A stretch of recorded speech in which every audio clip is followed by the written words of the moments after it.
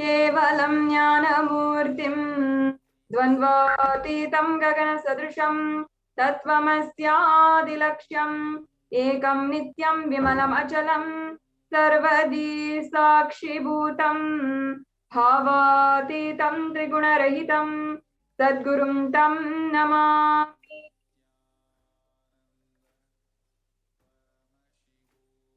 Nithyanandam. I welcome all of the viewers who are gathering now with us for the very special Devi Parashakti Akashic reading program once again. I welcome all of you who are joining us from all over the world. If you are joining us from Facebook, YouTube, Twitter, on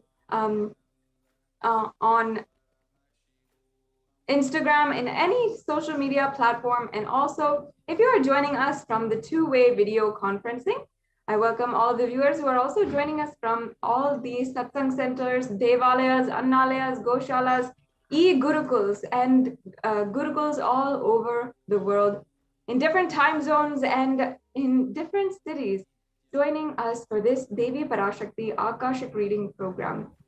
Welcome to this sacred experience.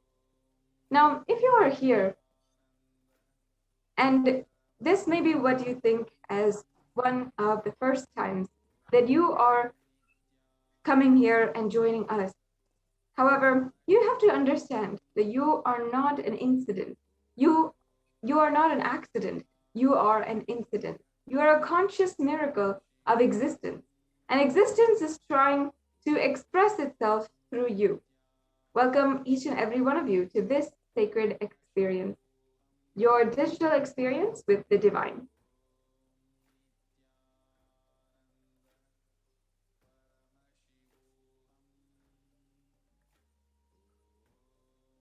This may be what you all think as your first time in the presence of a divine cosmic being. But this is not the first time this energy has graced the planet Earth. And if you're watching this now, it is not a coincidence. This is a cosmic intervention in your life to make you manifest what you want.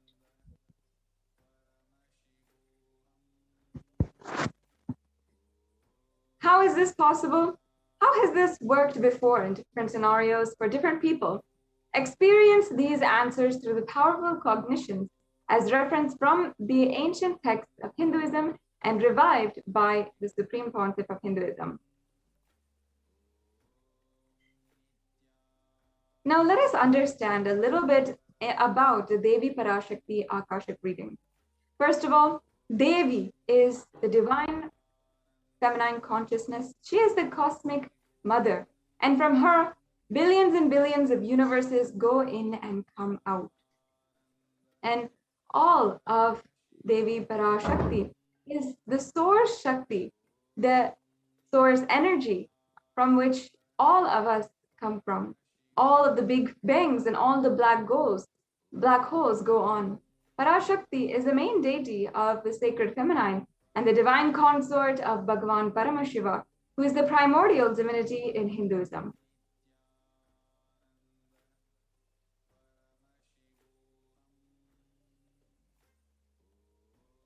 The first and foremost relationship is mother. The ability to learn and even the idea to relate starts with the mother. How to relate starts with mother. So understand the idea to relate and your ability to relate starts with the mother. The mother is a too important factor in to connect about what you think as life. In the Vedic tradition, our rishis were aware that your ability to connect with the mother should be directed to the cosmos. It should inspire and it should awaken your higher consciousness. It should connect with life. You should connect with life as the mother is the most sweetest, most beautiful, most easiest form to ever connect. And today, out of his extreme compassion and love, the Supreme Pontiff is manifesting Devi Parashakti herself, gracing us, answering all of our questions, attending to all of our prayers, giving boons, healing us, revealing our past, present, and future, delivering profound spiritual truths, and ultimately giving us the experience of Paramashivoham itself. Now let us understand why Bhava Samadhi Darshan. What is Bhava Samadhi Darshan?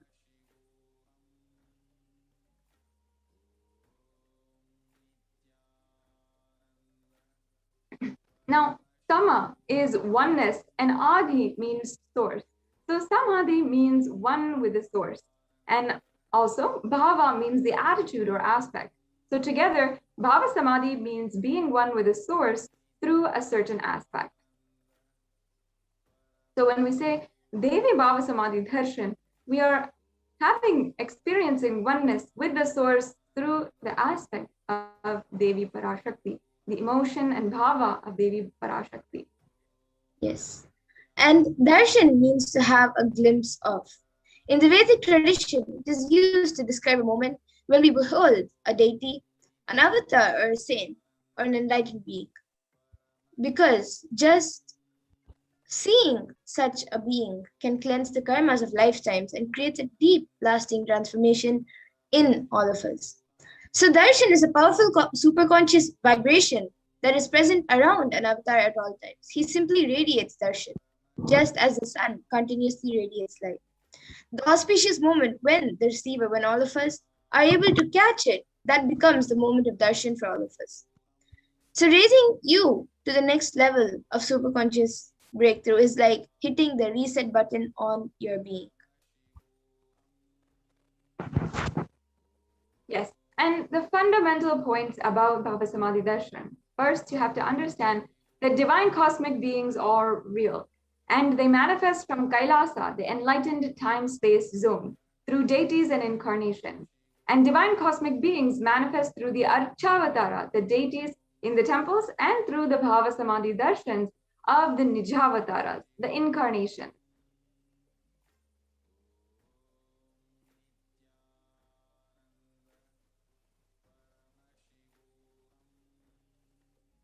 And the Bhava Samadhi Darshan is the science of the Nijavatar manifesting Paramashiva, the consciousness. It is where the formless, the being of Paramashiva, expresses through the Divya Sharira, the light body, and manifests as Nijavatar, the physical form and the embodied form for all of us to experience Paramashiva. Devi Parashakti expresses through the being of Rajarajeshwari and manifests as the Nijavatar, the physical form of Devi Meenakshi. And as you can see, this is a photograph of the deity of Rajarajeshwari in Los Angeles, Nithyanandeshwara Hindu temple in Los Angeles. Yes, and the Archavatar, the deity, reflects the consciousness and manifestation being of the superconscious energy. But human beings are not mature enough to receive the higher level experiences from the Archavatar directly. And so the avatar, the physical embodied form, has come down to bridge the gap and create the experience of the superconscious energy in all of us. Bhava Samadhi Darshan awakens your Kundalini Shakti, which is the latent potential energy in every human being. This influx of superconscious energy visibly slows down the aging process and improves immunity to disease. During the darshan, the whole brain comes alive and turning into a superconductor of conscious energies that heal, empower, and transform our lives.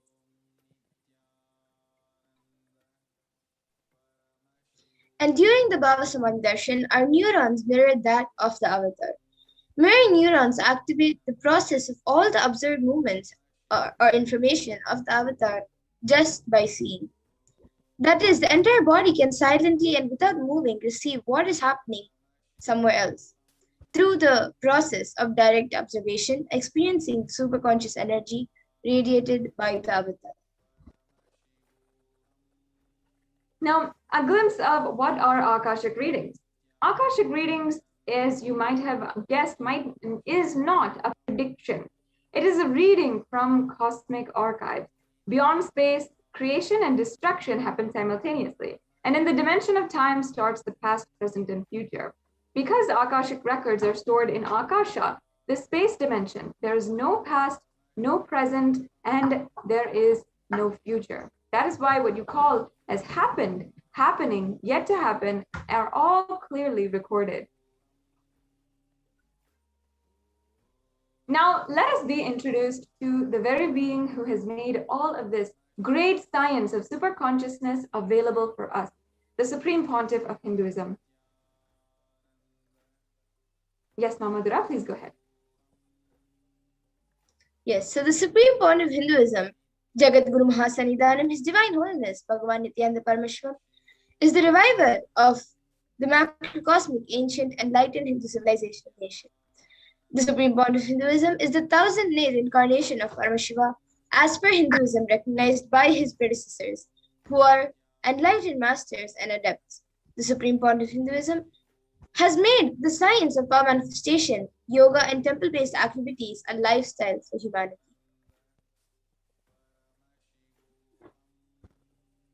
And the Supreme Pontiff of Hinduism has revived ancient indigenous Hindu kingdoms, and he's then thus ordained as the 233rd Guru Mahasannidhanam of the Kanchi Kailasa Sarvagnapitam, the Tondai Mandalam Adinam. He is the incumbent emperor of the Surya Vamsa Surangi Samrajyam, the 293rd Jagat Guru Mahasannidhanam of the Kailashonata Shamala Pita Sarvagnapitam, and he's the present Mahamandaleshwar, the supreme spiritual head of the Mahanirvani Akada, which is the largest monastic apex order of Sanatana Hindu Dharma.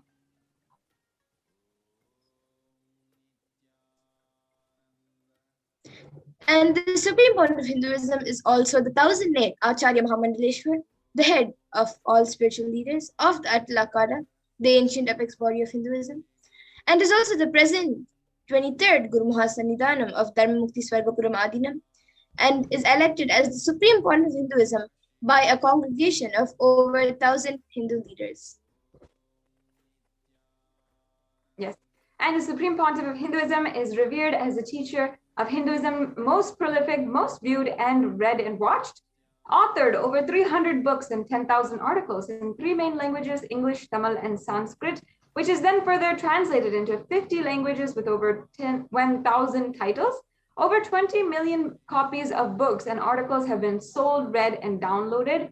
Over 10,000 hours of discourses are available for each and every one of you on either YouTube or on nithyanandapedia.org. The Supreme Pontiff of Hinduism has also enriched and enriched over 1 billion lives digitally, and he's respected as the commentator of all the sacred scriptures such as the Upanishad, Bhagavad Gita, Shiva Sutras, Brahma Sutras, Yoga Sutras, Ashtavakra Gita, and the Jain Sutras.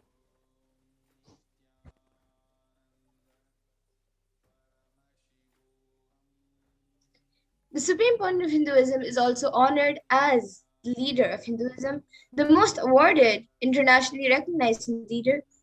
He has also revived the more than 108 ancient Hindu sampradayas, including the Rudrakanyas and Rudras, Rishis and Rishikas, Bhairavas and Bhairavis, and Sannyas, and is also the establisher of the largest Hindu university, the Kailasa's Nithyananda Hindu University, in the world with satellite campuses in 150 countries.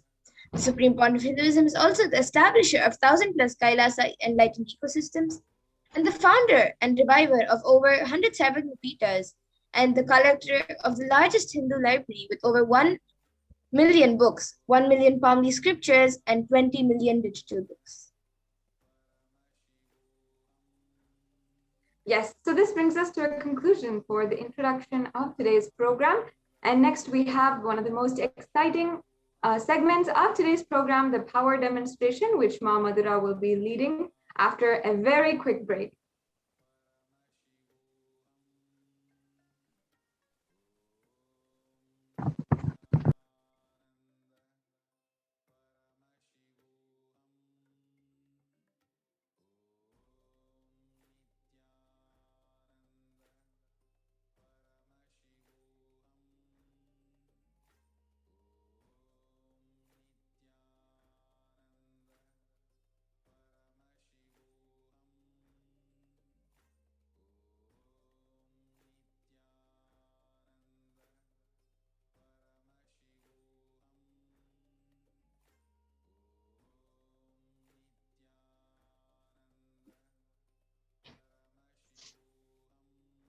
Yes, welcome back, everyone.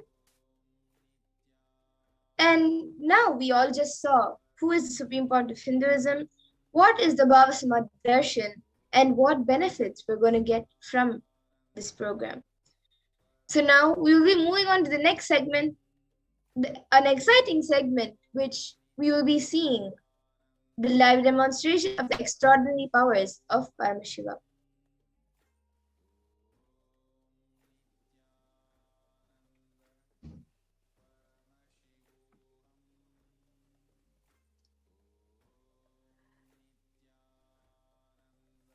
So, the Parasans, Nithyananda Yogis, the initiated disciples of Supreme Pontiff of Hinduism, will now be demonstrating the powers of third eye and sharing with all the experiences and results of the extraordinary manifestation of divine powers awakened in us through the Diksha initiation.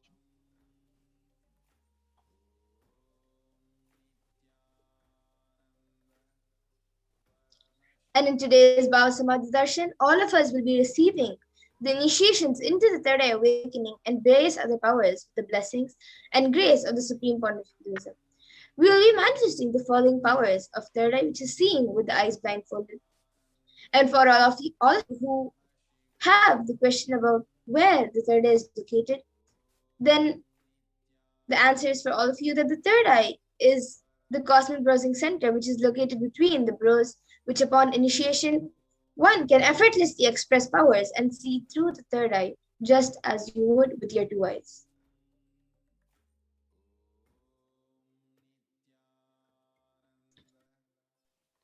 So, what are Shaktis?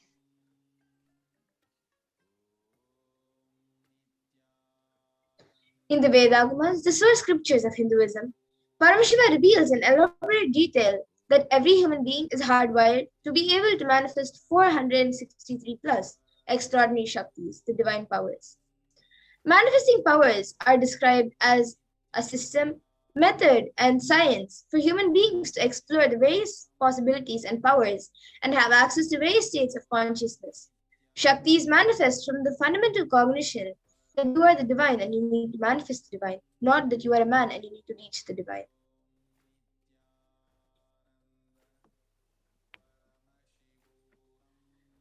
So, now we will understand a few differences between the Shaktis and Siddhis. Shakti is expression from the space of enlightenment. Shakti is expressed from the space of enlightenment as a side effect of feeling connection with the divine and high integrity with the master, Guru. Shaktis are source of enlightenment, whereas Siddhis are on the path of enlightenment and are powers that manifest from the tapas and penance of enlightenment.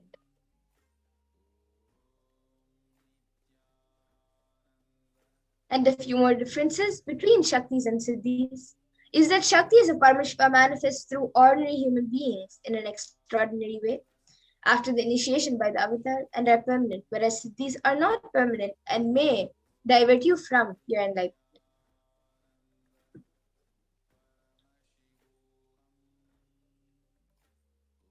The source of Shaktis, who is Paramashiva, is the primordial divinity in Hinduism, the ultimate reality and cause which is self effulgent, Swayam Prakasha, all pervading, unchanging, beyond time, space, form, and causality. So, the fundamental base of Avyakta, the unmanifest, and Vyakta, the manifest existence, Paramashiva performs the Panchakritya, the five cosmic acts of Shrishti, creation, Sthiti, the sovereign rulership and maintenance, Samhara, the rejuvenation, Prabhava, pulling out of illusion, and Anugraha, liberating grace for all living entities.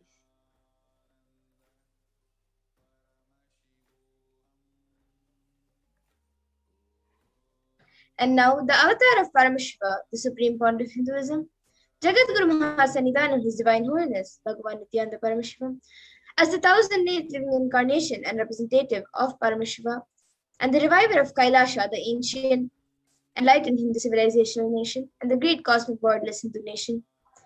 Ever since the beginning of the civilization, the Sanatana Hindu Dharma has been a cradle of enlightened beings and highly advanced sciences, such as power manifestation.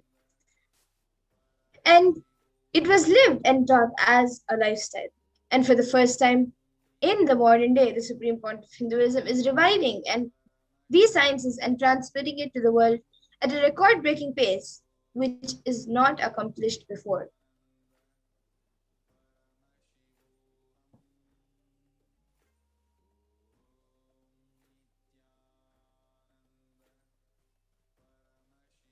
So the Guru Parampara, the knowledge and science of manifesting these Shaktis are passed down from one generation to the next through Diksha, initiation by the enlightened Gurus.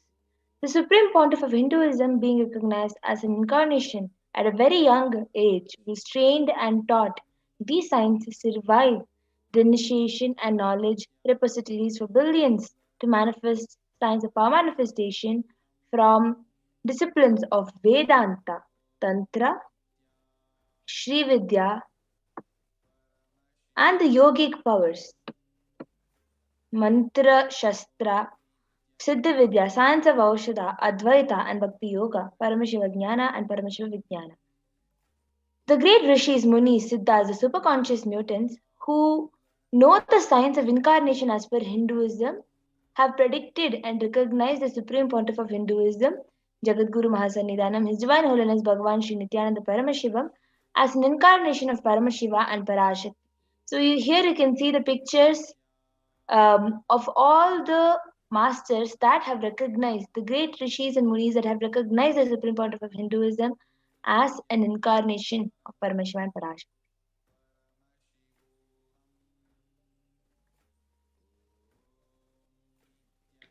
So now we will be seeing how we can awaken these divine Shaktis in us.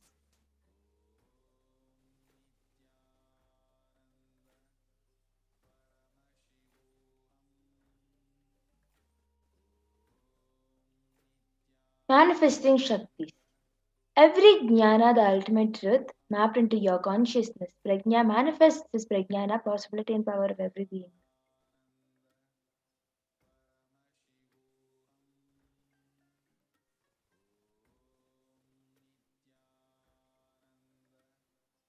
Yes, we can go on to the next slide. The science of power manifestation is authenticated through four aspects of evidences or pramanas. The first is the Shastra Pramana, which is the eternal unchangeable truths revealed in the source scriptures of Hinduism. And the next is the Apta Pramana, which is the experiences and results of Aptas or authorities of Hinduism, where the Vedic rishis and scientists have time tested and verified these sciences. The next is the Atma Pramana.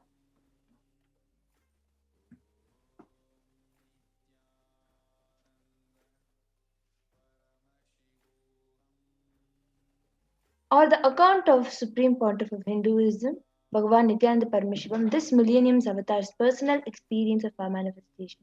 And the Pratyaksha Pramana, or the empirical evidence from observation and scientific experimentations.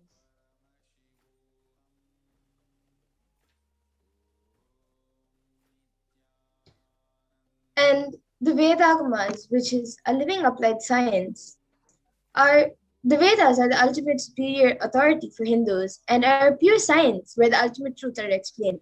And the Agamas are the scriptures where the applied technology and applied science is expanded. So the Vedagamas, which are the living applied sciences, are given the status of Shruti as they are directly revealed by Paramashiva and they are the ultimate, eternal, unchangeable truths. And a reference cited from these Shastras or source scriptures is called the Shastra Pramana.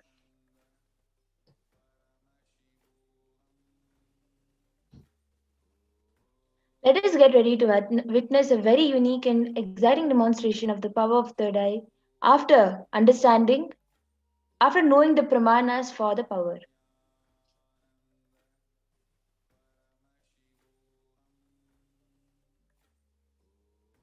So we will be first getting into the power of third eye. The Shastra Pramana for the power of third eye reading is from the Vijnana Bhairava Tantra. Kapalantarmanonyasya tishtanmilitalochanaha kramena manasodadyat lakshye lakshyamuttamam. The translation for this verse is, by fixing the mind on the inner space within the crown center and sitting stably without any movement, having the eyes closed in succession, By that stability of the mind in inner space through the power of the third eye, one directly sees the ultimate goal Lakshyam by having the vision beyond the sight that reveals any object or place, attaining the space of oneness with the source Paramashiva.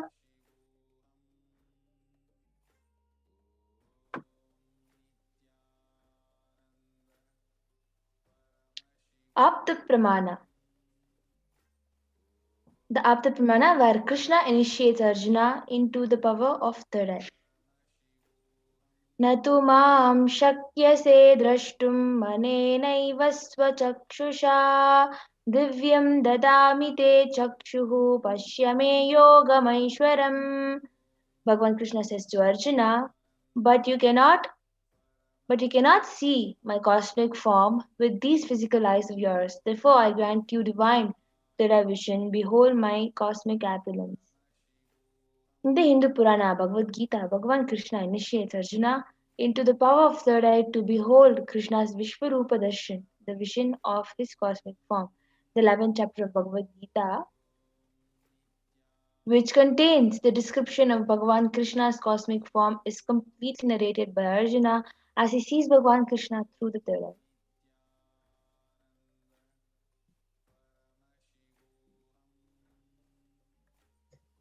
And the next, the Atma Pramana, for the power of third eye, in Swamiji's own words. The first experience is that I was able to see everything around me, above me, the whole 360 degree, 10 directions below me, everything. I realized not only I was able to see, I was able to feel, experience all of that as well.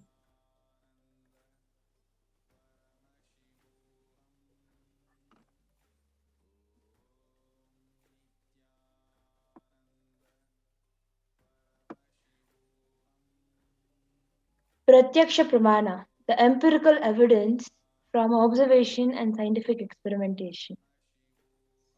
So, the study measures and compare metabolic cell activity of the brain in conscious and meditative, the third eye state, using the PET, the positron emission tomography, and when doing daily normal activities, it was detected that it is the high activity is there where in the brain where third eye is located, and when in the space of only third eye, the region was active.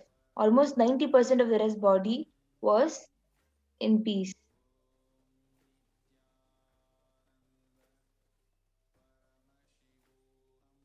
And now we will be witnessing the live demonstration, the Sakshi Pramana, for the power of third eye.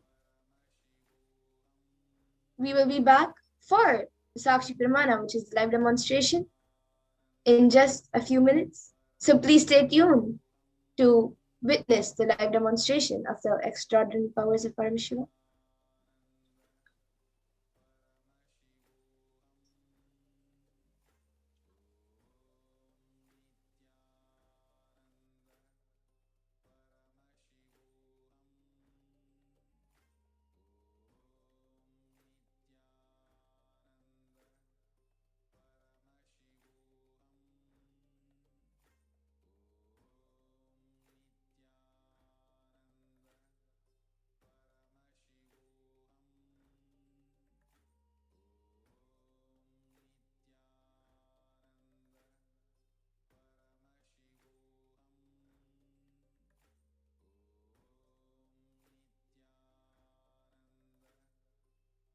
Paramashivoham.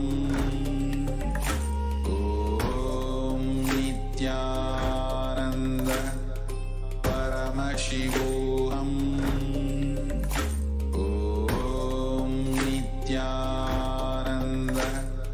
Paramashivoham. Om Nithyananda Paramashivoham.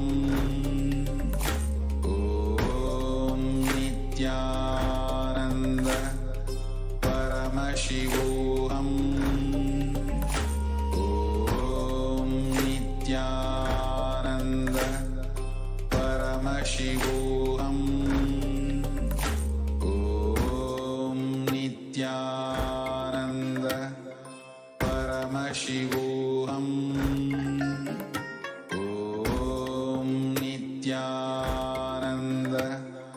Paramashivoham.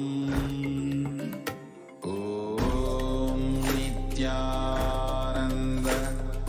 Paramashivoham.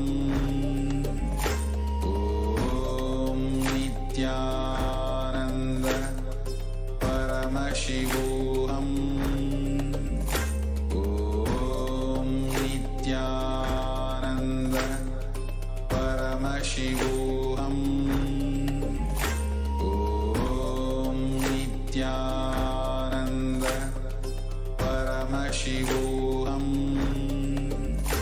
Om Nithyananda Paramashivoham. Om Nithyananda Paramashivoham. Om Nithyananda Paramashivoham. Om Nithyananda Paramashivoham. What I mean by the word Kailasa, listen intensely. Enlightenment ecosystem, literally enlightenment itself, in your own home, wherever you are. If you cannot come to Kailasa, it's okay. Kailasa can come to you. Kailasa coming to you is Kailasa.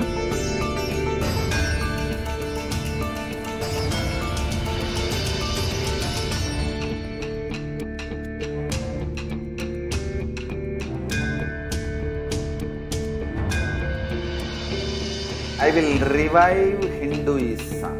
I am a Hindu revivalist, not by any revolution, but by evolution.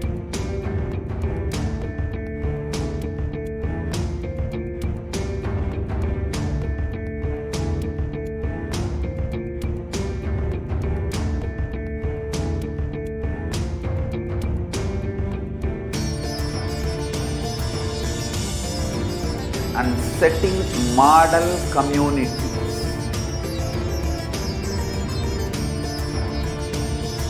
Kailasas, enlightenment ecosystems, Sarvanya Pitas all over the world.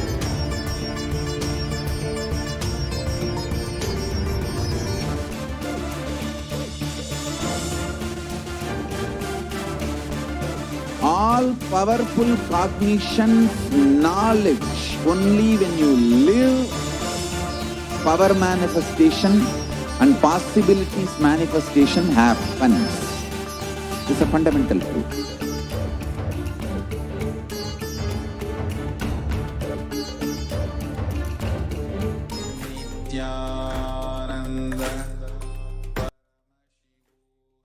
Yes, Nithyananda, everyone.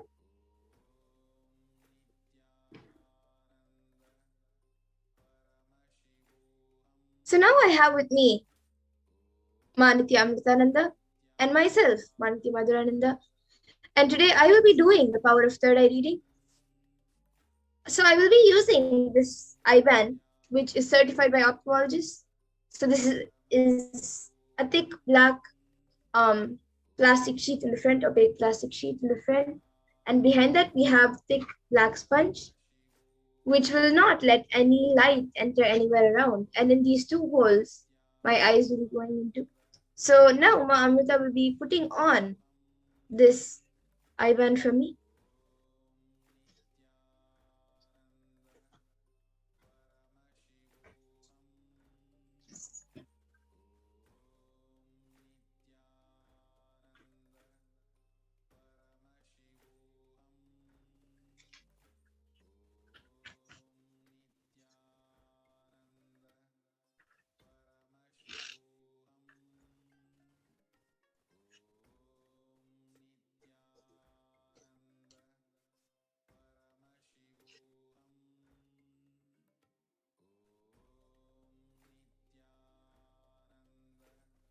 Yes, you can move a little this side to the left.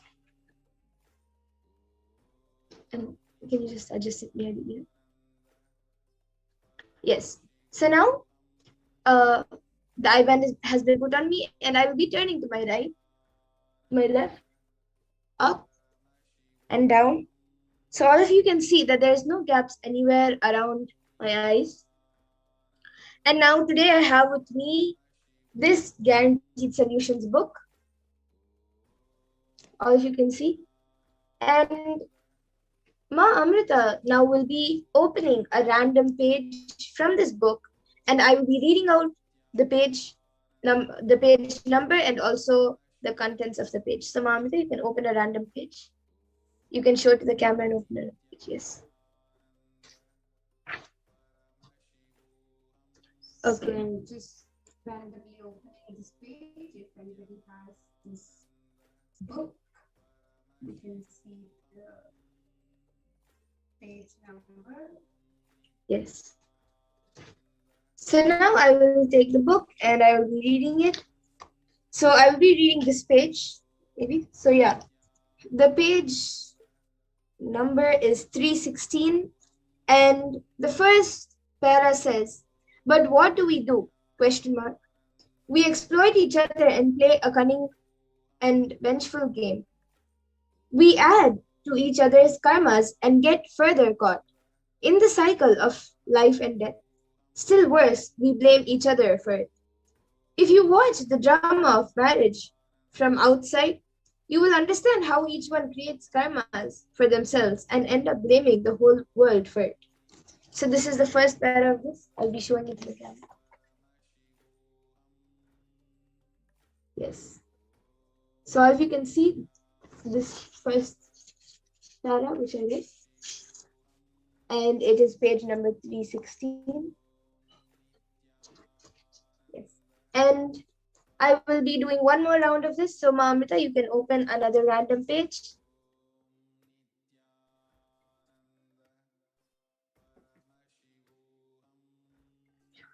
You can show it in the camera. Yes. So this is the page that's open. And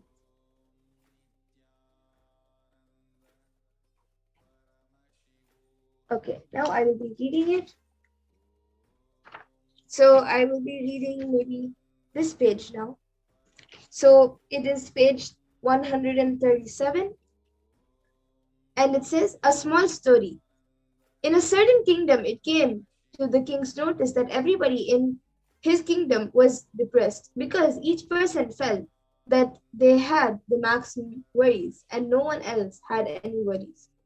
So the king announced a worry exchange offer where people could bring in their big worries and exchange it for someone else's worries. A big space was made ready, and in the center of a huge worry pot was placed. Anybody who wanted could come and dump his own worries inside it and pick up any other worries they wanted. Only thing they had to pick up some worries. The whole kingdom gathered for the event. The people moved around and met each other and started talking to each other about their worries. After a long time, the event was declared open for the worry exchange. A lot of time passed, and not a single person came forward to drop their worries in the pot. After all that interaction, everyone thought that their own familiar small worries were much better than the others' worries.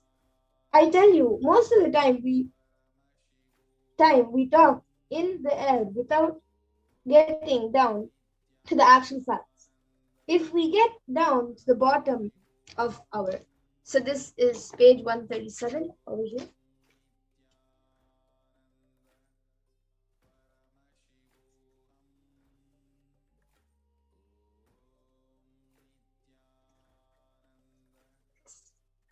And now with this, Mamrita will be removing my eyeband and we will be showing the eyeband to you.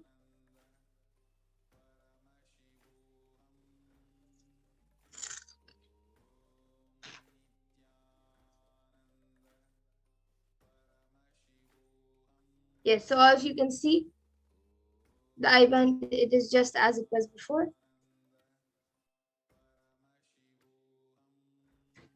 Yes. And so now we'll be moving on to the next power of body scanning. We will be back in just a small break.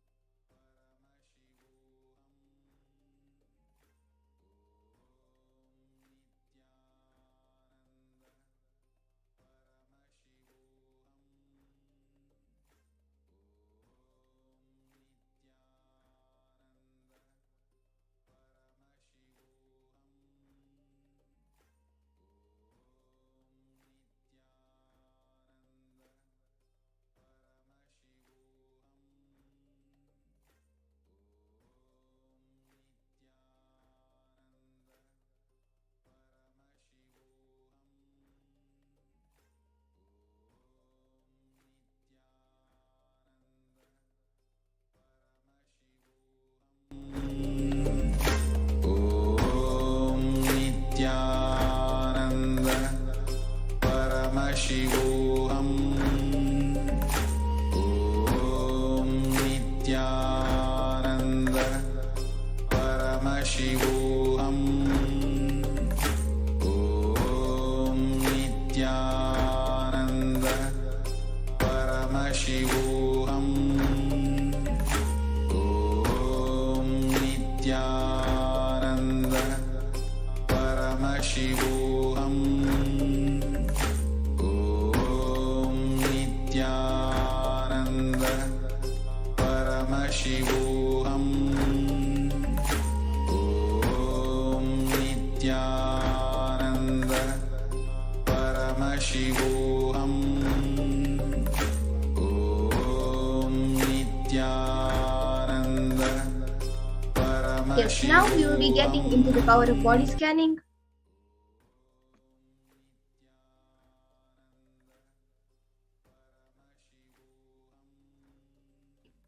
In this power of body scanning, one awakens to the ability to scan illness, diseases, medically diagnose issues, and provide solutions through the awakened terror.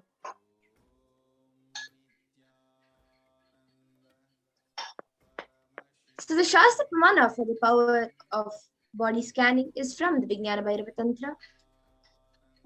Swadehe jagato vapi sukshma sukshmatarani cha tattvani yani nilayam vyatvante vyajyate para. Bhagavan Paramashiva says, cognize deeply that from the subtle to the subtlest consecutive principles of your whole body, Swadeha, or the whole universe, simultaneously consist of the essential reality. They are being absorbed in their source cause Paramashiva. By the experience of such restful awareness, one becomes complete from all thoughts, and the ultimate universal divine power, Paradevi Adi Shakti, is revealed, and the supreme power manifestation happens.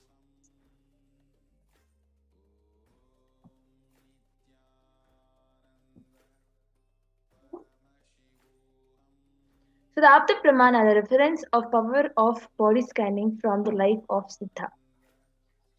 The story, the incident from Terayar, where Terayar was a Siddha and one of the prominent disciples of Agatyar. One day, a man suffering from severe headache comes to Agatyar for healing. Agatyar uses the power of body scanning and identifies the root cause of the headache.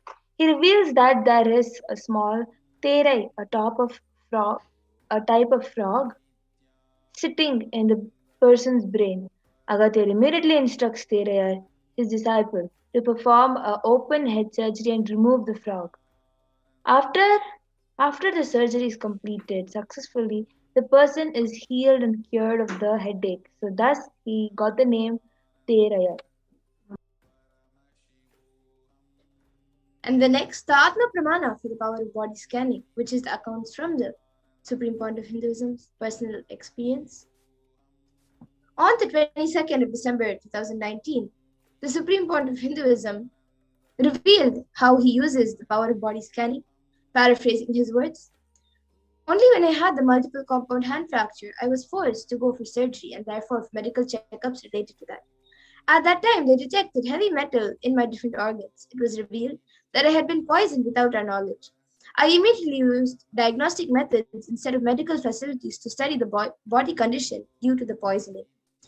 Through body scanning, I found out what the problems, imbalances had happened and where balances had to be done. I used allopathy as a second opinion to verify my findings.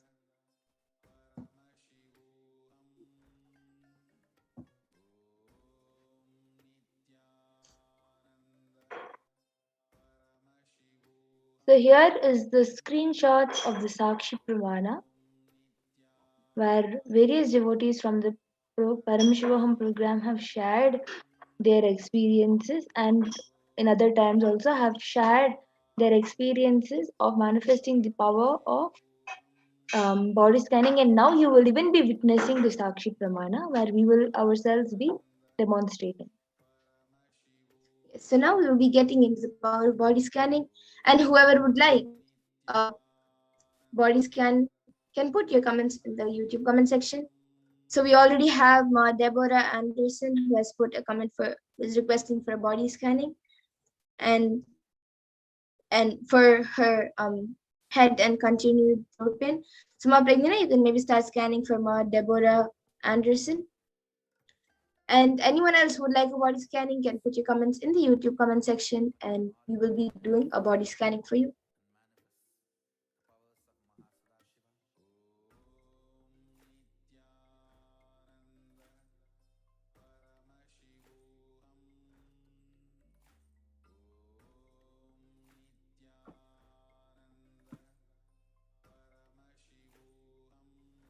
So I was able to see that you need to have more water and have lots of pepper in your food, ma'am. You should, for your throat pain, I was able to see that you should have lots of pepper in your food, and you can have some hot lemon water with some pepper and sugar in it. Sugar in the sense organic sugar, brown sugar, or kalkan. You can have these and add lots of pepper into that drink and have it. I was able to see that as a healing cure. Yes, so Ma Deborah Anderson, you can get back in the YouTube comment section if you are able to relate to what Ma Pragnana revealed. And for the throat pain and for your head, you can surely do the solutions which she gave from the third eye. And anyone else who would like a body scan can put your comments in the YouTube comment section, and we will be doing it.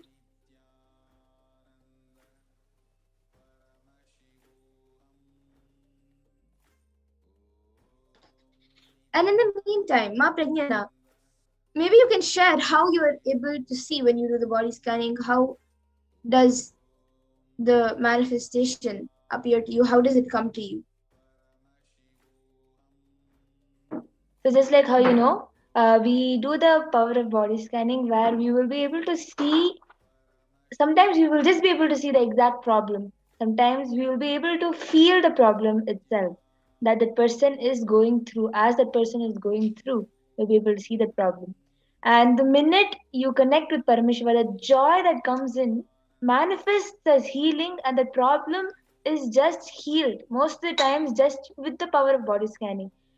Just when we scan and look at that person, the whole of the problem is cured. That person is not having that problem, and that is because of the joy that we have, that is manifested in us the minute we enter into the space of Paramashiva and let Paramashiva flow through us and reveal it.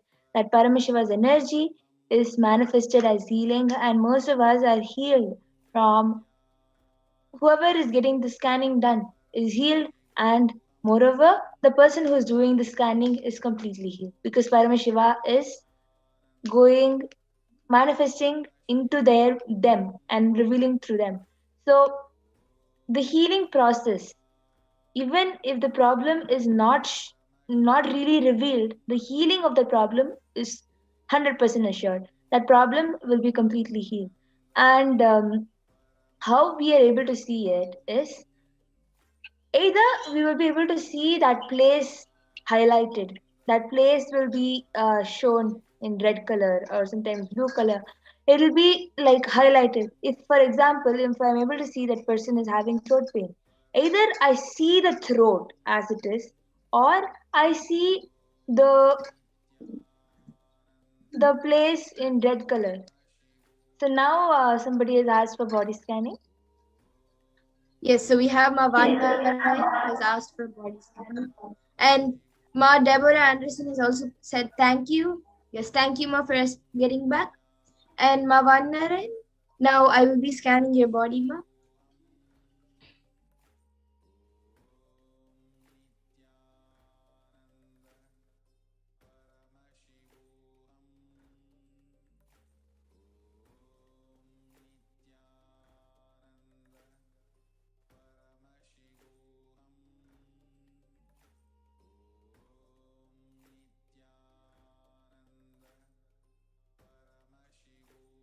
Yes, Ma. So Ma Vannaran, I was able to see that for you in your back, you are getting like a very slight pain and kind of like there's a kind of burning, or like sometimes it burns, but sometimes it just pains, and sometimes there's like a small sensation in your back, and that is because of there's a lot of stiffness in your back right now. And I was able to see that is because um like even if you do physical activities and you don't sit in the day a lot, I was able to see that um the physical activity for the back and for the upper body is less. Like you I was able to see you move your legs a lot. Like there's always some other thing, like either walking or something going, there's some movement in the legs.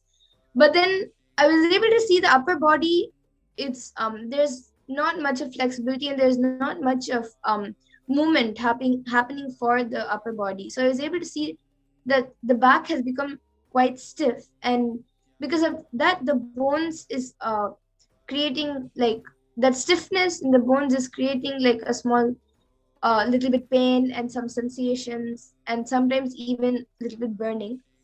So I was able to see for that, if you start at least you don't have to do if you can do the 1 hour yoga, it would be great, the Pratama Vinyasa Krama.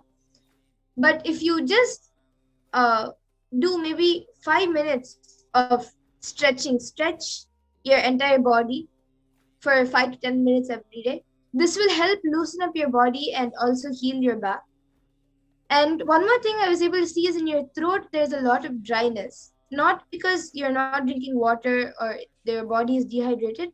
It's because that the food that you eat and the water you drink both causes dryness. So I was like, there are a few particles in the water which is making your throat dry. It hydrates your body, but your throat, the skin there and the nerves and everything there is becoming dry because of the water you're drinking, some particles which are there. And the food also I was able to see is is sucking the moisture in your body. So because of both, I was able to see that the throat is getting very dry. So I was able to see for that, for the water you drink, if you're able to boil it and boil it before you drink. You can boil it and then you can cool it down in the fridge or anywhere, or if you want you can even drink it hot, but just drink more boiled water. And the food you eat, before you eat, do first make sure that it is offered to Swamiji. You can offer it as Naivedyam, and then after that just make sure you do the Brahmarpanam mantra before you eat. And This will purify the food and make sure that the food doesn't suck the moisture from your body. So this is what I was able to see. You can get back in the comment section if you were able to relate.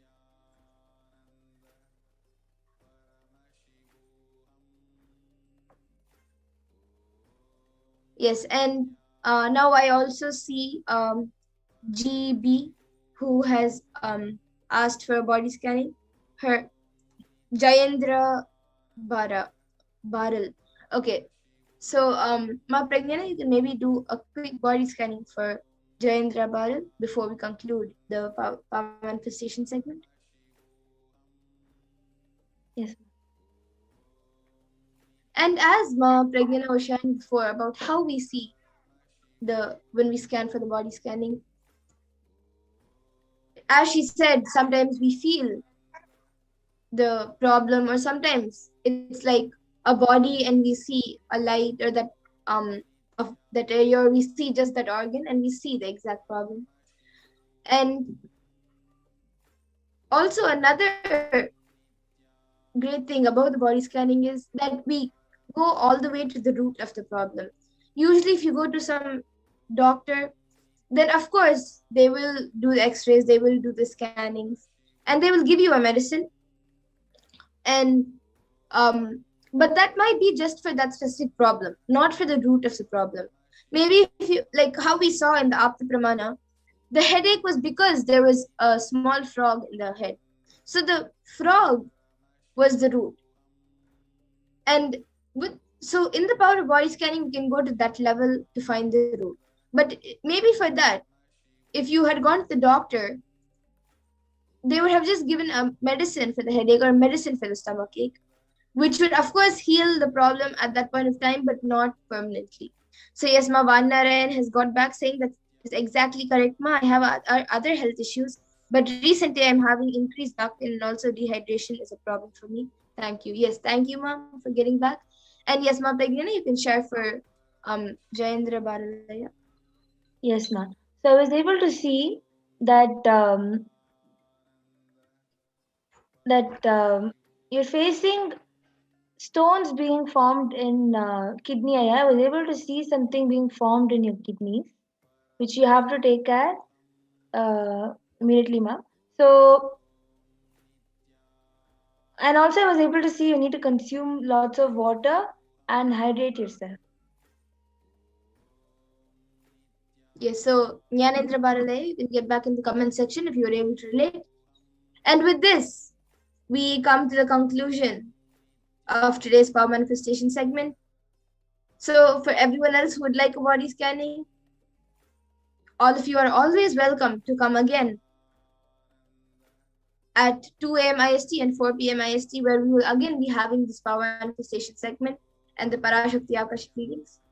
So with this, I thank all of you for joining us, and please stay tuned for the further segments and for the Parashakti Akashic readings. Thank you, Nithyananda. Thank you, Nityananda.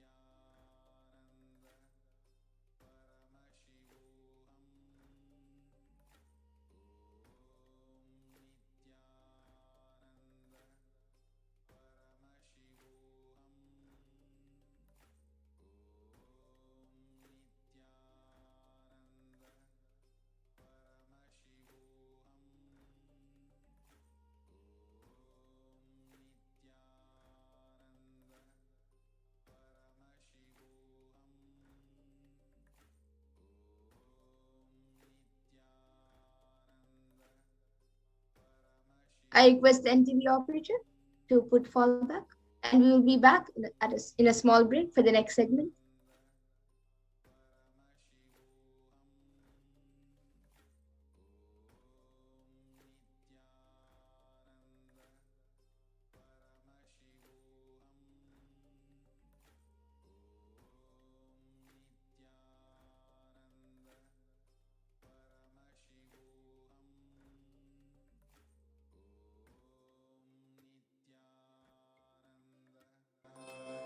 Paramashivoham. Om Nithyananda Paramashivoham. Om Nithyananda Paramashivoham. Om Nithyananda Paramashivoham. Yes, Nithyananda. Let us begin the next segment in today's program, understanding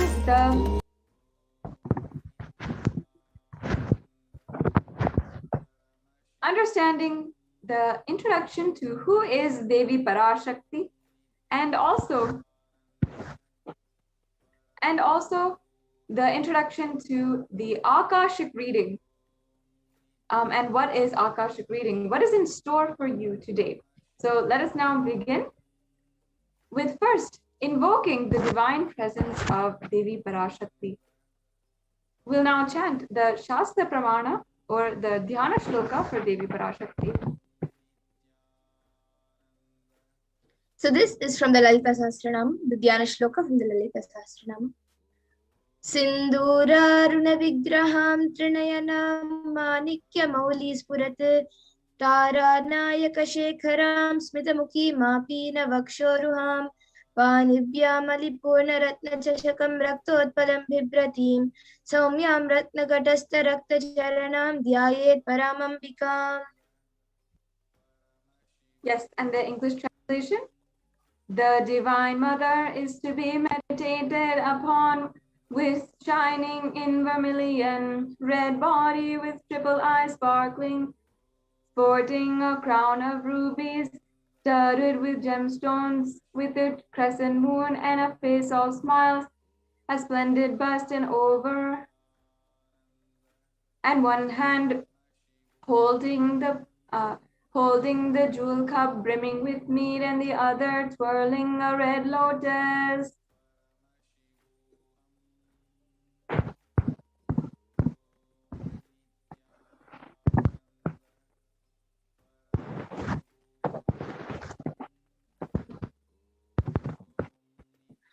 Arunam karunam tarangatakshim didapashankusha pushpabanachapam animadibiravrita mayukaihi rahamitye vibhavaye bhavani. I meditate on the great Empress. She is red in color and her eyes are full of compassion. She holds the noose, the bow, the bow, and the flowery arrow in her hands. She is surrounded on all sides by powers such as Anima, and she is the self within me.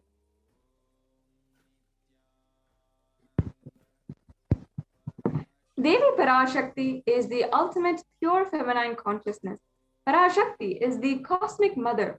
It is from her cosmic womb from which billions and billions of souls and the universes come out and go in. She is a source where the Big Bang and the black holes go on. Parashakti is the source Shakti, source energy, and the source power from which all of us came, which all of us are even in now, and all of us are going to merge.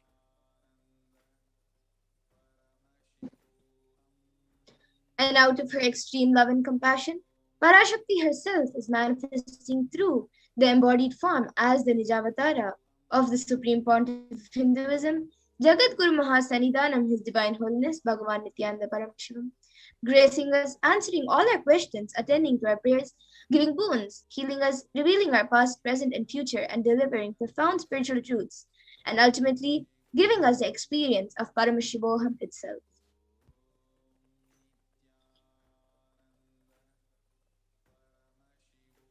And in the words of Parashakti herself, her creation, her source, she describes so beautifully, so poetically, and yet so magnificently, raising in Omkara, expressing the Vedas and Agamas, blossoming as Hrimkara, filled as Parashodasi, living in 40 triangles, the Kailasa Swamini, who is Kailasa's Tripura Chintamani, Parashodasi, sitting as part of Paramashiva, Parameshwari, who rules the world, Paramashakti, Manonmani, Meenakshi. As Nithyananda, I took Nijavatara here to give good boon to everyone, to bestow all goodness. Hiranya Garbha Swarumpini, Brahmanda Yoni, Savitri, Navayavana, Shami, Chandramouli, Uma Parvati, Samrajya Lakshmi, Parameshwari. I came down as Nijavatara with great compassion. I am blessing. Listen, people, to do good to all of you. I took the form of Nijavatara and came down as Nithyananda.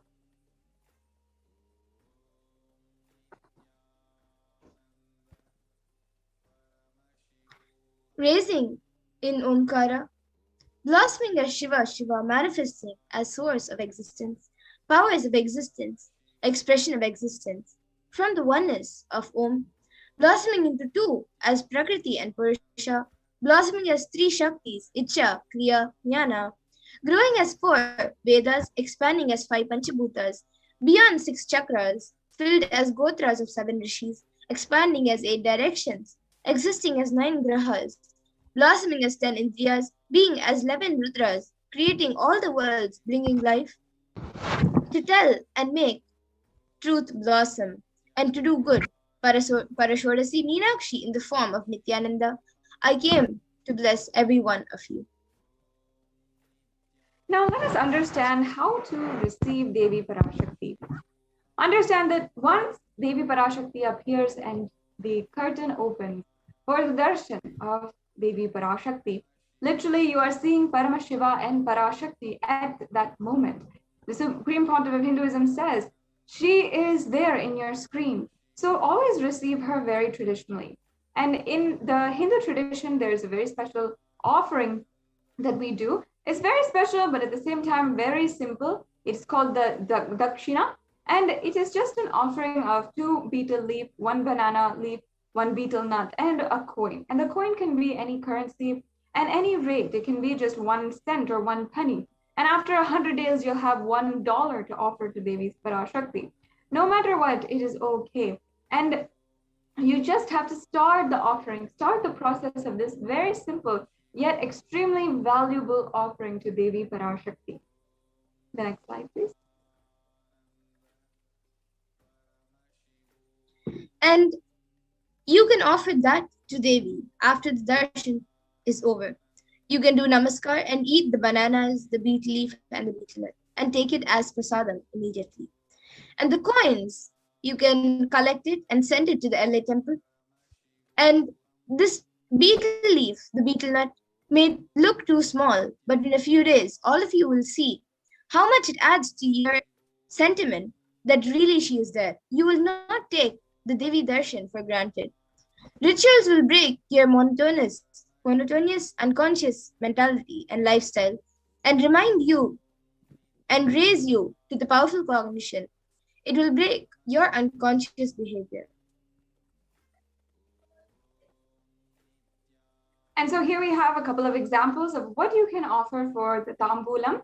Here there is the 2 betel leaf, 1 banana, the betel nut, and coin offering. So, and also you can offer it and arrange it in a unique plate. And you can see how traditionally how it is arranged as the tambulam. And in addition, if you like, this is not necessary, but you can also offer red bangles and glass bangles and a small piece of cloth, new unused cloth, which we offer traditionally to Devi Parashakti as ornaments for her. Yes.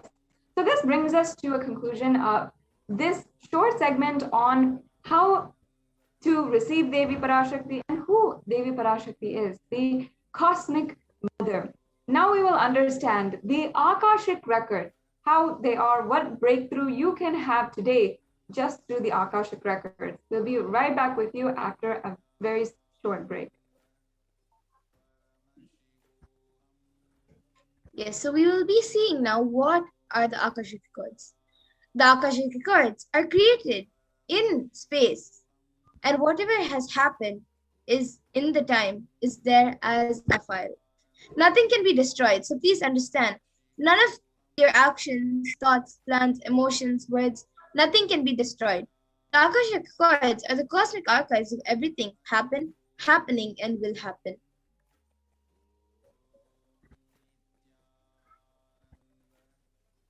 And the Akashic records are a verbal, visual, five-dimensional document. Whatever is happening is continuously getting recorded. All the information you collected from all your births is in your DNA. And you can access some of them just to understand and not to waste time doing the same thing again and again.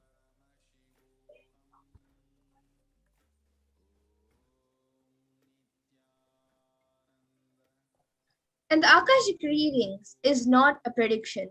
It is a readings from the cosmic archives. There is no such thing as past, present, and future beyond space where the creation and destruction happen simultaneously. In this dimension of time starts the past, present, and future. But in the Akashic records, there is no past, no present, and no future. That is why what you call as happening, and yet to happen are already clearly recorded.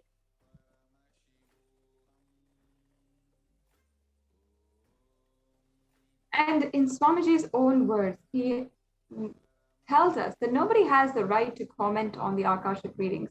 Nobody has the right to manipulate or interpret these comments, interpret the readings or give any judgments or suggestions on themselves.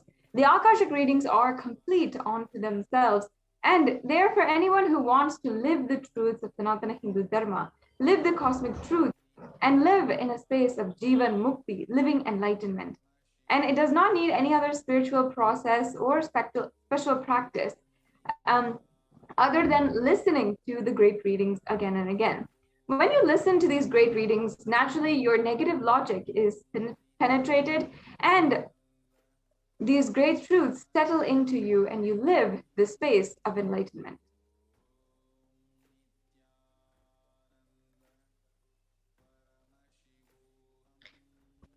As the avatar of Paramashiva, the supreme point of Hinduism has graced humanity with the blessings and darshan in the form of Devi Parashakti, revealing answers to questions of the yearning of seekers as solutions, breakthroughs, and liberating humanity from pain and suffering. Any answer given by Devi Parashakti is not just an answer, but it is a karmic breakthrough for the receiver, for all of us. And the Shastra Pramana. Yes, ma'am, go ahead. The Shastra Pramana for the power of Akashic reading is from the Vijnana Bhairava Tantra, Dharana 61 and Sutra 84. Akasham vimalam pashyan kritva drishtim nirantaram stabdatma tatkshanat devi Bhairavam vapurapnuyat. And the English translation, Bhagavan Paramashiva says, looking at the spotless, infinite etheric space, Akasha beyond the sky and clouds, one should fix one gaze from the third eye without blinking continuously, and make the body and inner space steady and motionless. In that very moment, O Devi, one attains the nature and powers of infinite space, Bhairava.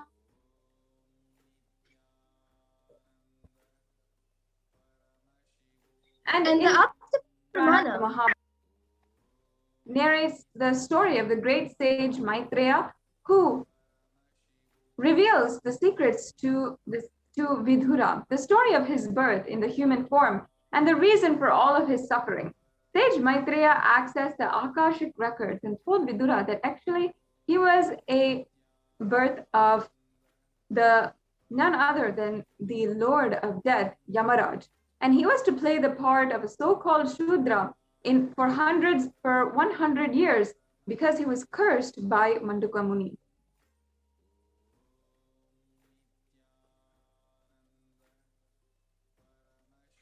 And the benefits of the Akashic reading. The Supreme Point of Hinduism says, all the information you collect from all your births is in your DNA. You can access some of them just to understand and not to waste the time doing the same things again and again. Accessing the DNA code, reading the Akashic readings will be useful for you to be liberated from your default future, bringing an end to binding cognitions, function, knowing, known and unknown suffering, leading you to experience enlightenment. Paramashivoham. Now, only an avatar can actually alter or upgrade the Akashic readings. The initiated Balasans can view the Akashic readings and tell you what is there. But however, only an avatar, incarnation of Paramashiva, can alter, edit, upgrade, and change the Akashic reading. During the Darshan and Dikshas, the Supreme Pontiff of Hinduism blesses and upgrades the Akashic readings as per the prayer of the devotee.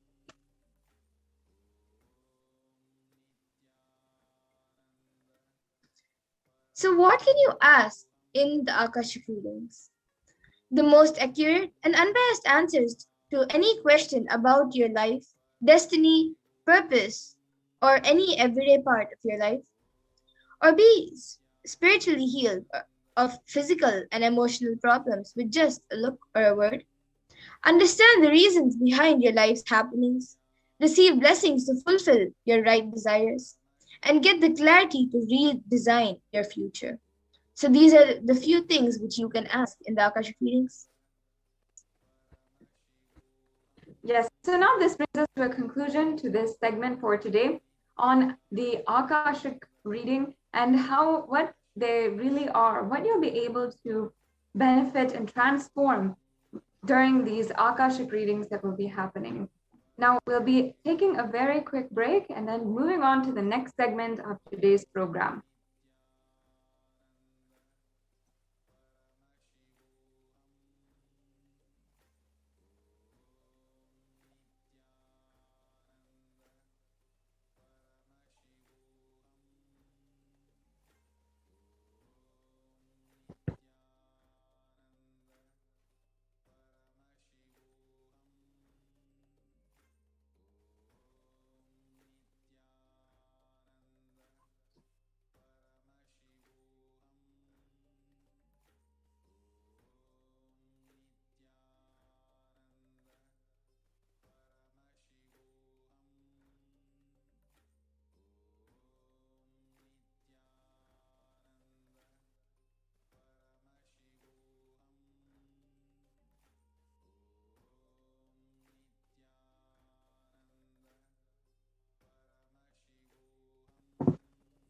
Yes, before we move on to the next segment of today's program on the revelations that Devi Parashakti has made for the whole of humanity, we will just be taking a very quick break and we will be right back with you.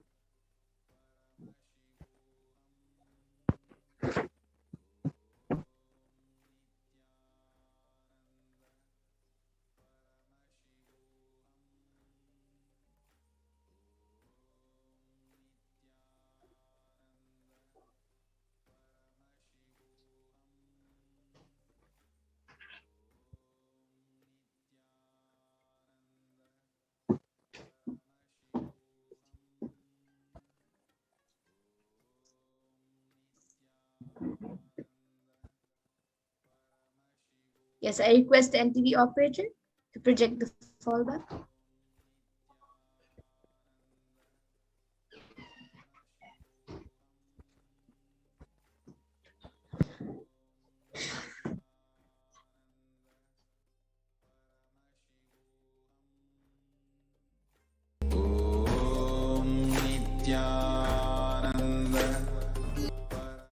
Cannot live exclusively as one sampradaya. No. All sampradayas of Hinduism is an ecosystem.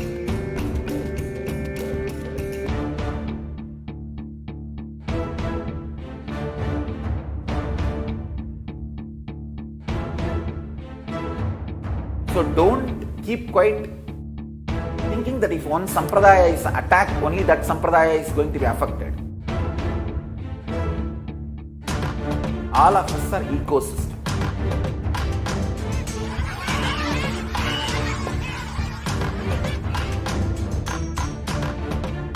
I invite all of you to get involved and enjoy Hinduism by the principle of Dharmo Rakshati Rakshitaha. When you protect Dharma, Dharma protects you. We will make the whole planet flourish spiritually. The spiritual prosperity will happen to the whole planet. We all have to coexist together. Om Nithyananda Paramashivam.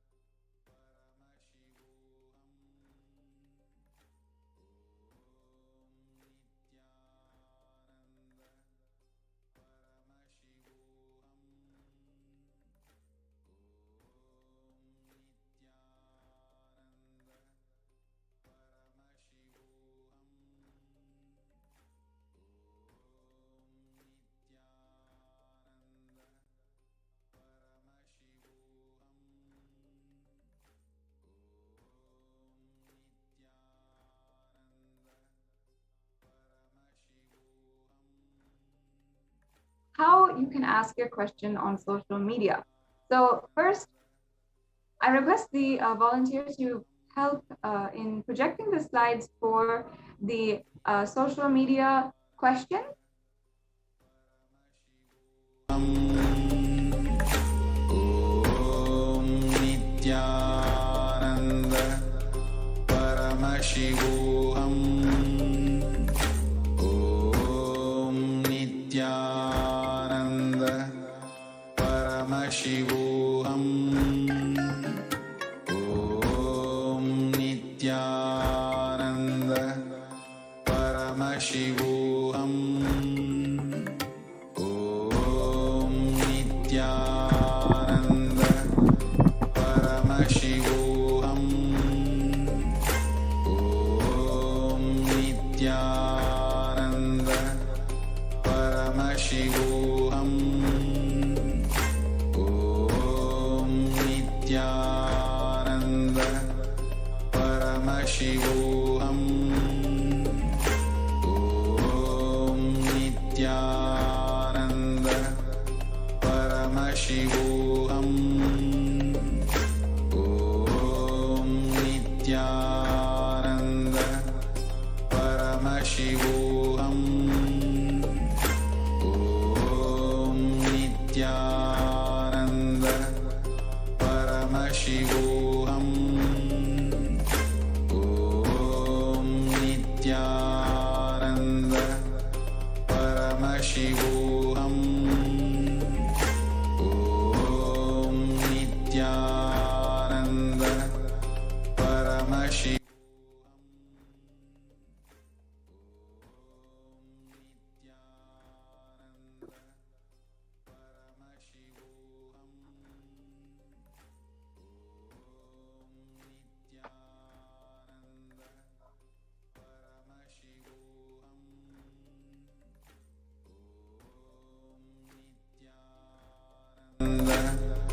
Paramashivoham. Om Nithyananda Paramashivoham.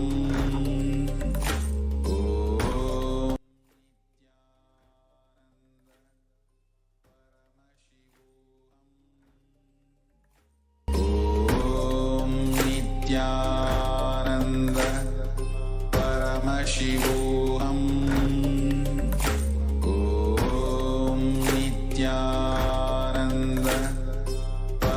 Paramashivoham. Om Nithyananda Paramashivoham. Om Nithyananda Paramashivoham. Om Nithyananda Paramashivoham. Om Nithyananda Paramashivoham. Om Nithyananda.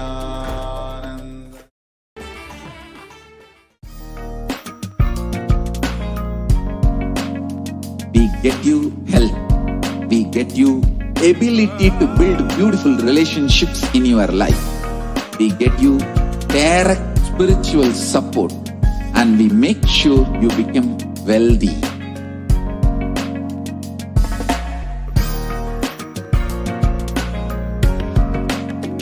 We won't stop giving you just good life. We will literally not stop till you live enlightened life. Manifesting the state of Paramashiva, space of Paramashiva, powers of Paramashiva, being of Paramashiva.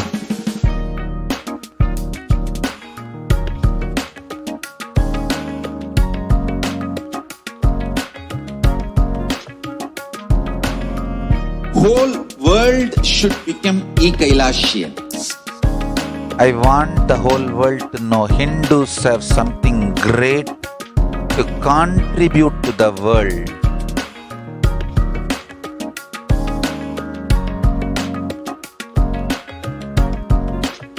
We have something great to contribute to the world.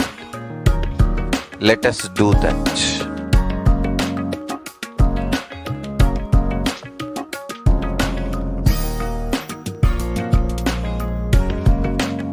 Kailasa is proper customized spiritual service helping you to identify your root patterns of suffering.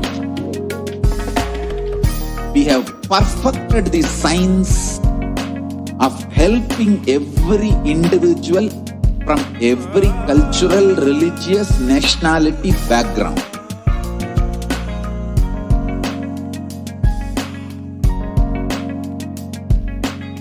You will have lowest reactionary assumptions, highest awakened response, alive response for life continuously.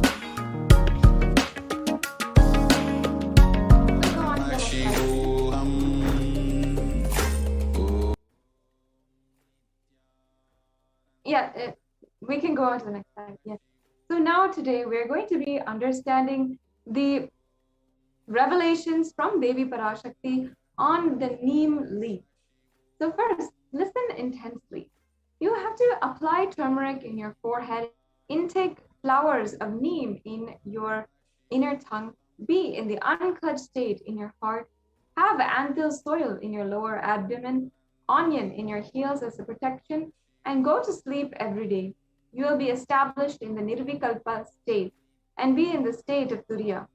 Parameshwari, I am blessing you all. Only this is the sweet way to get rid of diseases, sufferings, ailments, karmas, mental stress, depression of this pralaya. All people listen. Life without any hardship will happen. I am giving you the completion of enlightenment and Paramashiva Padam. Let you live in Nithyananda and stability. Always I will be with you and protect you. Don't worry.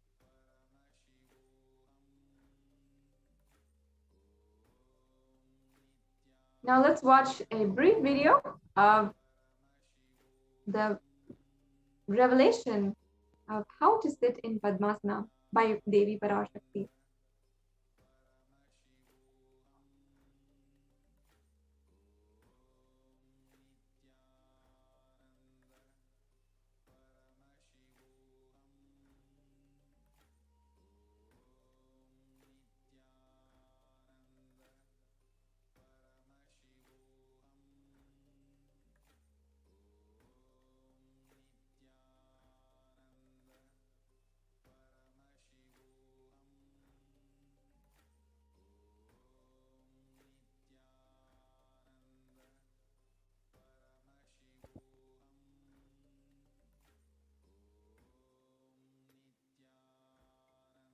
The next slide, please.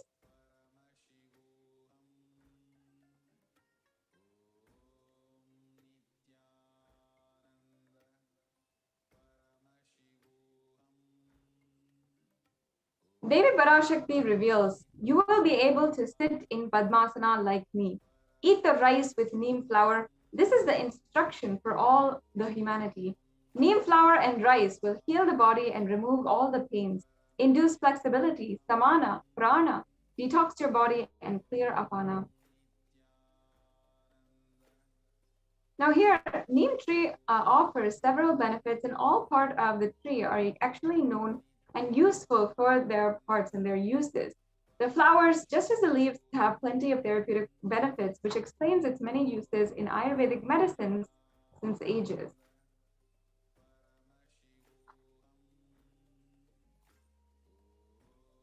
The neem flower is very much known to be extremely beneficial for your digestive health. So it helps improve all the digestive health, and it's mainly used is in a dry powdered form for cooking. It can be used in its fried, boiled, dried, or roasted forms in the rice dishes and in sauces for therapeutic purposes as well. So this is the way that the neem flower can help in your digestive system.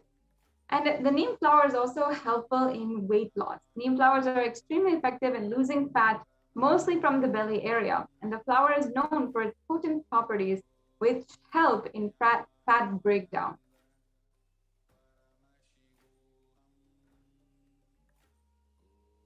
The neem flower is also known as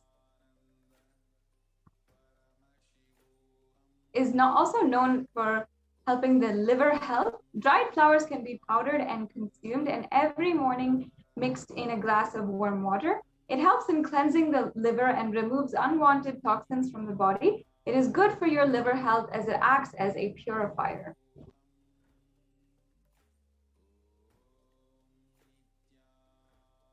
The neem flower is also very, very beneficial for blood detoxification.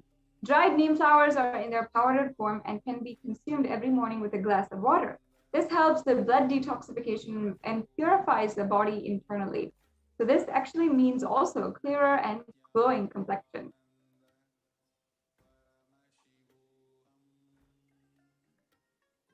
Also, consuming the neem flowers on a regular basis helps in improving metabolism. It improves blood circulation, and it is good for immunity and offers great positivity.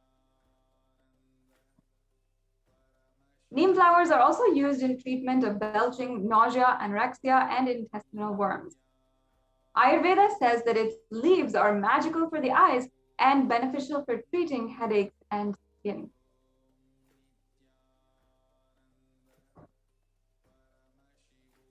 The neem flower also has plenty of research that supports that it is actually chemopreventive, and it really helps in preventing the carcinogenesis. So carcinogenesis is actually making of cancer cells, and in different organs of the body, it's been researched how it helps preventive and protective methods against cancer. The next slide, please. Neem flower is also considered an antiseptic that can cleanse your system. It is known to cure skin impurities, which are when applied on the skin. And also during the summer, the Chaitre month, as a tradition, neem flower, jaggery, and salt can be mixed and eaten. This balances the heat in the body, balances the pitta in the body. And if you have the neem flower with boiling water, it strengthens the liver, and it's an excellent remedy for children also. Now, here are a few recipes that you can quickly make and have on a daily basis with neem flower. If you want to make just a simple recipe for immunity, you can just soak the neem flower in buttermilk and salt, and like that for 3 days, you can just soak it and store it in an airtight container. And it can be roasted then in gingerly oil and can be consumed regularly. And then you can also, another option is just to soak the flower in the water overnight And early morning, if you drink that water, it will help strengthen the body. Also, if you want to use the neem flower for balancing the pitta, you can roast the flowers in ghee, and that can be made as tuvail with the curry leaf. So this brings us to a conclusion for the neem flower. Now, Ma Nithyananda Swami will be helping us with the with understanding further the revelations of Devi Parashakti.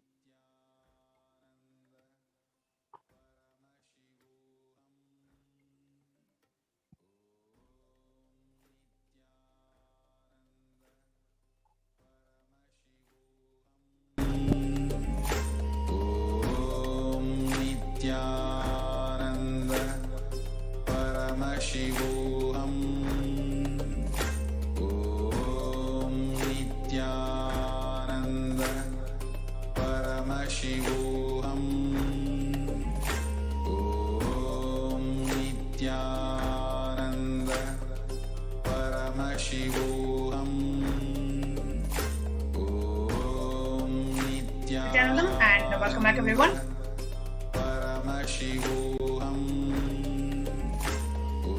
In the next segment of this program, we are going to see Devi Parashakti's revelations. Om Nithyananda Paramashivoham. Om Nithyananda Paramashivoham. In the next segment of the program, we are going to see Devi Parashakti's revelations on the sacred secret of Hindu birth. What is the sacred secret of Hindu birth and what Devi Parashakti has revealed is what we are going to see.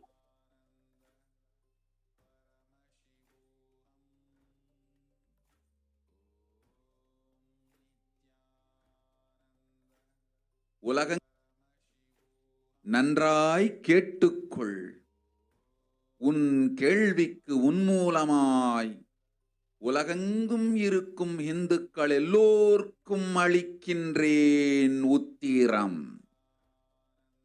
கேட்டு வாழ்ந்தால் உங்கள் வாழ்க்கை பத்திரம். நன்றாய் கேளுங்கள். பிறப்பின் ரகசியத்தை பிறப்பிலா பெருமை உடைய பரமேஸ்வரி சொல்லுகின்றேன் கேளுங்கள். அண்டஜம், யோனிஜம், ஜலஜம், பீஜம் எனும் 4 விதமான பிறவிகளில் 84,000 யோனிகளில் பிறக்கும் பிறப்புகளிலேயே பெருமை வாய்ந்ததும் உத்தமமானதும் மனித பிறவி. அந்த மனித பிறவியிலும் பலமுறை பிறந்து உழன்று அரசியல், பொருளாதாரம், சுகபோகம், தர்மம், அர்த்தம், காமம் எனும் ஆசைகள், துக்கங்கள், அச்சங்கள் அனைத்திலும் அழன்று உழன்று இனி வேண்டாம் இப்பிறவி, வேண்டுவது மோட்சமே என்று முடிவெடுத்தோர்க்கு மட்டுமே ஹிந்து மத யோனிஜம், ஹிந்து பெற்றோர்க்கு பிறந்திடும் சனாதன ஹிந்து தர்ம யோனிஜம். மனித பிறவி உத்தமம், சனாதன ஹிந்து தர்ம மனித பிறவி உத்தமோத்தமம்.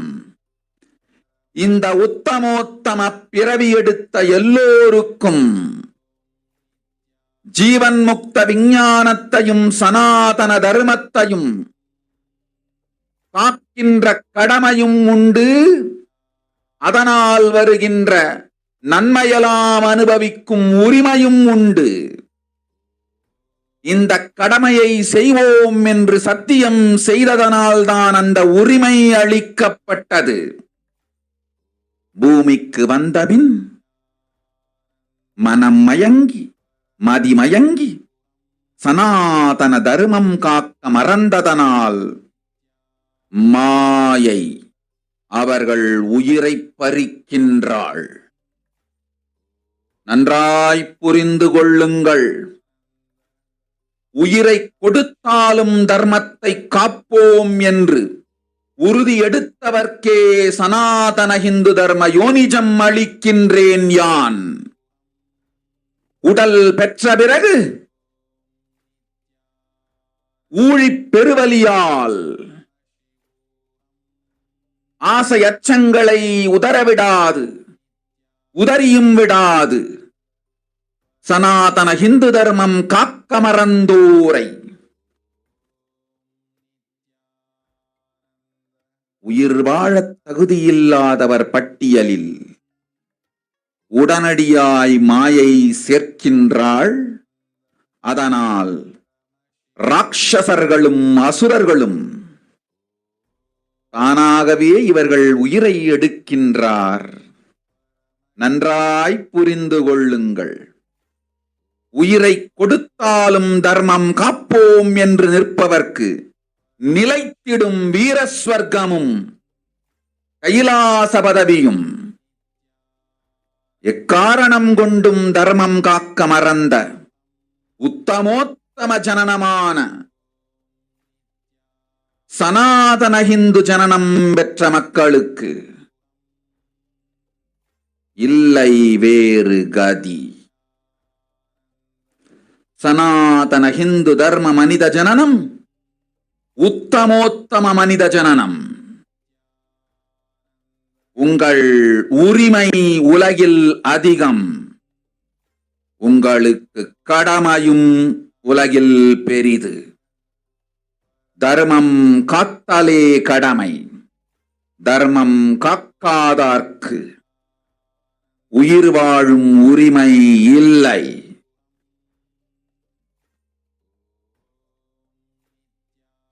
நன்றாய் புரிந்து கொள்ளுங்கள்.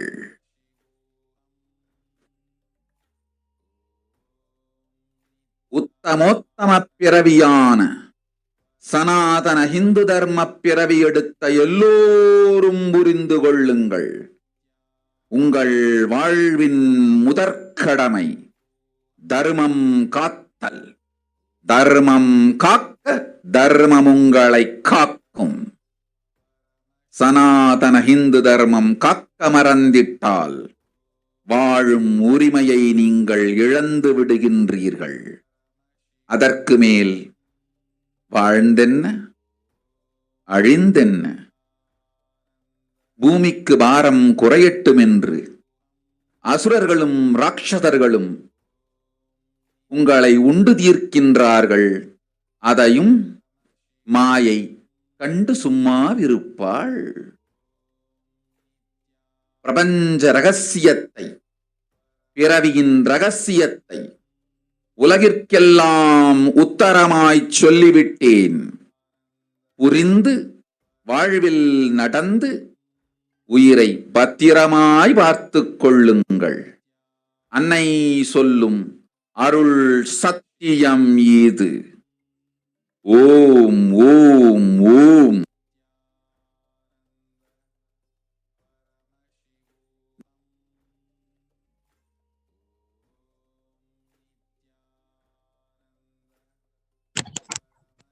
Devi Parashakti is revealing words of Devi Parashakti translated into English. Listen. Andajam, Yonijam, Chalajam, Nijam. Like this. In 4 types of births, in 84 lakh yonis, which is 8.4 million yonis, in all these births, the most greatest of the birth of all is the human birth. Even in that human birth, being born and toiled many times, and after getting burnt and toiled in politics and finance and luxuries and dharma, artha, kama, and those who decide of not wanting this birth, wanting only moksha, only those will have Hindu Dharma Yonijam, the Sanatana Hindu Dharma Yonijam of being born to Hindu parents. Hindu birth is Uttam, best. Sanatana Hindu Dharma human birth is Uttamottamam, the best of the best.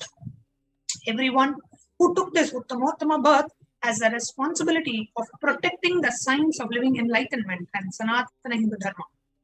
And also They have the rights of experiencing its benefits.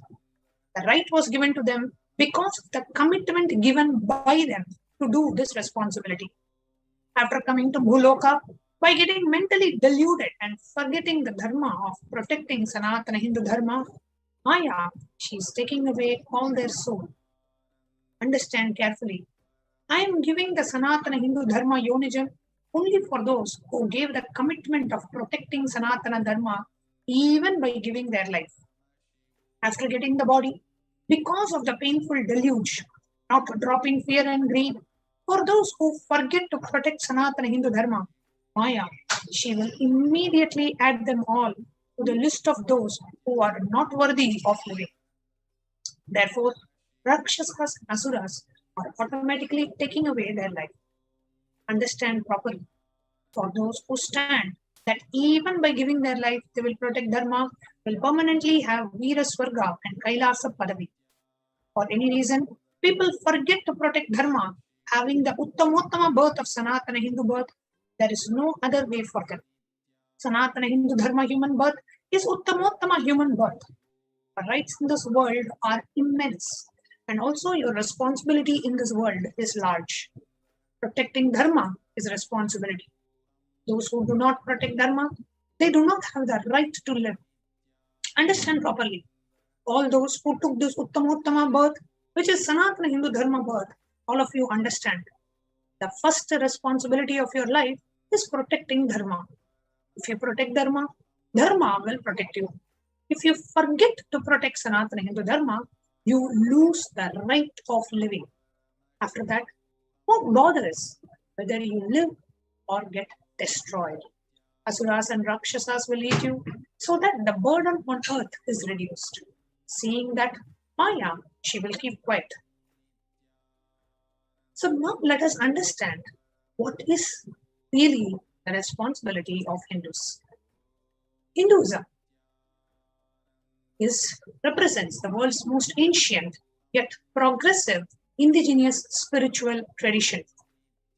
It is an open framework model of civilization that stands for global peace, vegetarianism, non-violence, yoga, worship of nature, temple-based living, manifesting spiritual powers, and inherent divinity of every being. The Hindu nations are ecosystems where more and more enlightened beings could be produced, so that Enlightenment civilization could be kept alive and its greatest gifts shared with the world. The reference of Hindu nations from Hindu scriptures. Let us take a look at how the great Enlightenment nations, enlightened civilizational nations existed. The ideal Hindu nation was at the time of Bhagavan Rama, who was an incarnation of Bhagavan Mahavishnu on the planet Earth. The reference from Valmiki Ramayana, the Yuddha Kanda, the chapter 128, verse 99 to 101 says how Rama ruled the nation. At the time of Bhagavan Rama's rule, there were no widows to lament, nor there was any danger from wild animals, nor fear born of diseases. The world was bereft of thieves and robberies. No one felt worthless, nor did old people perform obsequies concerning youngsters. Every creature felt pleased. Everyone was intent on virtue. Turning their eyes towards Rama alone, the creatures did not kill one another. So I just want to take a moment and want to bring the attention of all our viewers to this aspect. What defines a nation? Number one, there is no danger, there is no fear, nobody felt worthless. Means even their mental state, how people felt about themselves was the responsibility taken by the Hindu rulers. Every creature felt pleased, the happiness of the people inside. Everyone was intent on virtue. So how the citizens are living in the country, how many of them are living with integrity, authenticity, responsibility, enriching.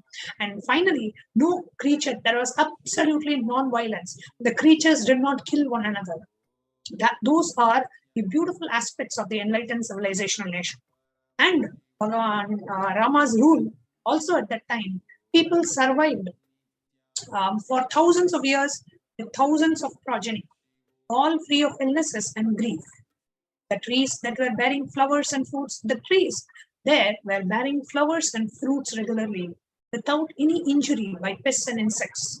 The clouds were raining in time, and the wind was delightful to the touch. Every caste was performing their own duties, satisfied with their own work, and bereft of any greed. People were intent on virtue and lived without telling lies. All people were endowed with excellent characteristics. All were engaged in virtue. So here again, when we look at the characteristics of a nation, it talks about the longevity of the people.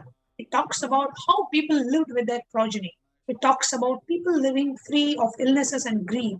And it talks about even the happiness index of trees, happiness index of the nature. So people are completely in tune with the nature.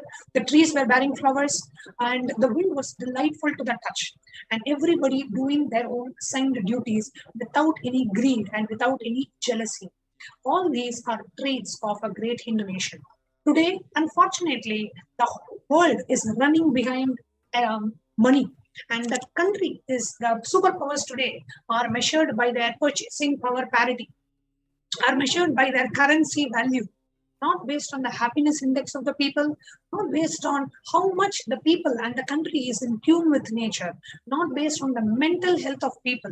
In some of the most developed countries in the world, people are the most depressed. So much of psychological sicknesses and mental illnesses is happening, though the country is considered today one of the superpowers. So, however, in the case of Hindu nations, the non-violence, the happiness of the people, the peace, the bliss of the people, how they were following their virtue, how they are following the dharma, all these are the qualities of the Hindu nation. And the ruler, the king, took the responsibility to ensure that the entire kingdom was in complete tune with the nature. And this was not just a one-off example of how Bhagavan Rama ruled the Ayodhya, Koshala kingdom. Now let us look at an example from Mahabharata, a reference from Mahabharata to the kingdom of the great king Yudhishthira. At the time of Yudhishthira's rule, Devas granted rains to fulfill all wants. The world became free of all disease. There was no hunger or thirst anywhere. There was no mental suffering. Those without livelihood were given livelihood. There was abundance all around. There was no worldly worries left for anyone, and there was no cause for fear either. Happiness on earth was in fact even greater than in the heavens. This is how beautiful the Hindu civilization and nations were, and we as Hindus live in those civilizations. Excuse me. We live in those civilizations, and this is exactly what the Supreme Pontiff of Hinduism is today reviving as Kailasa. Not only looking at the economic power of the country, but also looking at the happiness index, the mental happiness of the people, abundance everywhere, no thirst, complete non-violence, completely in tune with the nature. That is exactly what the Hindu nation today, that Supreme Pontiff of Hinduism, is reviving on the planet Earth. Now, Hindu nations had so much. The whole Hinduism is based on contribution, contribution, contribution, contribution. We had so much to contribute in the world in every field: enlightenment, health, medicine, arts, science, technology, aviation, dance, music, clothes, social, political, judicial, legal system. Hinduism had so much to contribute to the world. But the question that comes up is, how come these enlightened civilizational nations, which were completely non-violence based, how were they destroyed? The destruction happened in three phases. The phase one was the destruction of the Hindu civilization during the Islamic invasions, which happened between 800 to 1700 AD. And then 200 years of colonial rule, the phase two by the British, from 1700 to 1947 AD. And then the third phase is after the independence of India, during the secular rule of India from 1947 till date. So the phase one of Islamic invasions, the physical destruction of Hindu civilization. Now, the Mohammedan conquest of India is probably the bloodiest story in history. The Islamic historians and scholars have recorded with great glee and pride the slaughters of Hindus, forced conversions, abduction of Hindu women and children to slave markets, destruction of temples carried out by warriors of Islam during 800 to 1700 AD. Millions of Hindus were converted to Islam by sword during this period. Millions more were raped and dismembered.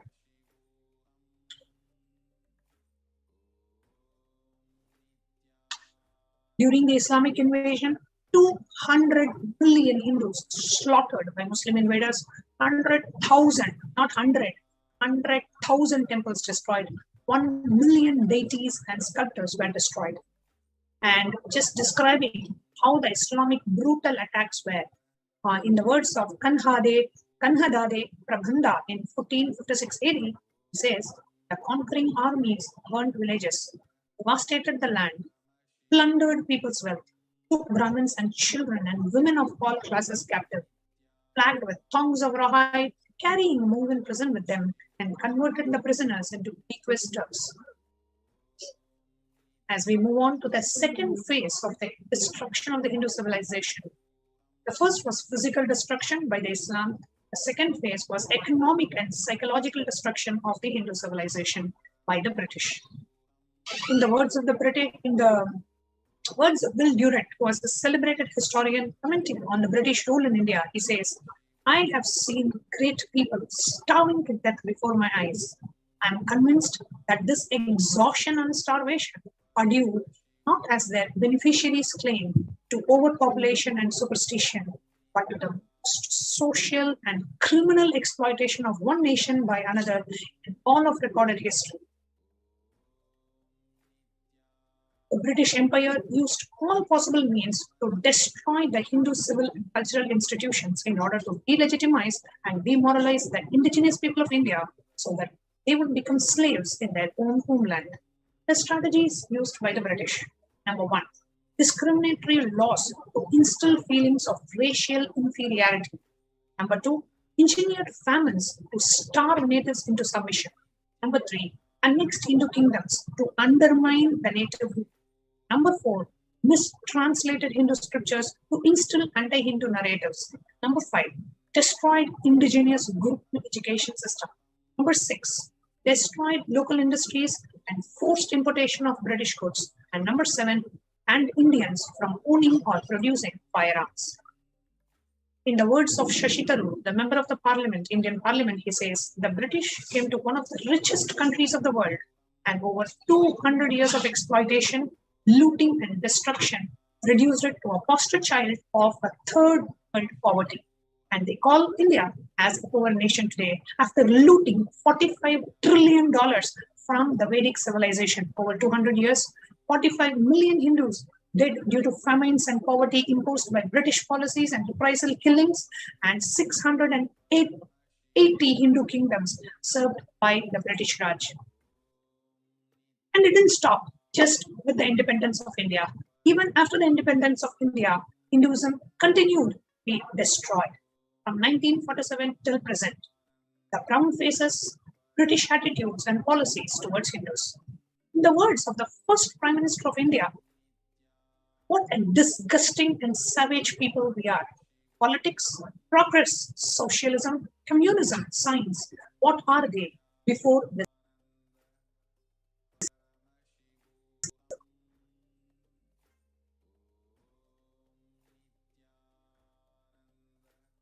B.R. Ambedkar, India's first law minister.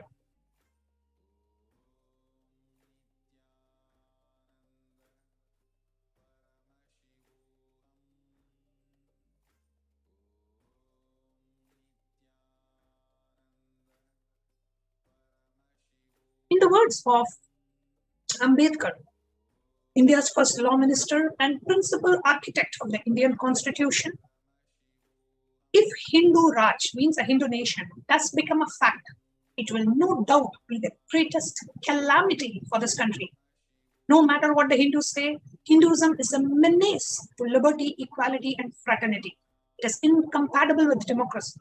Hindu Raj must be prevented at any cost. It is in the hands of these people that the independence happened.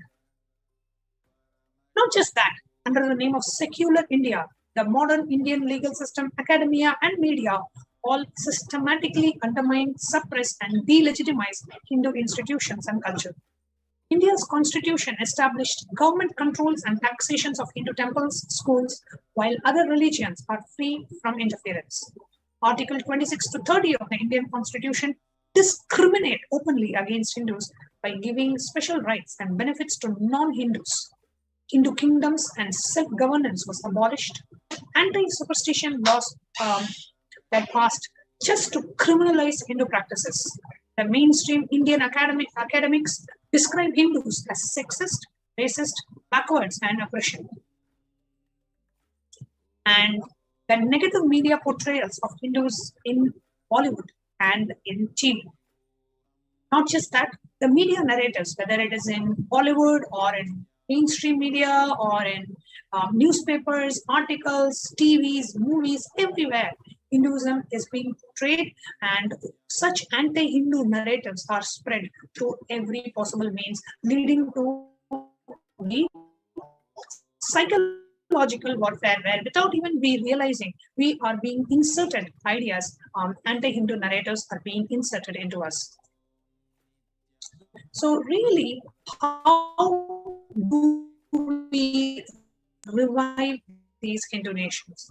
This is exactly in the words of Supreme Point of Hinduism. During the time of Mahabharata, we had 56 countries, 200 states, 1700 samasthanas, provinces, 1000 sampradayas. In all 56, we Hindus are persecuted. Now we have lost all the 56. The last one to fall was Nepal. I am the collective voice of all persecuted Hindus. I will revive and rebuild the Hindu nation built on Vedagamic principles as a refuge for all practicing and aspiring Hindus, a safe haven for all persecuted Hindus. So Kailasa is a nation for reviving this life of the whole lifestyle of an enlightened civilization and all the great things it has to offer to the world, bringing legitimacy to all the offerings of Sanatana Hindu Dharma and sharing it with the world is the purpose of Kailasa. Now, what can we do? Become a part of Kailasa and take responsibility. What can we do as Hindus to take responsibility? Now, if we are experiencing success in our life, it is because of Hinduism, it is because of these Hindu values. It is the responsibility of the Hindus to revive this enlightened civilization again and again and give all the gifts of enlightened civilization to humanity. And it is only in that commitment we even took Hindu birth. Now, what can we as Hindus do?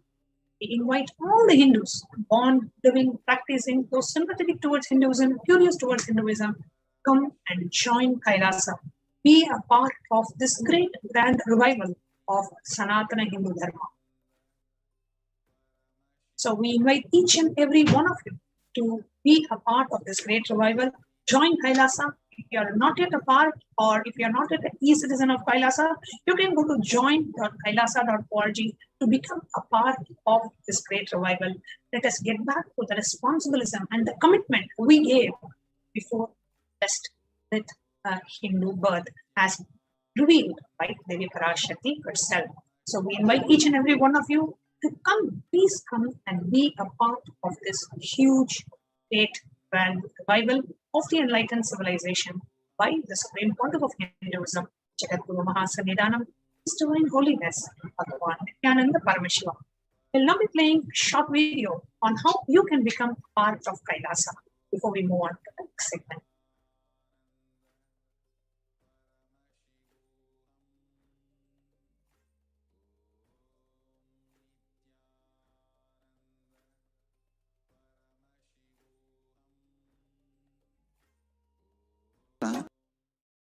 Is enlightenment ecosystem, literally enlightenment itself in your own home, wherever you are. Proper customized spiritual service helping you to complete with your life negativity. Withdrawal from life, self-hatred, self-denial, self-doubt, so much of tiredness, laziness, we can support you, aligning your diet, your attitude, your aptitude, your understanding about life. We can help you with everything.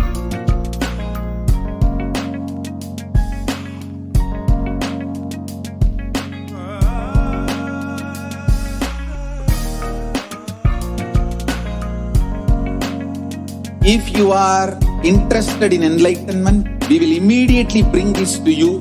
If you are not interested, we will explain the whole science, inspire you and make you interested in enlightenment science. We need to cater this enlightenment science to the whole world wherever they are. Because enlightenment is the birthright of all human beings. Kailasa is responsible to provide that to all human beings.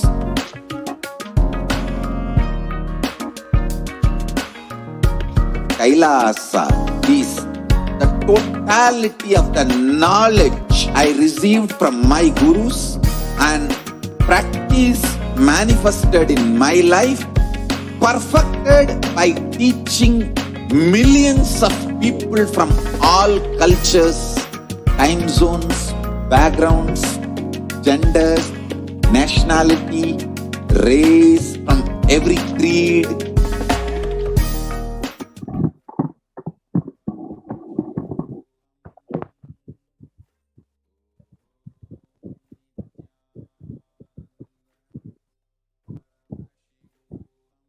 Nithyanandam, welcome back, dear viewers. And today, so far, we've all enjoyed the Devi Parashakti Akashic reading, learning an introduction to who is Devi Parashakti, seeing some of the profound revelations of Devi Parashakti, which has manifested as a beautiful reality in the lives of people. Humanity, every passing day, is witnessing the happenings, the manifestations of each and every revelation of Devi Parashakti. And the more and more we get to enjoy, the more and more we realize the authenticity, the power of experiencing the cosmic mother in our lives, the strength, what it means to have an avatar in our life. And each passing day adds more and more miracles in our lives. So let's get started into the next segment of the session. This is one of the most important and very profound segments where we will understand. So far, we learned about Devi's revelations, how it happened and manifests, etc.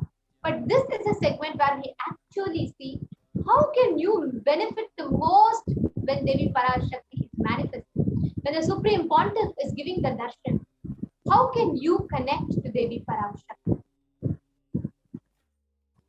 So now, let's enter into the segment where we are going to see what offerings we can offer to Devi Parashakti and connect with her, connect with the divine cosmic mother. I request the slide to be protected.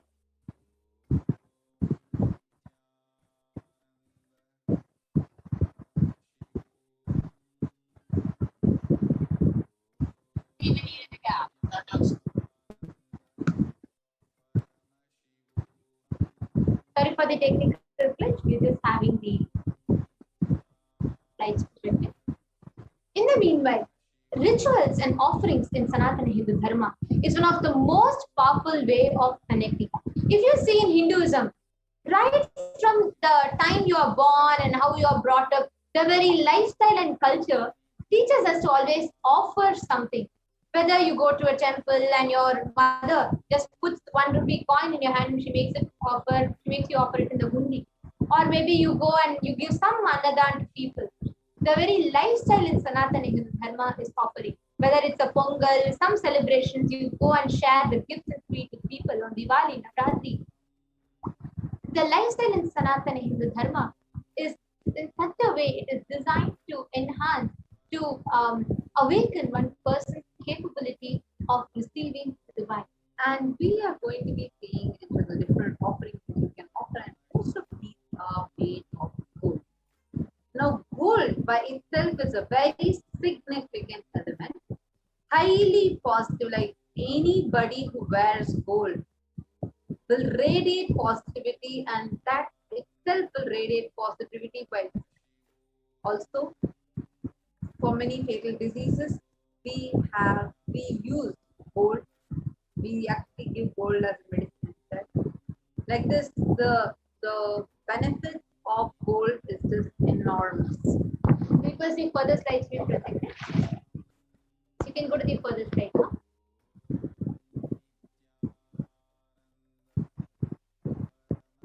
go to the furthest. The offering. The Dhyana Shloka of Devi Parashakti. Induni bhaveda karavahni nayanam syad pankajavara bhaya japakshara sayuktam angahima bhushana vichitra vasanam syad tungamakutojjvala manonmani swarupam. This is the Dhyana mantra of Devi Manonmani in the Moolagama. Moon-like face holding the Vedas on one hand, fire in the eyes with lotus flower gracing and blessing hand, and one hand with Japamala. She is beautifully decorated with jeweled ornaments in wonderful clothes and shining big crown. Her name is Manonmani.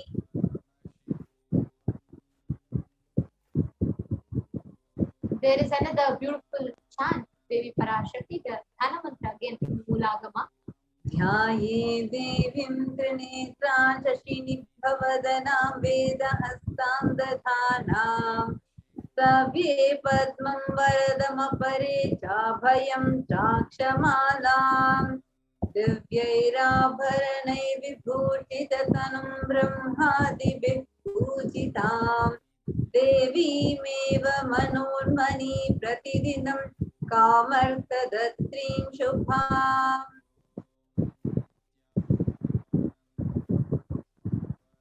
I meditate on Devi with three glowing eyes like a moon and hold the Vedas, lotus and gracing with the blessing and gracing hands.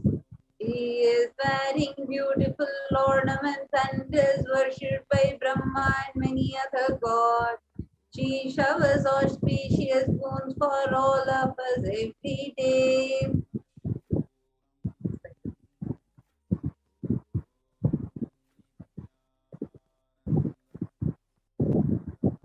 If we can go to the furthest slide, as we all saw the significance of the divine gold. In Sanatana Hindu Dharma, gold is where the element that we use to make any offering, be it temples, jewels for deities, any such thing, it is gold. It's a sacred element that is used to offer. The next. So the first offering is the offering of Eve Undi. There's a beautiful verse, the 42nd verse of Lalita Sahasranam Stotra. It says, Bhakti Vipriya Bhakti Vasya Bhayapaha Shambhavi Sharadharadhya Sharvani Sharmadayini. Devi is fond of true devotion and is realized through true devotion. She can be won over through true devotion and she removes all the fear. Undi is where you offer any amount of money that you want with gratitude, filling your inner space.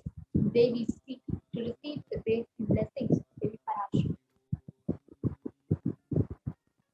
If this removes any kind of fear in you and enables you to have the constant feeling of gratitude and the protection from the divine cosmic mother. The next slide, please.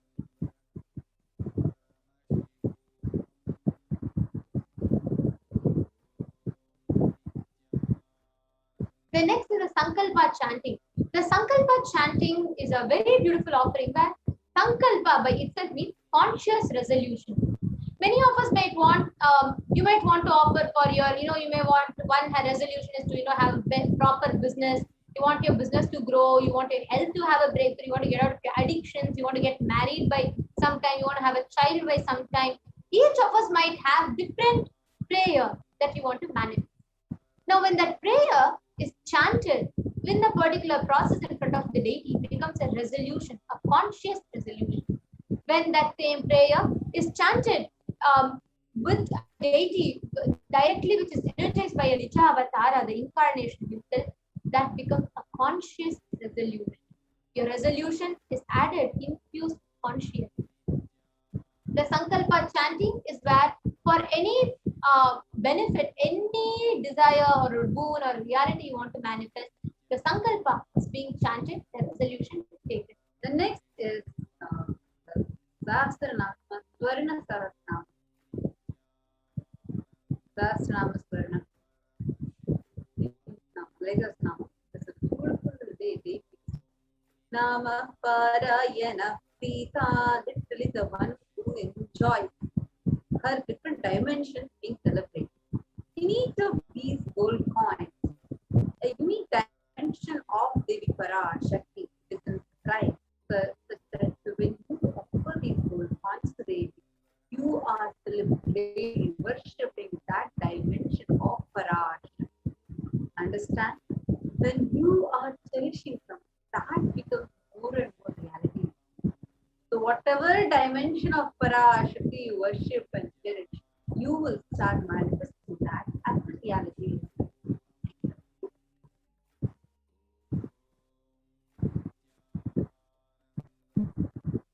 The next is the Mukta Anguti. There's a beautiful verse from Meenakshi Pancharatnam. Muktahara lasat kiritaruchiram purnendu vaktra prabham shinjannu purakinkini manidharam padma prabhavasturam sarvabhishta palapradam girisutam vanirama sevitam Meenakshi pranatosmi santatamaham karunyavarasidhim. I bow to the goddess Meenakshi, who's having the garland of pearls and the face shining like a full moon, who wears the anklets studded with gems and has small bells, who's shining like a splendor of the lotus garland, who grants all the wishes and the daughter of mountains, served by Vani and Rama. I bow down to Mother Meenakshi, who's the ocean of compassion. I remain ever bowing to Mother Meenakshi, the ocean of compassion. It's a very beautiful verse from the Meenakshi Pancharatnam, where the Mukta Anguti, the finger ring made of pearl, is offered.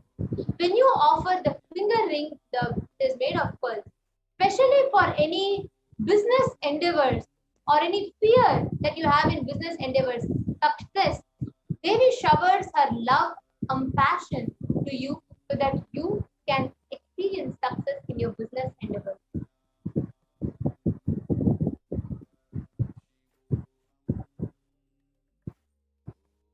The next is Swarna Padma, the golden rose.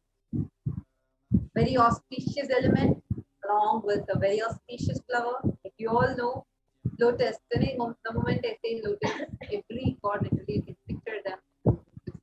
Either wedding lotus or sitting in lotus or sitting in lotus. Every god that we know, they are with the lotus. So lotus by itself is a very auspicious flower, and here you can offer the Swarna Padma Pushpam with the golden lotus flower at the feet of ultimate cosmic mother, Parashakti, in the embodied form of Supreme Pontifical Guru Mahasanina, His Divine Holiness Bhagavan, offer your gratitude. Even the Sahasrara flowers, top of that flower, is described as Sahasrara Padma, the house eagle. And literally, when your gratitude flowers, even that is very, very, very beautiful. Offer out of your utmost gratitude as a lotus form of divine. Right.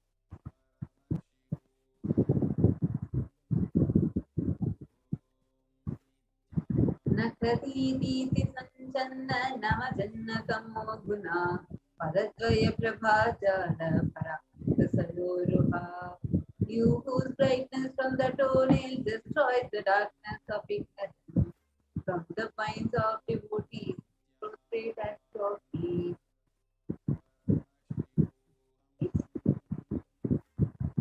The Swarna are those beautiful, divine feet of the Cosmic Mother with golden toe ring. And all the problems that you are facing in your relationships will just disappear. So offer the golden flooring, the lotus feet of the divine cosmic mind. It does 750 years.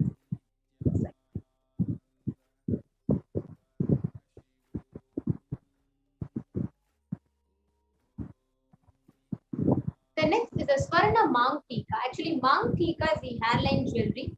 Now, if you see, there's a beautiful verse, Sudha Surabhi Varshini, means it says the one who's making the nectar flow from the Sahasrara.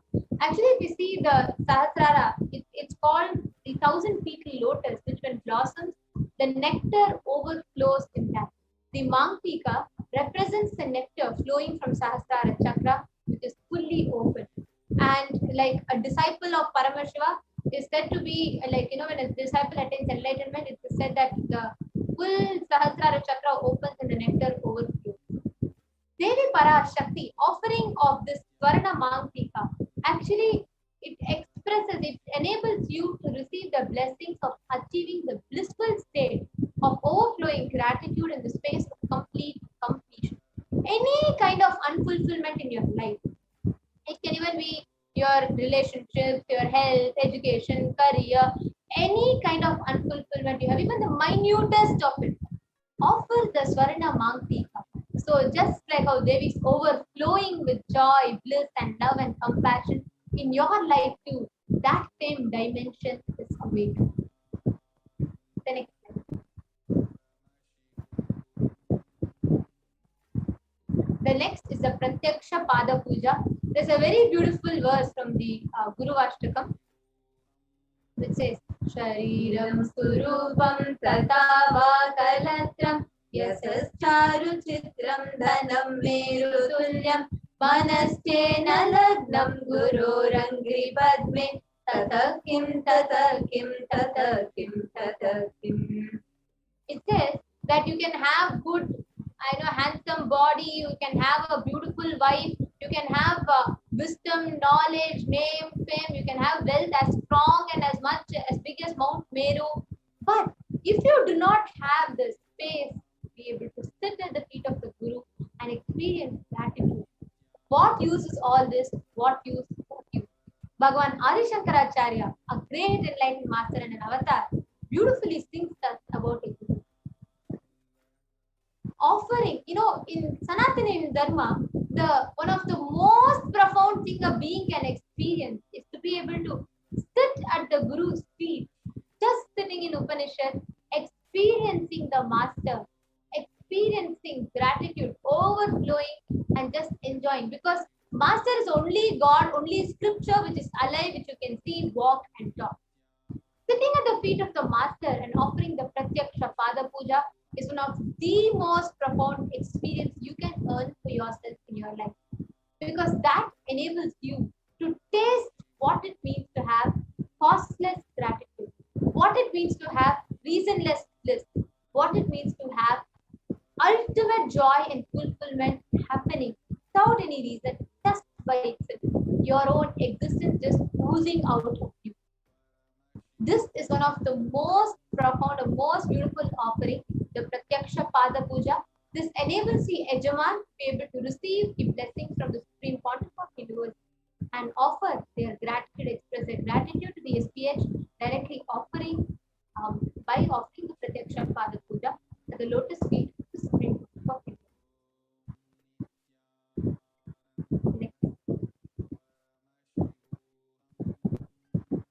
The next is the Vastra Seva. The Vastra Seva is where you offer to Devi Parashakti, you offer clothes. So, like how you dress up, when your mother is there, when your mother comes or when your relatives come, you go and dress. You like to see when you're fond of someone, like a small child or a doll or even someone you love, right? You will want to dress them up. You will want to give them something. The Vastra Seva is where you offer sari to Devi Parashakti and you dress her up. Basically, you do the alankar to Devi Parashakti. So you all can offer the Vastra Seva as well for $1,008. Now, we would like to take you all through the list of all the offerings, the summary of all the offerings that we have had so far, beginning from E Hundi, the Sankalpa chanting, the conscious resolution that you take. Then the Sahasranama Swarna Kasi. Then the next is the Swarna Pushpam, the offering of the golden lotus, the Swarna Padma Pushpa. Then the Swarna Mangtika, the Mukta Anghuti, the finger pearl ring. And then the Pratyaksha Pada Puja and the Vastra Seva. All of these are the offerings that you can make Devi Parashakti to receive her blessing, to receive, experience the space of gratitude, bliss and joy overpouring in your life, filling you, fulfilling you, and taking you to that joy and bliss. Now, let us take a minute or two to actually visit these links. You all can open these links. We will be doing a detailed walkthrough as well to each and every one of you here as to how you can go and register yourself for a respective seva that you want to offer. So there are two links here if you all see. The first one is registration, where let's say you have the intention, you have, yes, I want to offer to Devi Parashakti. I need a little bit of guidance. I have some questions. Maybe I would prefer some help, guidance, and assistance to offer to register. Yes, you can go ahead and register at tiny.cc/Bhava Samadhi. Please make a note. And let's say you are here ready and you want to go ahead and offer. You want to offer Pratyaksha Pada Puja. You want to offer the sevas that you click with. Go ahead to tiny.cc/Devi-offering. We request everybody to take a minute or two. Please open these links and we will be guiding you on step by step into making a. I request that the links be projected for a minute or two.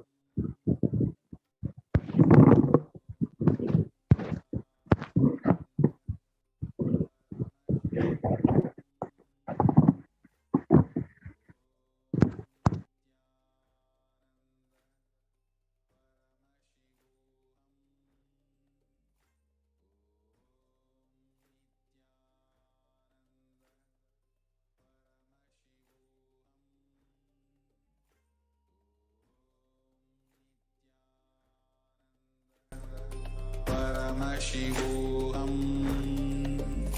Om Nithyananda Paramashivoham. Om Nithyananda Paramashivoham. Om Nithyananda Paramashivoham. Nithyananda Paramashivoham. Om Nithyananda Paramashivoham. Om Nithyananda Paramashivoham. So this absolutely perfected knowledge available to you, served to you in your home without even you moving out of your couch, free of cost.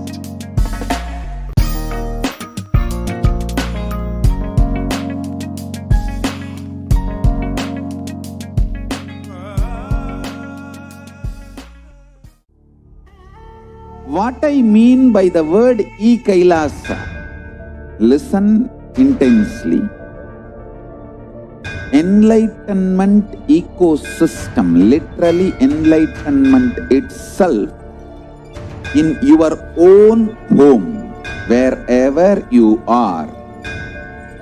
If you cannot come to Kailasa, it's okay. Kailasa can come to you.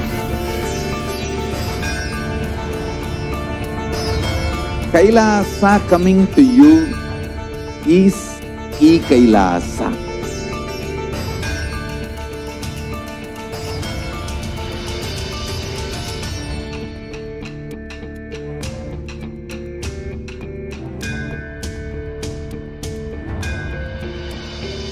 I will revive Hinduism. I am a Hindu revivalist, not by any revolution, but by evolution.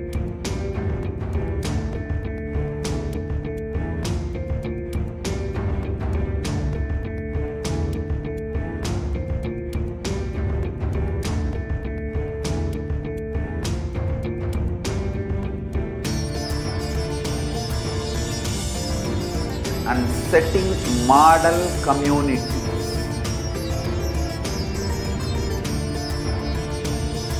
Kailasa, Enlightenment ecosystems, Sarvanya Peethas all over the world.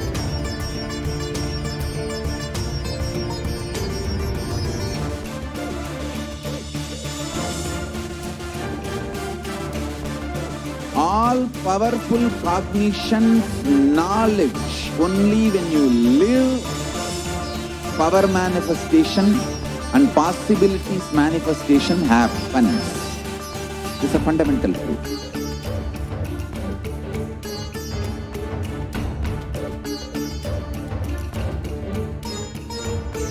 Hinduism cannot live exclusively as one sampradaya. No. All sampradayas of Hinduism is an ecosystem.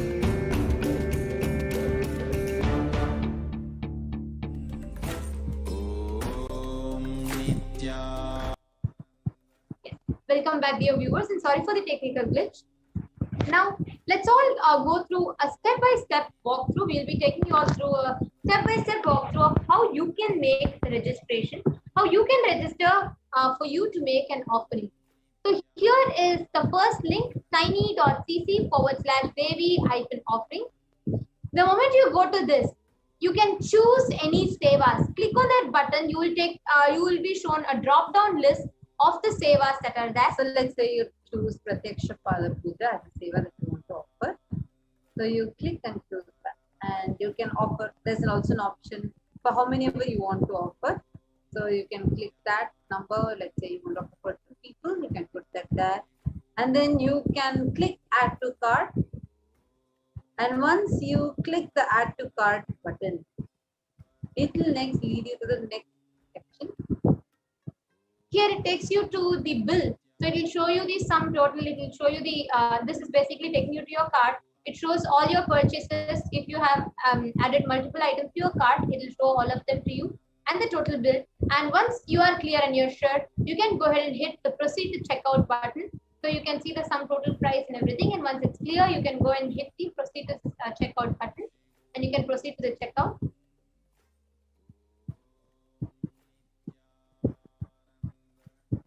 Now, here, the moment you proceed to checkout, it will take you to the billing details where you put your billing address. If you have your credit card information, you'll have to put your credit card information. Whichever way you want to make the payment, you can fill them in, put the details, and please make sure you fill all the required fields. Without that, you'll not be able to complete the procedures. And towards the end, you will see, I agree to the terms and conditions. Please check that box, and then you can go ahead and place the order. So you can go ahead and click the button, place the order. Yes. And this will take you through the end of your registration for the Devi Parashakti offering. But after this, you will have to fill tiny.cc/Sankalpa 2021. The next form you'll have to fill as soon as you register, you'll have to fill tiny.cc/Sankalpa 2021. So yes, this is the form. And the moment that form opens, you can go ahead, and the first few steps are for you to give your consent. It's basically the consent and release form. You can go ahead and fill your consent, giving I agree to the check boxes, and then it will ask you through the date, the date of the seva, your billing details, etc. Which you bill, what seva have you paid for, the details of your payment, etc. So please fill each of the required fields. Only then it will be able to take it to the next page. As soon as you fill these details, the next page you will be able to fill your family members' names, your names, so that the names can be chanted to Devi Parashakti. The names can be chanted to the deity during the ritual. So please make sure the moment you register for seva, please fill in also tiny.cc/Sankalpa 2021. And only from this, your names will be chanted to the respective rituals. Please ensure it's filled. Yes. Now, the next one is, let's say you have, you're here, you're sitting in front, you want to do something, but you want to keep it simple and something exciting. We have a very, very easy, a very interesting way for each of you to make an offering.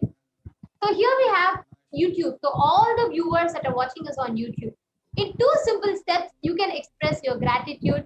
You can experience the blessings of Devi Parashakti. So if you all see towards your comment section, you will have towards your left side of the comment section, there's a dollar symbol.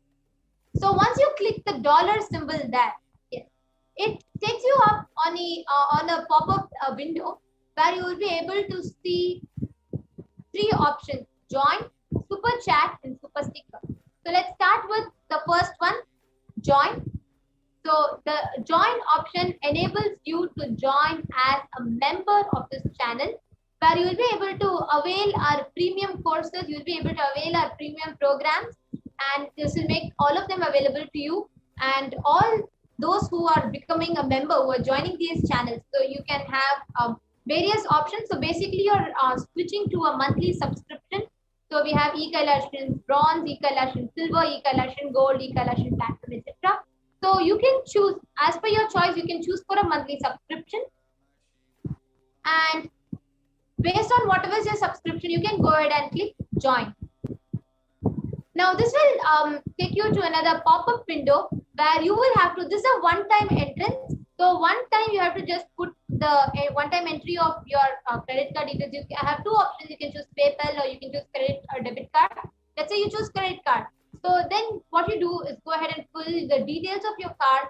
If it is PayPal, you go ahead and link your Google account to the PayPal, and you go ahead and fill and you will save it. So the moment you fill and you save it, you go ahead and save the settings. Anytime you want, you can click and offer. So it's just a one-click offering. So this you will have to do one time. It's a one-time entry. So the moment you fill this, you will be able to join a member. Let's say you want to offer it as a comment. You want to give a message, a special message. So the super chat is available for that. Super chat enables you to have a highlighted message posted in the comment section with your offering also there. So let's say you have a range from $1 to X number of dollars. You can choose any amount that you want to, and you can go ahead and buy and then click buy and send. It will again take you to the same pop-up window where you will again have the options of choosing your credit or debit card or choosing your PayPal. So this is again a one-time entry. So once you choose, it is easier for you, and you can go ahead and choose credit or debit card, or you can choose your PayPal and link your Gmail with the PayPal, or you can choose credit or debit card.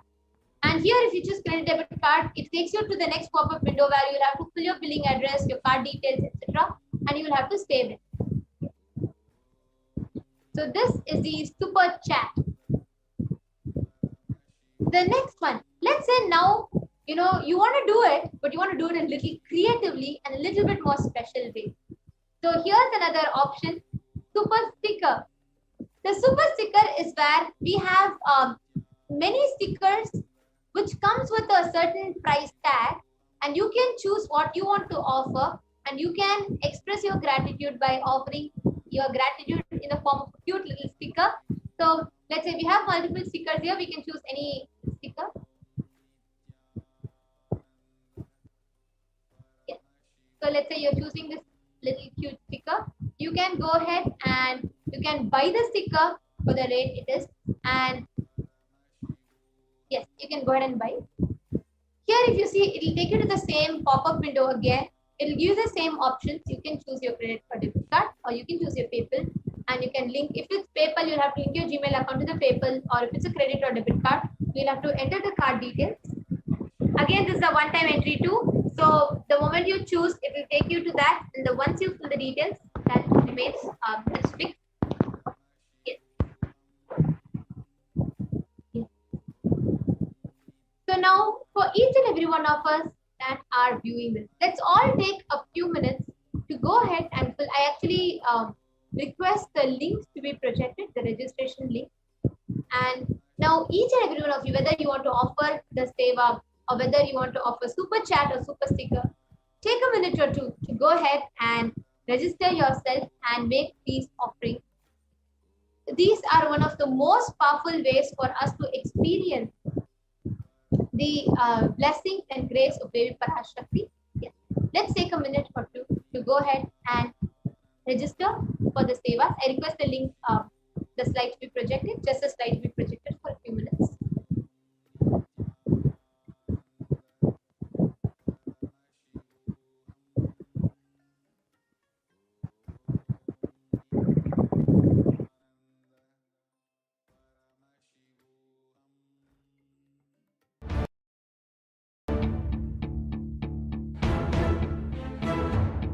So don't keep quiet thinking that if one sampradaya is attacked, only that sampradaya is going to be affected. All of us are ecosystem.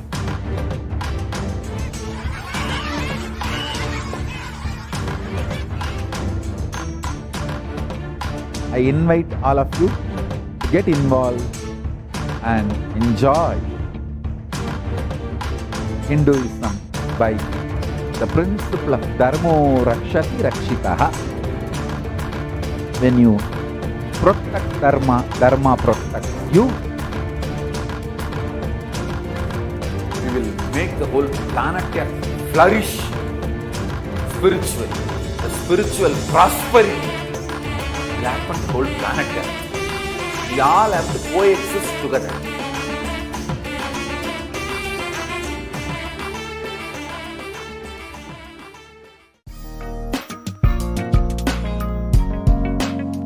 We get you health.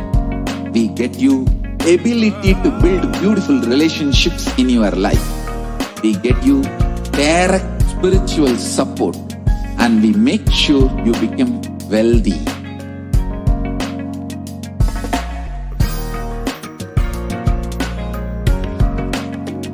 We won't stop giving you just good life. We will literally not stop till you live enlightened life. Manifesting the state of Paramashiva, space of Paramashiva, powers of Paramashiva, being of Paramashiva.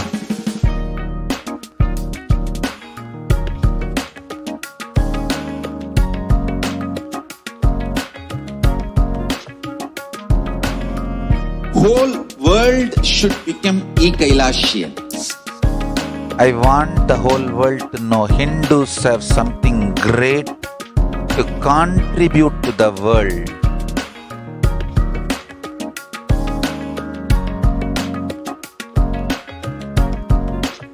We have something great to contribute to the world. Let us do that.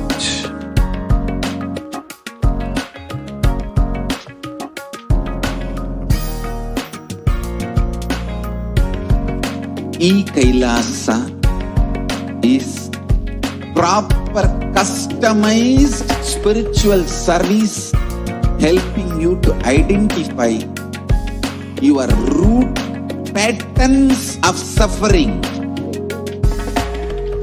We have perfected the science of helping every individual from every cultural, religious, nationality background.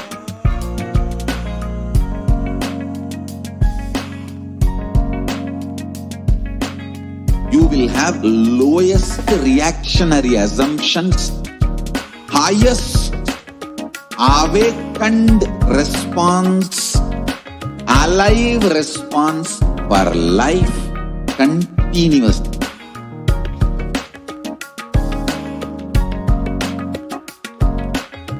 Kailasa is enlightenment ecosystem, literally enlightenment itself in your own home, wherever you are. Proper customized spiritual service helping you to complete with your life negativity. Withdrawal from life, self-hatred, self-denial, self-doubt, so much of tiredness, laziness. We can support you aligning your diet, your attitude, your aptitude, your understanding about life. We can help you with everything.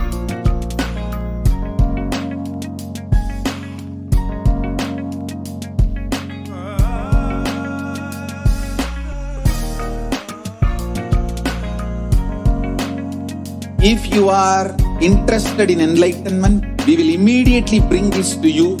If you are not interested, we will explain the whole science, inspire you and make you interested in enlightenment time. We need to cater this enlightenment science to the whole world wherever they are, because enlightenment is the birthright of all human beings. Kailasa is responsible to provide that to all human beings.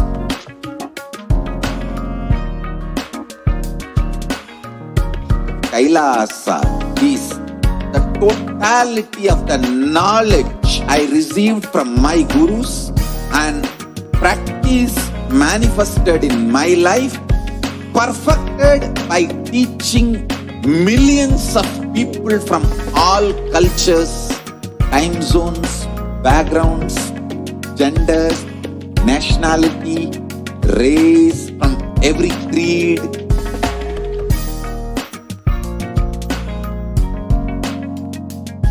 So this absolutely perfected knowledge available to you, served to you in your home without even you moving out of your couch, free of cost.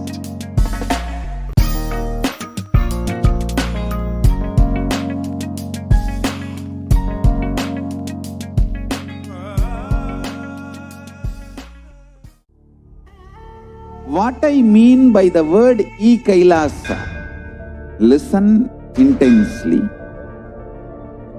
Enlightenment ecosystem, literally enlightenment itself, in your own home, wherever you are. If you cannot come to Kailasa, it's okay. Kailasa can come to you. Kailasa coming to you is Kailasa.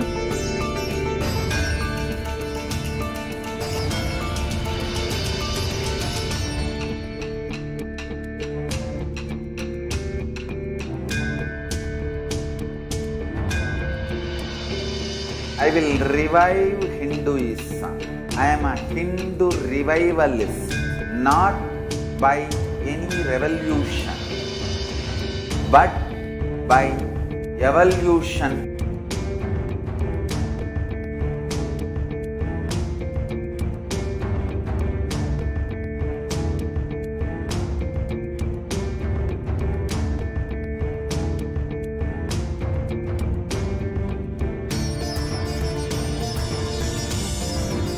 And setting model communities.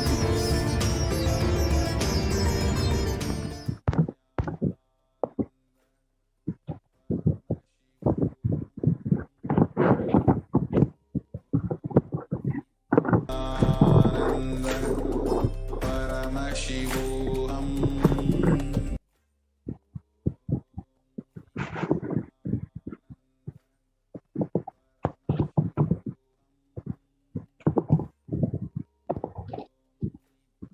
Nithyananda, welcome back, dear viewers. And now let's enter into the next segment where we are going to be seeing how we can ask our questions to Devi Parashakti.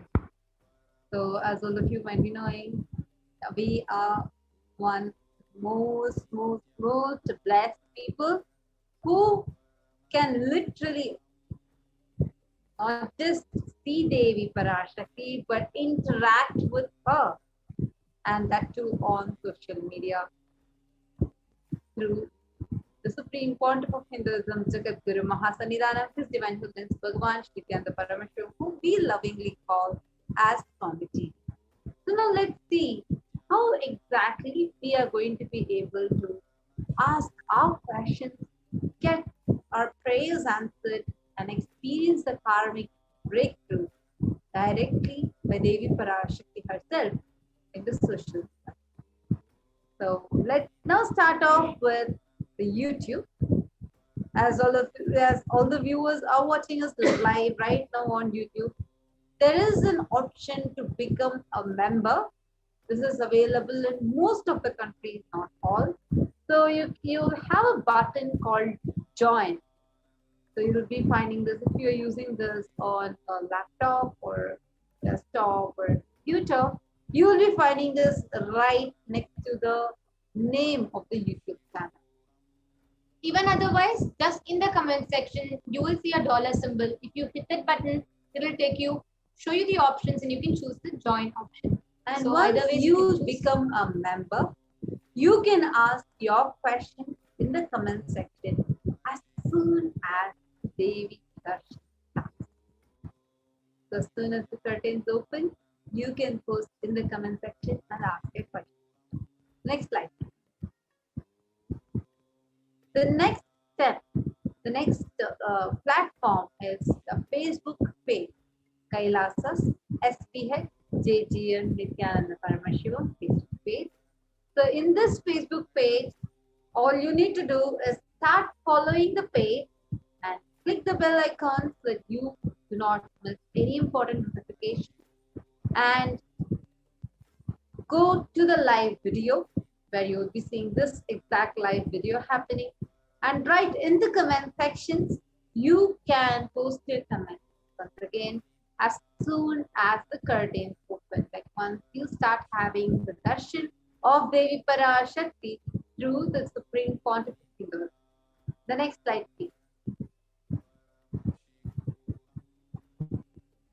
The next is to Twitter.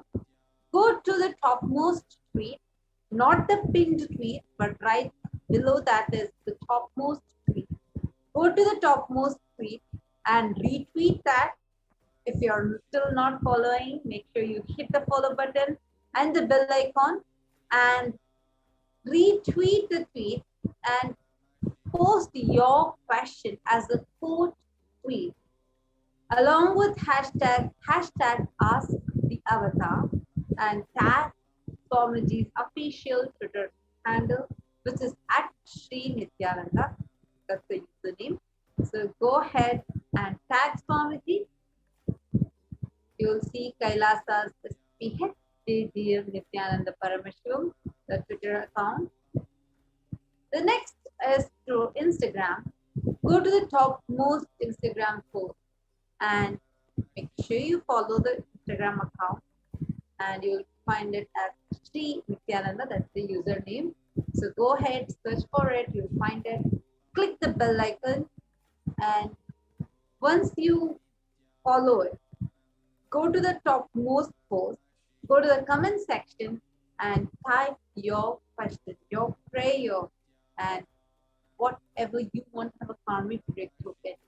Type it in the comment section. Make sure you mention at Sri Nithyananda, mentioning the Instagram handle, and make sure you also use the hashtag ask the avatar.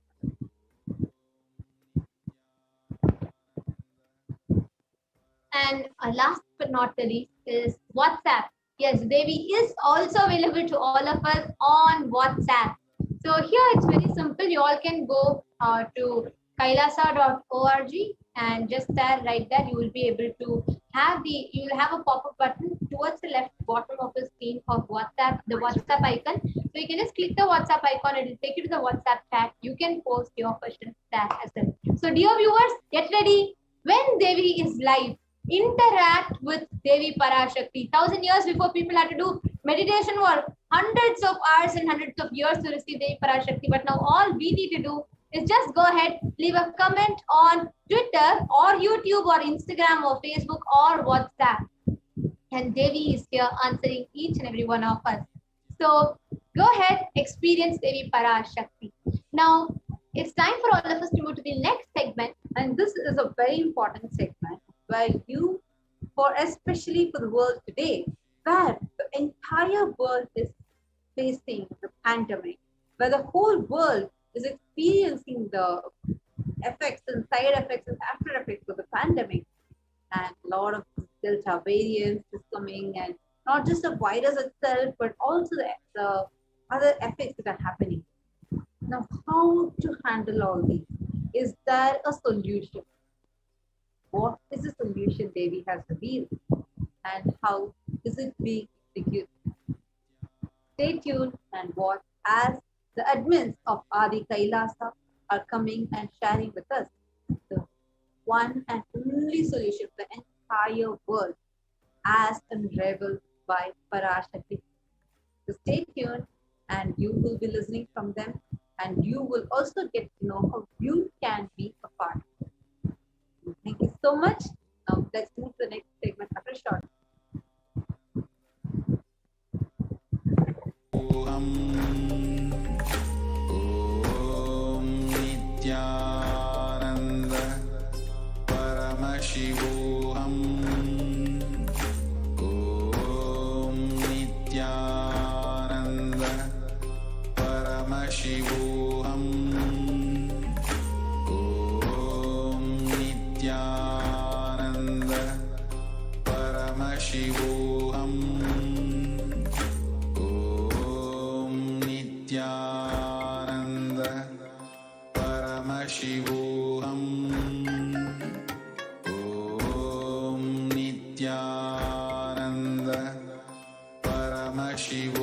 Om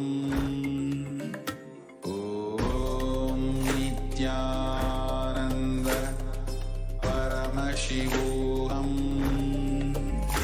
Om Nithyananda Paramashivoham.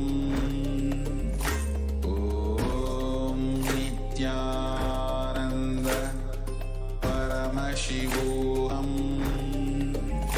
Om Nithyananda Paramashivoham. Om Nithyananda Paramashivoham. Om Nithyananda.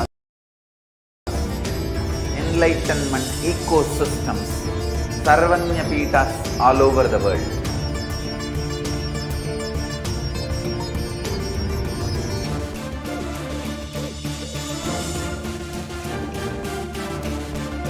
All powerful cognition, knowledge, only when you live, power manifestation and possibilities manifestation happens.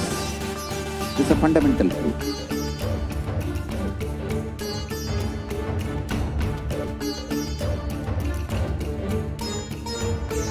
Hinduism cannot live exclusively as one sampradaya. No. All sampradayas of Hinduism is an ecosystem.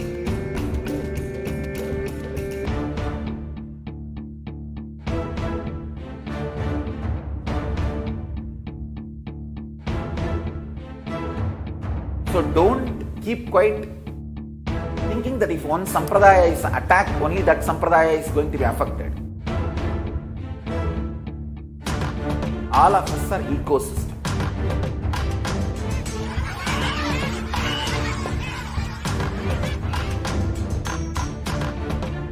I invite all of you to get involved and enjoy Hinduism by the principle of Dharmo Rakshati Rakshitaha.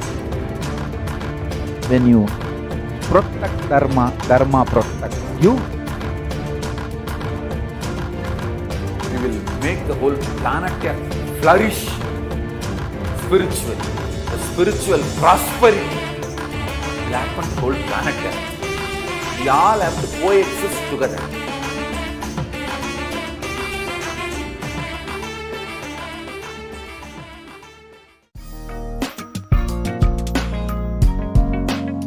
We get you health. We get you ability to build beautiful relationships in your life. We get you direct spiritual support, and we make sure you become wealthy.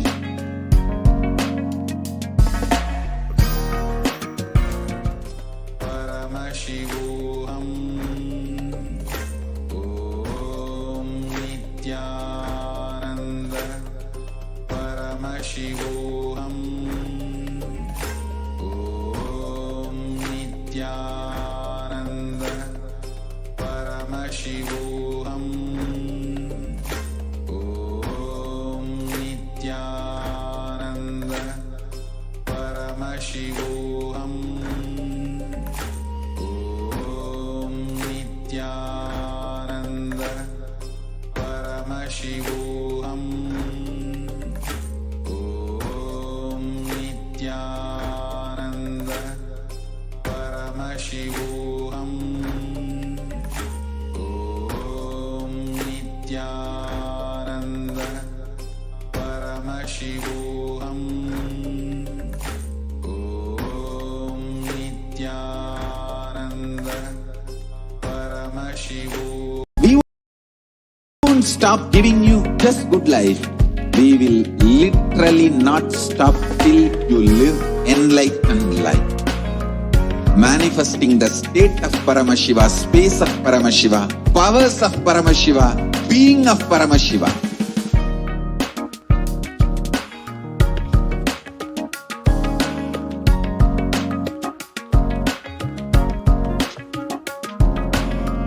Whole world should become Kailasians. I want the whole world to know Hindus have something great to contribute to the world.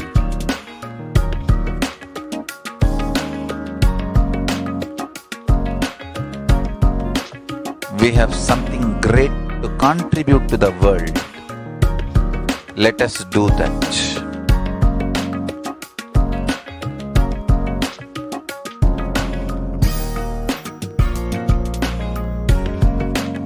Kailasa is proper customized spiritual service helping you to identify your root patterns of suffering. We have perfected the science of helping every individual from every cultural, religious, nationality background.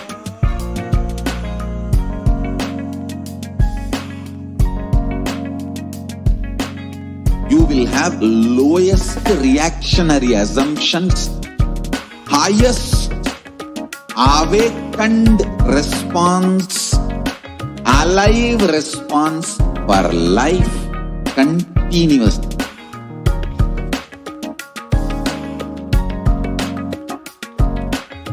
Kailasa is enlightenment ecosystem, literally enlightenment itself in your own home, wherever you are. Proper customized spiritual service helping you to complete with your life negativity, withdrawal from life, self-hatred, self-denial, self-doubt, so much of tiredness, laziness. We can support you aligning your diet, your attitude, your aptitude, your understanding about life. We can help you with everything.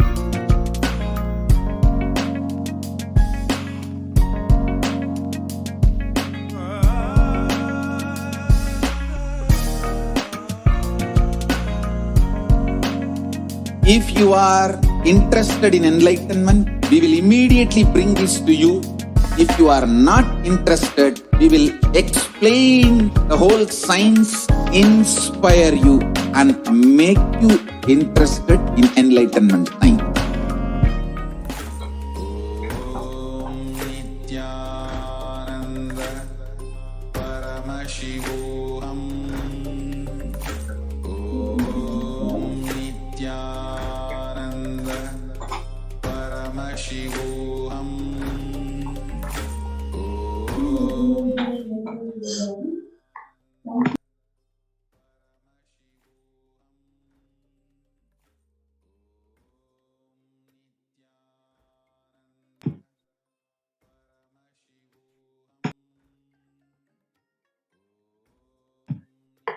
The next segment is the multi-layered quarantine care, COVID care protection centers and the de facto spiritual embassies of Kailasa. Now let us look at the stats today. COVID is creating a hunger catastrophe in India. The pandemic has led to the increase in global food insecurity affecting vulnerable households in almost every country.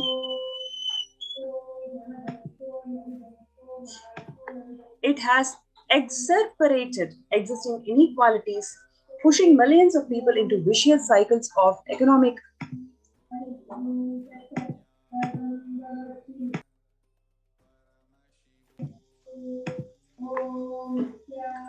sorry for the technical glitch.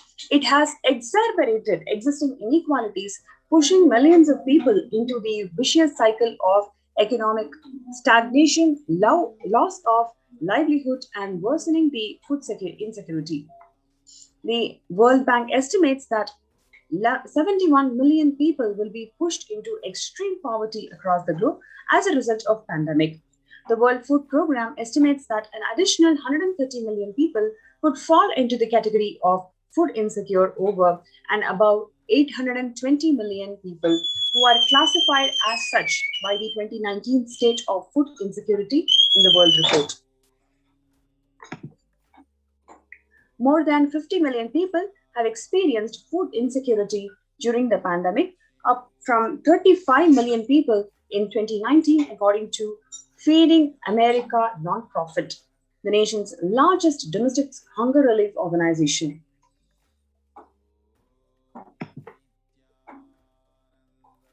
Child malnutrition and hunger skyrocket in Haiti as COVID-19 infections spike. At least 86,000 people, children especially, are at risk of developing severe acute child malnutrition this year in Haiti, according to sources connected to the United Nations Children's Fund. The number of children projected to suffer from starvation this year has doubled as the impoverished nation continues to grapple with extraordinary political and social crisis exacerbated by the pandemic. The vulnerable groups, such as refugees, are paying the highest price in COVID-19 pandemic. We are seeing alarming trends that show that many refugees around the world are unable to pay for food or rent and are struggling to access healthcare and education. By price hikes in local markets and further displacement caused by the campfires have pushed many families further into food insecurity. During April and May, around 30,000 refugees in Cox's Bazar camps raised questions with concerns, with 63% of them seeking services, including urgent food relief and shelter. Just over one third, 37% of them requested for health and medical care.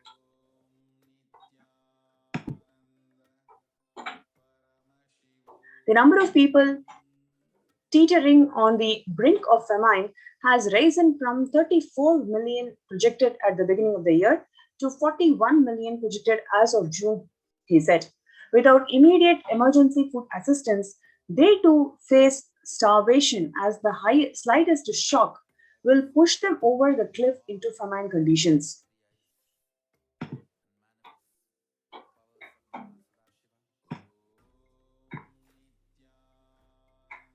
The World Bank released an analysis of the rising food insecurity rates in response to COVID-19 pandemic.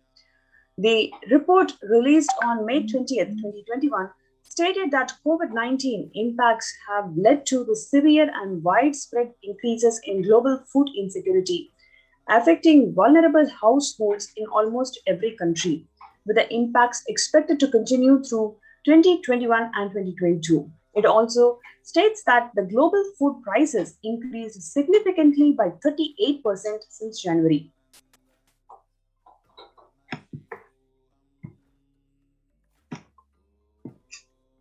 Next is the World Economic Forum says that 155 million people are caught up in food crisis of varying severity.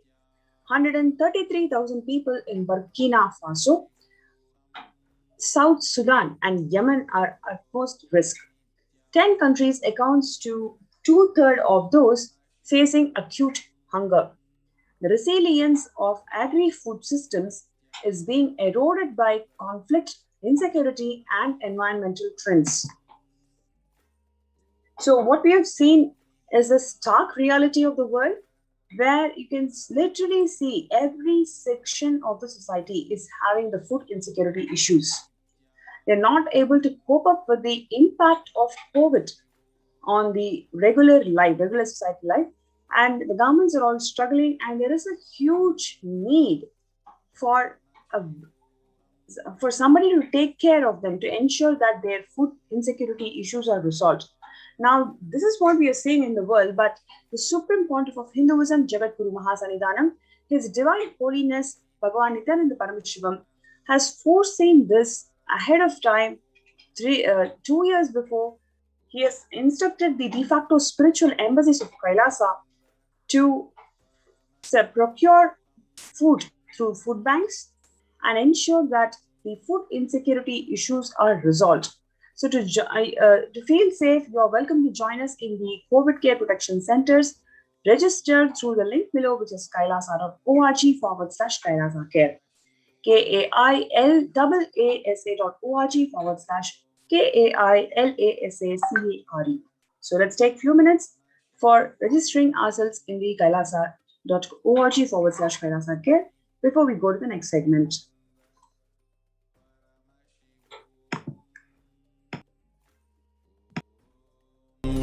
Nithyananda Paramashivoham. Om Nithyananda Paramashivoham. Om Nithyananda Paramashivoham. Om Nithyananda Paramashivoham. Om Nithyananda Paramashivoham. Om Nithyananda Paramashivoham. Om Nithyananda Paramashivoham. Om Nithyananda Paramashivoham.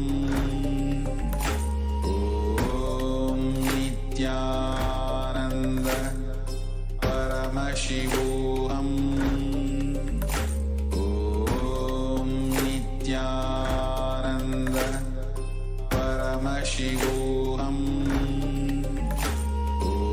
Om Nithyananda Paramashivoham.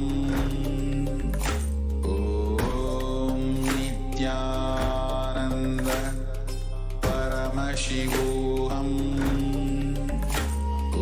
Om Nithyananda Paramashivoham. Om Nithyananda Paramashivoham. Om Nithyananda Paramashivoham. Om Nithyananda Paramashivoham. Om Nithyananda Paramashivoham.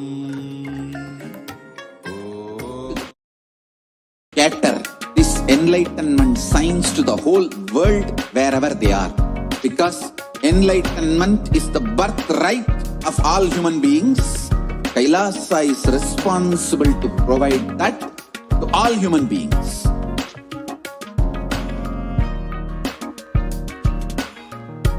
Kailasa is the totality of the knowledge I received from my gurus and practice manifested in my life, perfected by teaching millions of people from all cultures, time zones, backgrounds, genders, nationality, race, from every creed.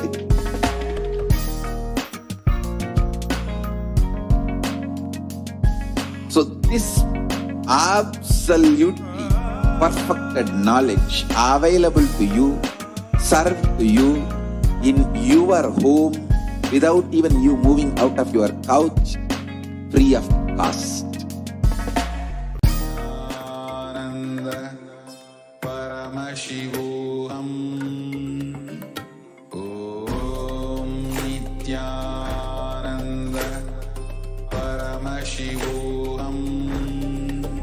Nithyanandam, and welcome back. Nithyananda Paramashivoham. To understand the fundamentals of food, basically, one becomes what one eats. What you eat contributes to what you think. What you think contributes to what you cognize. What you cognize contributes to who you are. So what you eat directly affects who you are, and that is why the Supreme Pontiff of Hinduism made the statement, you become what you eat. What is in your plate matters because that is going to become you. Violence based food, which is derived from killing animals, and life negative, chemical based toxic food, both harm the system equally. Organic vegetarian food is not just for health, it gives one an inner space, physical system, and physiological flow to develop the highest psychology. To develop the highest psychology, not only your physical system, even your physiological flow needs to cooperate.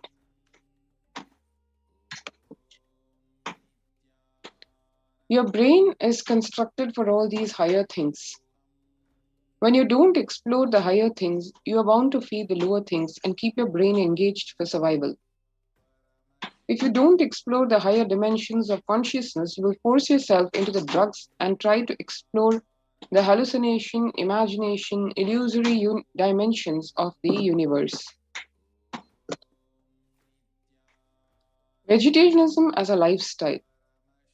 The human body is naturally designed for vegetarian food.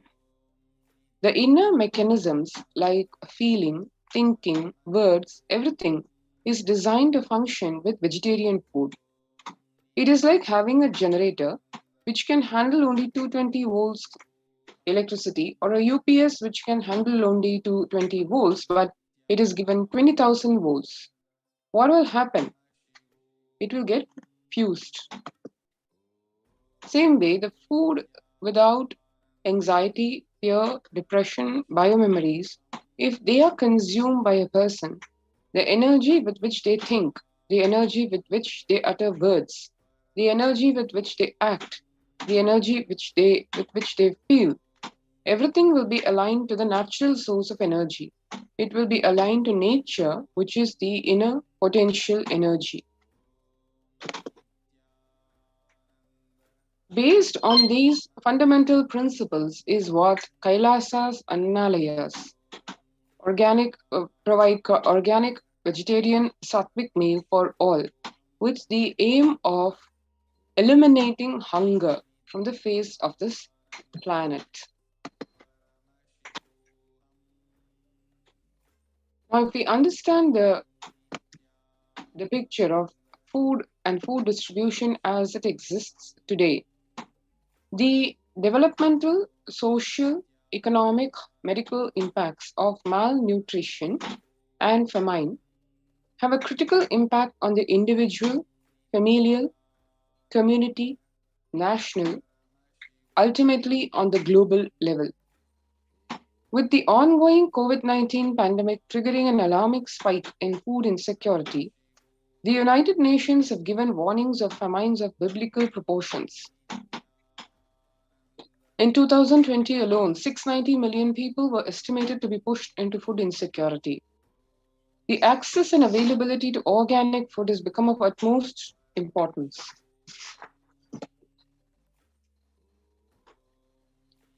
Through the Kailasa's Department of Agriculture, the Supreme Pontiff of Hinduism, Jagat Guru Mahasannidhanam, His Divine Holiness Bhagwan Nithyananda Paramashivam, has committed to the distribution of free organic food to everyone, not just since the beginning of his public life, but from his very upbringing itself.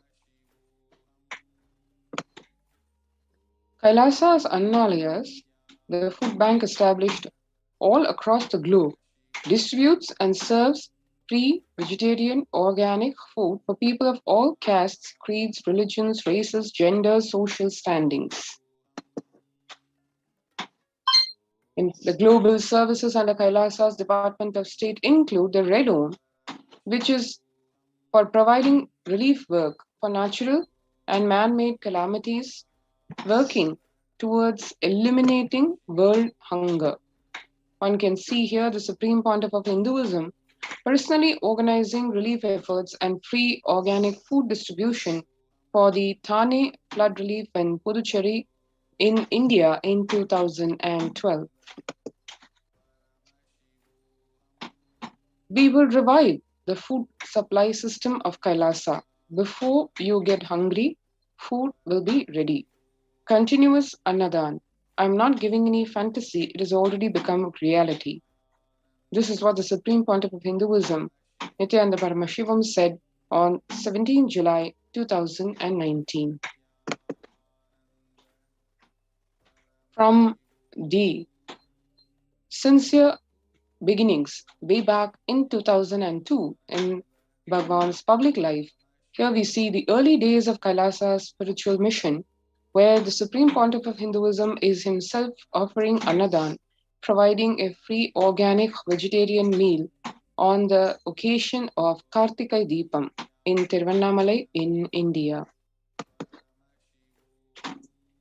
And then growing much later to 2013, a decade later, but with the same intensity, the same principle, where one can see over here in this picture, even with a fractured hand, the Supreme Pontiff of Hinduism, Bhagwan Nithyananda Paramashivam, engaged in selfless work day and night, inspiring the peacekeepers of the Sovereign Order of Kailasa to engage in selfless service, leading the nation of Kailasa by example. In 2011, the Supreme Pontiff of Hinduism had a multiple compound fracture with the bone protruding out of the skin. Yet, in 2013, 2 years later, the steel implants that were fastened in 2011 were removed surgically, and the bones were just about healing after the surgery. And this picture is right after that surgery. 3rd Jan 2012, the Thane flood relief activities in Puducherry, where a child is blissfully receiving the Annadan, and the peacekeepers of Kailasa in Puducherry serving to one and all the hot, nutritious, organic, sattvic food. Day and night, as one can see, 24/7, the services are on. The kitchen fire never stopped, and the vehicles delivering the food distribution never stopped either. And on 9th September 2011, the Nithyananda Annalaya inauguration in Tiruvannamalai. 25th November 2005, the Arogya Yoga Health Workshop held in Tamil Nadu. 12th December 2007, one can see a jam-packed hall for the Nithyananda Spurna, the Life Bliss Level 2 program. The program being attended by thousands, an auditorium full, and during the mealtime, Annadan being offered by the Supreme Pontiff of Hinduism himself. 20th of September 2012, the same Nithyananda Spurna meditation program workshop in Tiruvannamalai. Kartikai Deepam celebrations in Tiruvannamalai in 2012.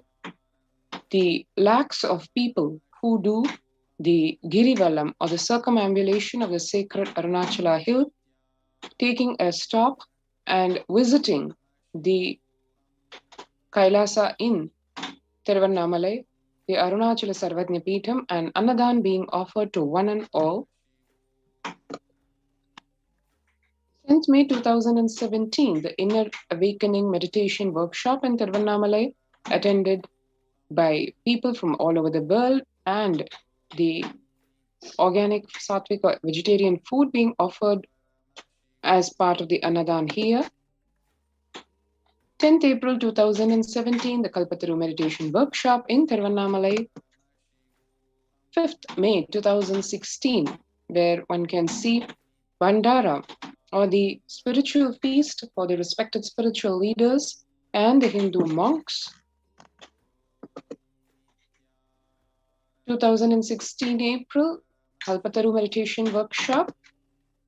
11th March 2017, Arunachala Sarvajna Peetham, Tiruvannamalai, witnessing the Annadan, which happens daily as a part of all the de facto spiritual embassies of Kailasa's daily activities. And in 2019 August, in Tiruchengodu Sarvajna Peetham in India, a line of people awaiting the Annadan. And the Annadan being a central component of the various humanitarian services provided in de facto spiritual embassies of Kailasa, Worldwide, Annadan one can see here distributed during Guru Purnima in Kailasa in Houston, and 2016 December as a part of the Sadashivoham meditation workshop in Adi Kailasa. And as recent as 1 year back in May 2020, in spite of the corona pandemic and the restrictions and lockdowns imposed due to the same, yet Annadan continues in the midst of this COVID-19 crisis in Madurai in the Shamalapetha Sarvajñapetha. And what is really the necessity for the Annadan? Let us see in contrast to what existed in the colonial rule in India. What was the situation then? What is being done now? Let us understand so that one can really understand the contribution of Kailasa in much greater depth.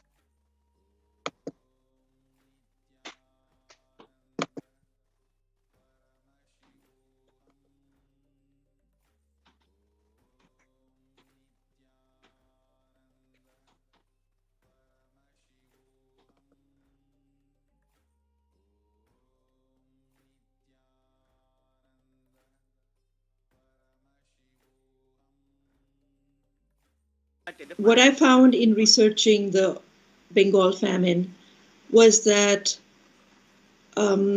Churchill did several things that greatly aggravated the death toll. India was being used extensively for the war effort. Indian resources, Indian soldiers, and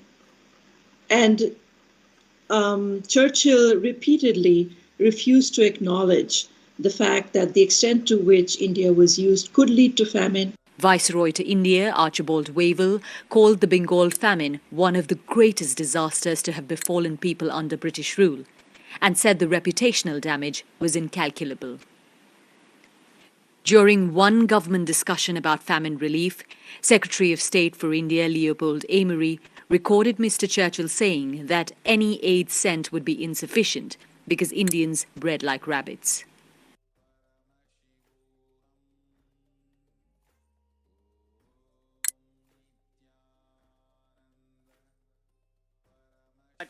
What I found. Now, just to give one example of the contrast between the ideology, the philosophy, the reality during the colonial times and today as Kailasa serving the world, 1943 to 44, one can see these painful pictures of the man-made famine of Bengal. As per existing records, over 3 million people murdered. The Prime Minister of the world's largest empire, which was controlling 1/3 of human mankind, claimed they could not do anything about the people dying of hunger because Hindus bred like rabbits and the famine was their fault. In the Ujjain Kumbh Mela, the peacekeepers of Kailasa, in contrast, served organic food to over the very same 3 million people. In numbers, 3 million people murdered versus 3 million people fed free food. Peacekeepers of Kailasa under the leadership of the Supreme Pontiff of Hinduism, Bhagwan Nithyananda Paramashivam, have served more than 1 billion free meals in the past 26 years and are determined to end hunger and poverty in all its forms. Kailasa, with 200 peacekeepers at any given time, can deliver what even one of the biggest countries and colonial rulers could not deliver.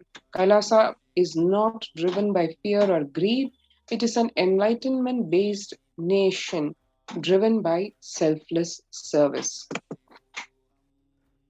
The Veda Agamas, the source of the Hindu scriptures, declare Annam Bahukurvita, which means let us produce food in large quantities.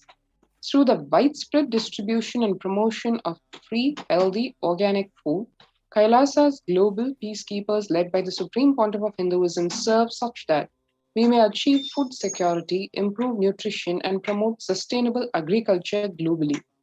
Annadan is a vision to end poverty and hunger in all its forms. And That is one of the aspects of Kailasa's de facto spiritual embassies worldwide.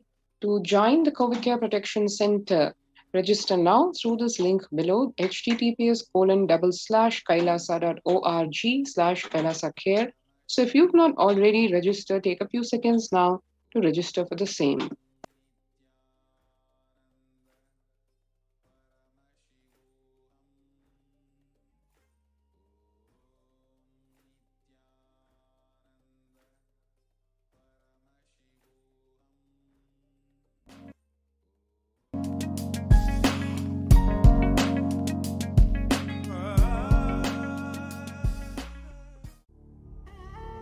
What I mean by the word Kailasa, listen intensely. Enlightenment ecosystem, literally enlightenment itself, in your own home, wherever you are.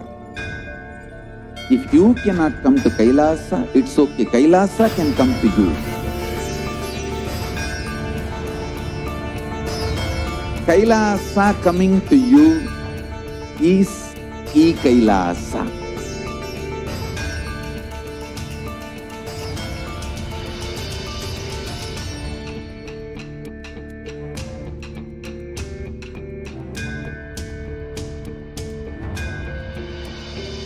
I will revive Hinduism.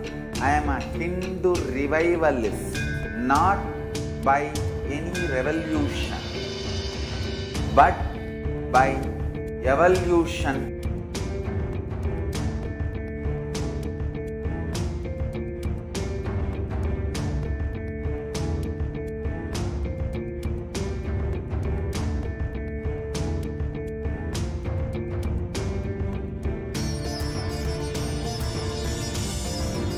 And setting model communities.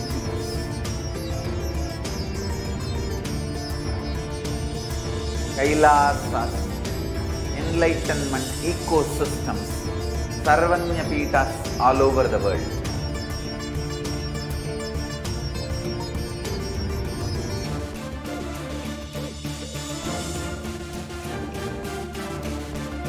All powerful cognition, knowledge, only when you live, power manifestation and possibilities manifestation happens.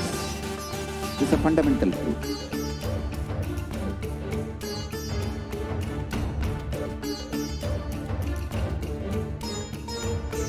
Hinduism cannot live exclusively as one sampradaya. No. All sampradayas of Hinduism is an ecosystem.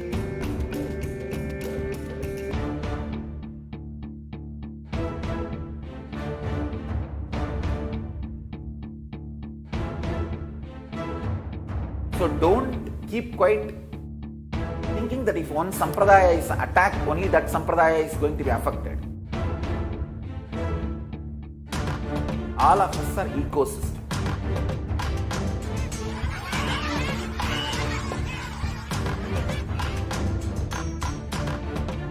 I invite all of you to get involved and enjoy Hinduism by the principle of Dharmo Rakshati Rakshitaha.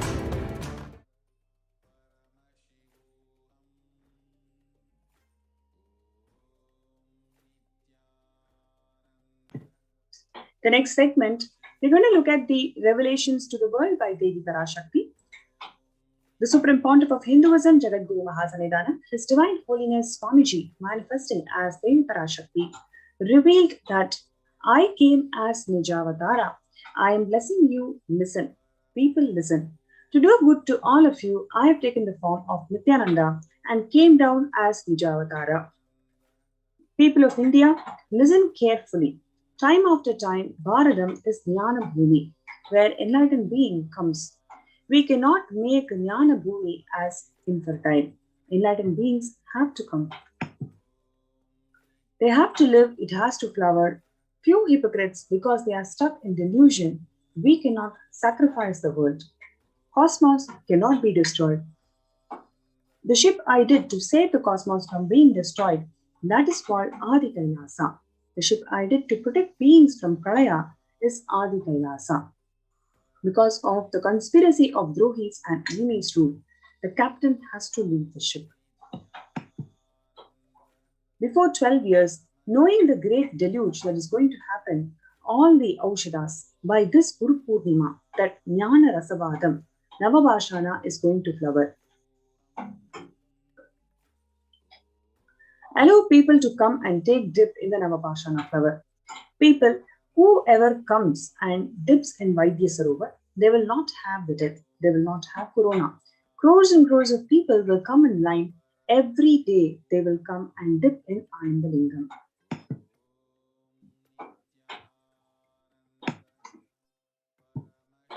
Listen well to my words.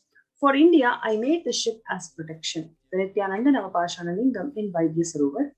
Go to Adi Kailasa, O Indians, listen. All those regretting losing the Nithyananda Nijavatara, without confusion and without talking just as the lip service, go to Adi Kailasa.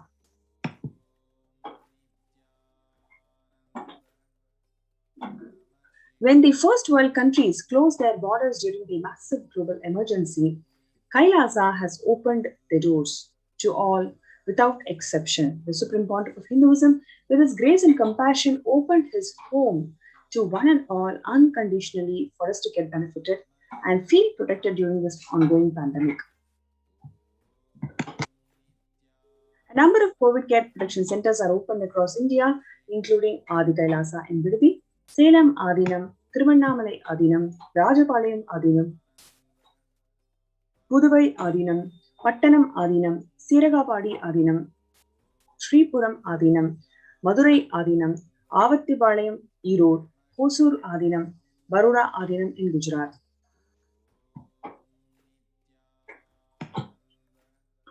In Kailasa rushes to aid India as India finds its verge on COVID third wave. So multiple COVID care protection centers are open that offers various spiritual and social services. A number of social services including medical care, infrastructure to accommodate thousands of people, accommodation for multi-layered quarantine facilities, emergency ambulances, personal protective medical equipment, food security management through food banks, and organic farming.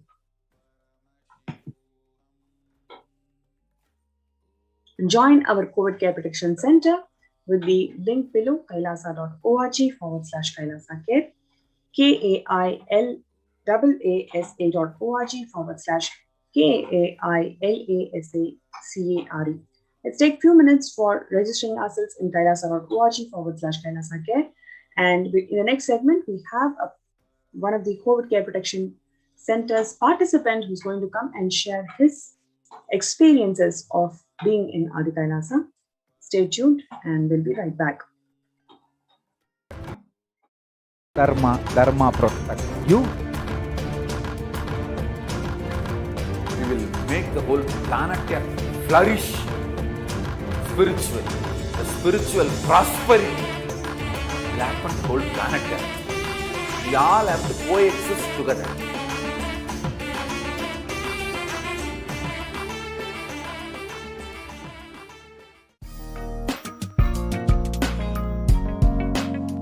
We get you health. We get you ability to build beautiful relationships in your life. We get you direct spiritual support, and we make sure you become wealthy.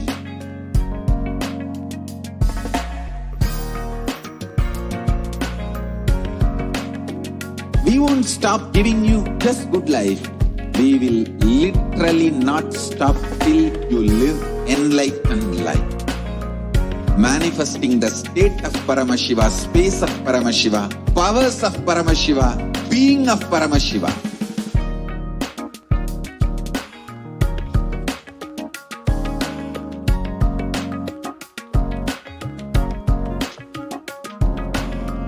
Whole world should become e-Kailasians.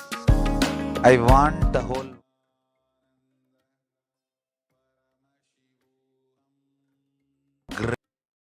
great to contribute to the world.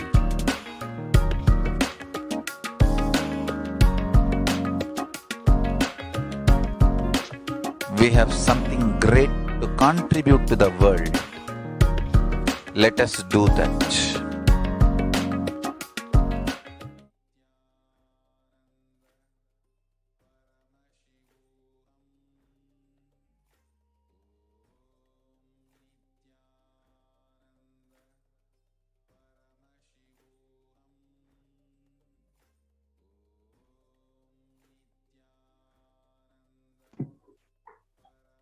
Welcome back. We have Prabhakaran Ayya from Chennai, who is joining our show today. Welcome, Ayya Nithyanandam. Nithyanandamma.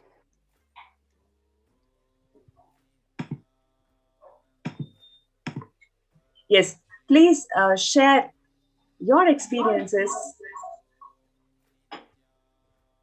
of how you became part of this COVID Care Protection Center, and what would you like to share to our viewers today? Sure, ma'am. So first of all, I would like to sincerely thank Swamiji for giving us this space where we can protect ourselves, not only me, my entire family, as well as my close relatives. So as Swamiji highlighted, right, as mentioned, so the very first thing we have to focus this year is that we have to save our life. So like if you take my responsibility as a son, as a father, as a brother, I have many people to take care. I need to ensure they are staying safe. So during this pandemic, I was in Chennai and my parents were in Kanchipuram. Both the cases were increasing left and right. So I was thinking, how is that I can handle this situation?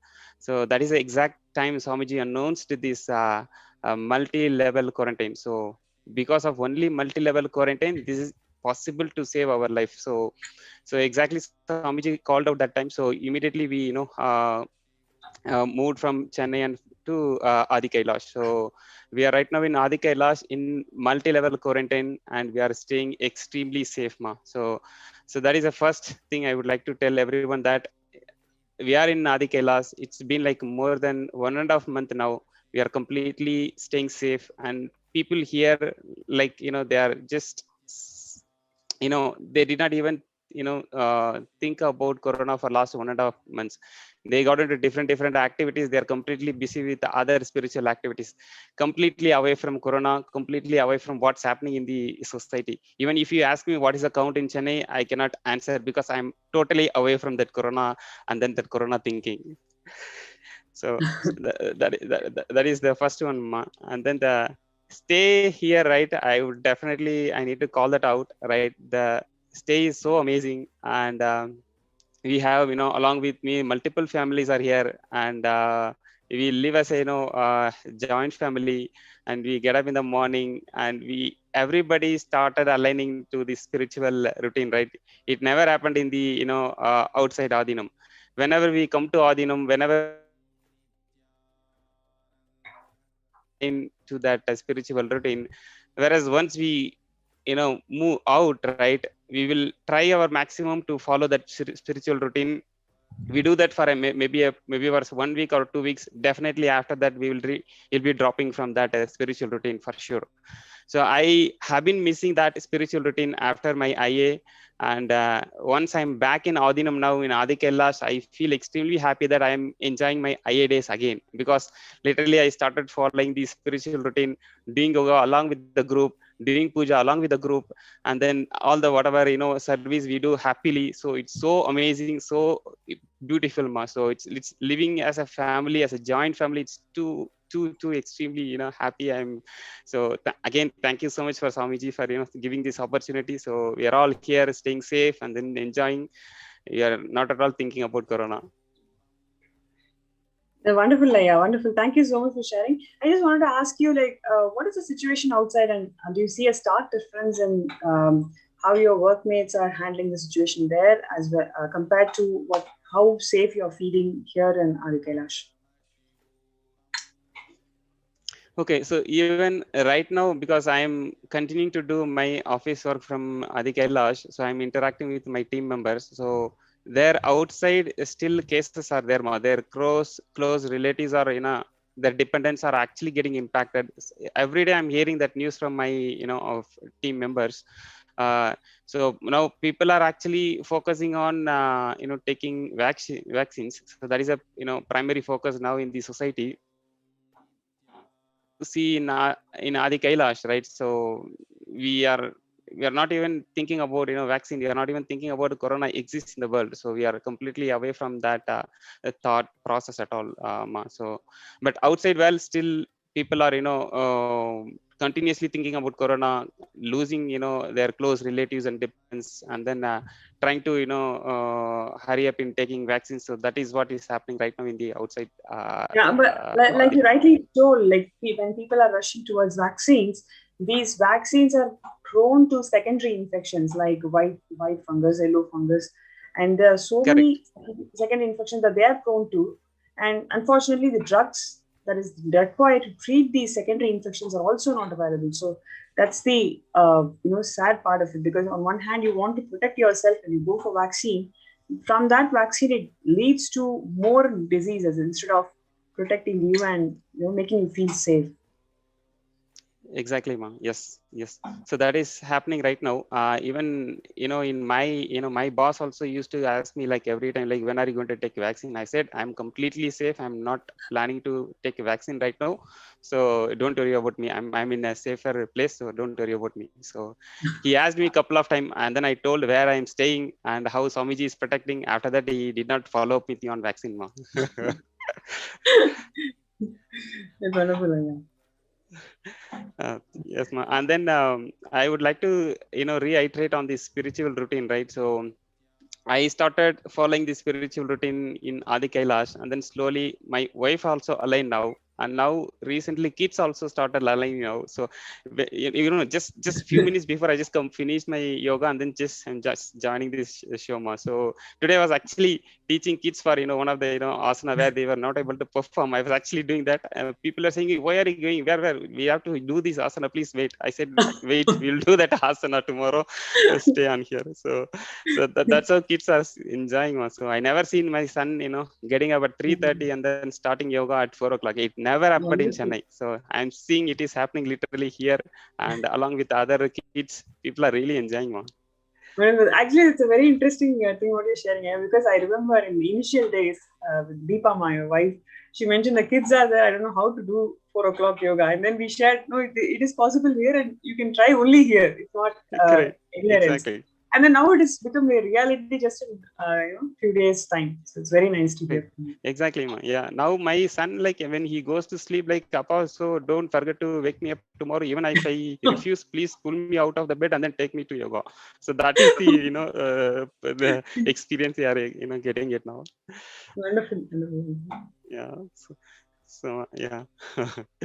And then one more thing I would like to call out during this stay here in Adi Kailash, medical team also I would like to sincerely thank them, because after we came here, like couple of weeks later, my daughter fell sick actually for 2. Immediately the attention I received from Adinam, it was too good, ma. So like we have doctors available in the ashram. They visited my room like in the morning and the evening.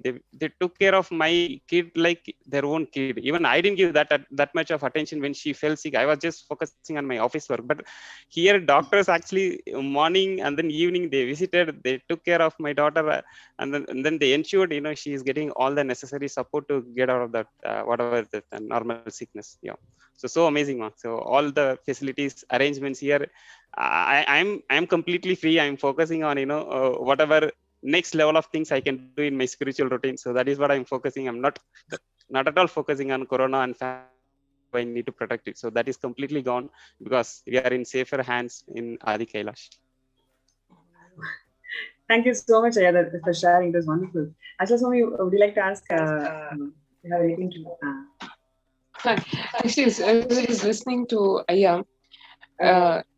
Some of these facets, I'm sure, like just how you are feeling it is so new and exciting in your life, Aya.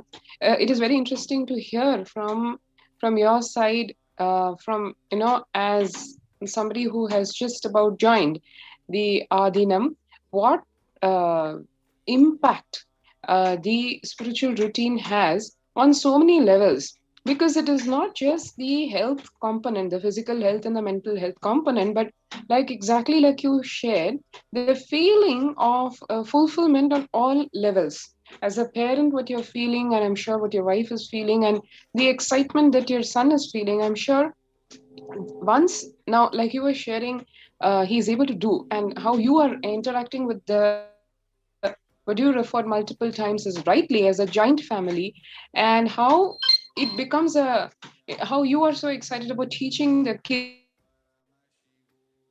new asanas, and I'm sure they are equally excited to be learning, experimenting, and I'm sure they'll reach next levels, because that's what the enlightenment spiritual ecosystem is all about.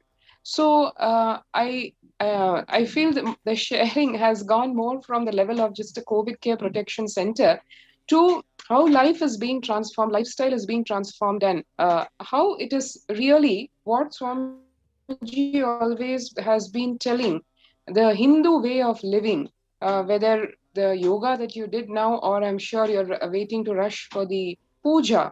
And that's the next part of the spiritual routine. So, how do you see others, like the other people as a part of the COVID Care Protection Center? How have you seen their responses? Like, for example, now when you're feeling so excited about teaching yoga, doing yoga, what is the reciprocation? Like, how is the whole dynamics working, so to say, whether in terms of children, your other brother disciples, and their spouses, etc. I wanted to have our viewers understand, because I'm sure after hearing what you said, they are equally envious about you, and want to join you in this ecosystem as well. Yes, ma. So if you ask my brother, okay, so he never done yoga. Okay, so recently he started, but he is not able to do it on every day. But if you see, he is in the Adinam along with me in around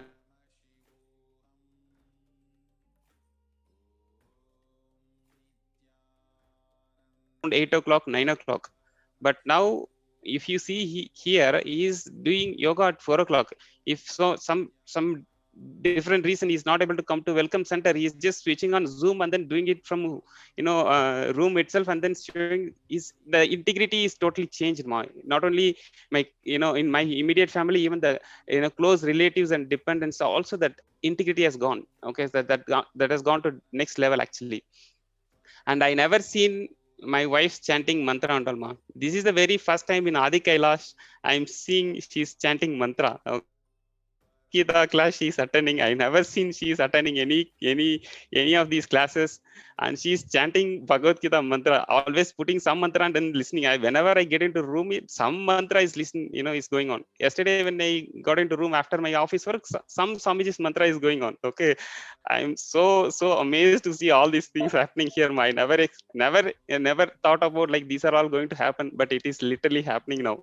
And along with that, we have to get Deepama for the next show to hear more things about you. I'm sure she's not. Changes happening in her. So the way she took up the responsibility changed her. And then one side chanting is going on. She's learning Bhagavad Gita chanting. Yeah. So amazing, Mas. And then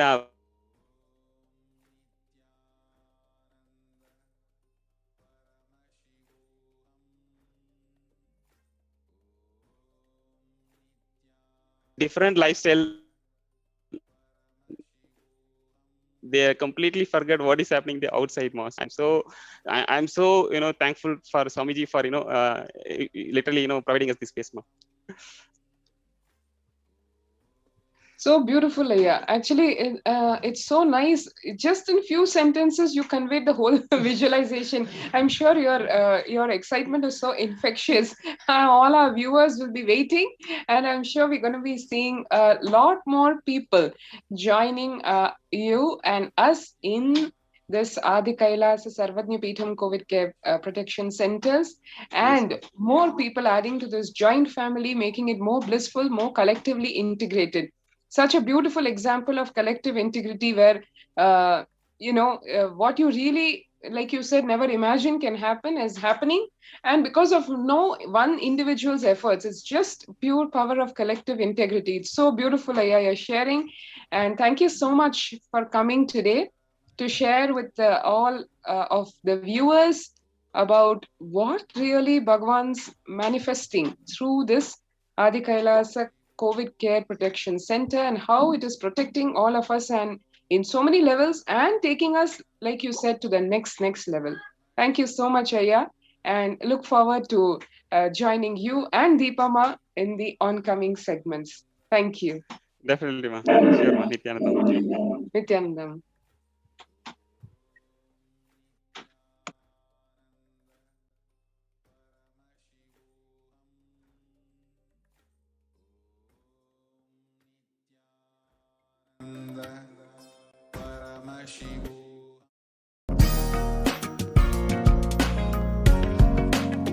Kailasa is proper customized spiritual service helping you to identify your root patterns of suffering.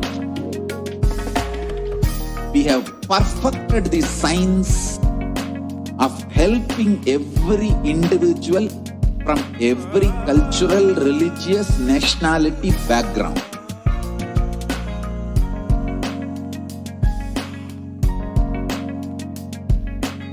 You will have lowest reactionary assumptions, highest awakened response, alive response for life continuously.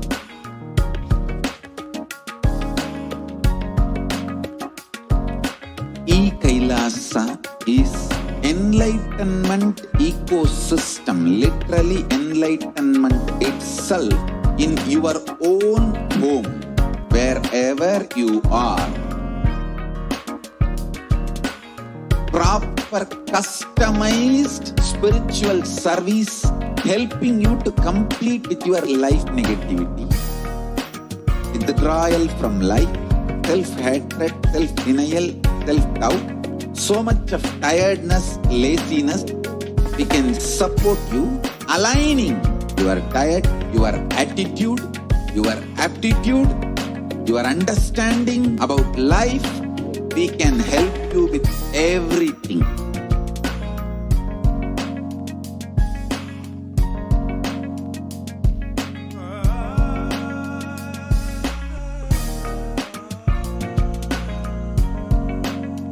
If you are interested in enlightenment, we will immediately bring this to you. If you are not interested, we will explain the whole science, inspire you and make you interested in enlightenment time. We need to cater this enlightenment science to the whole world wherever they are, because enlightenment is the birthright of all human beings. Kailasa is responsible to provide that to all human beings.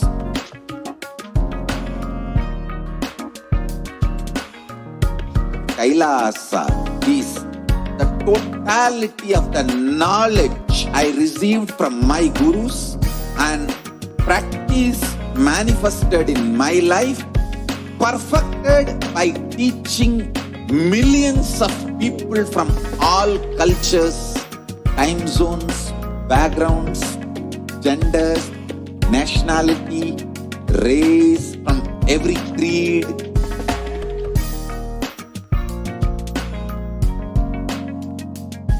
So this absolutely perfected knowledge available to you serve to you in your home without even you moving out of your couch, free of cost.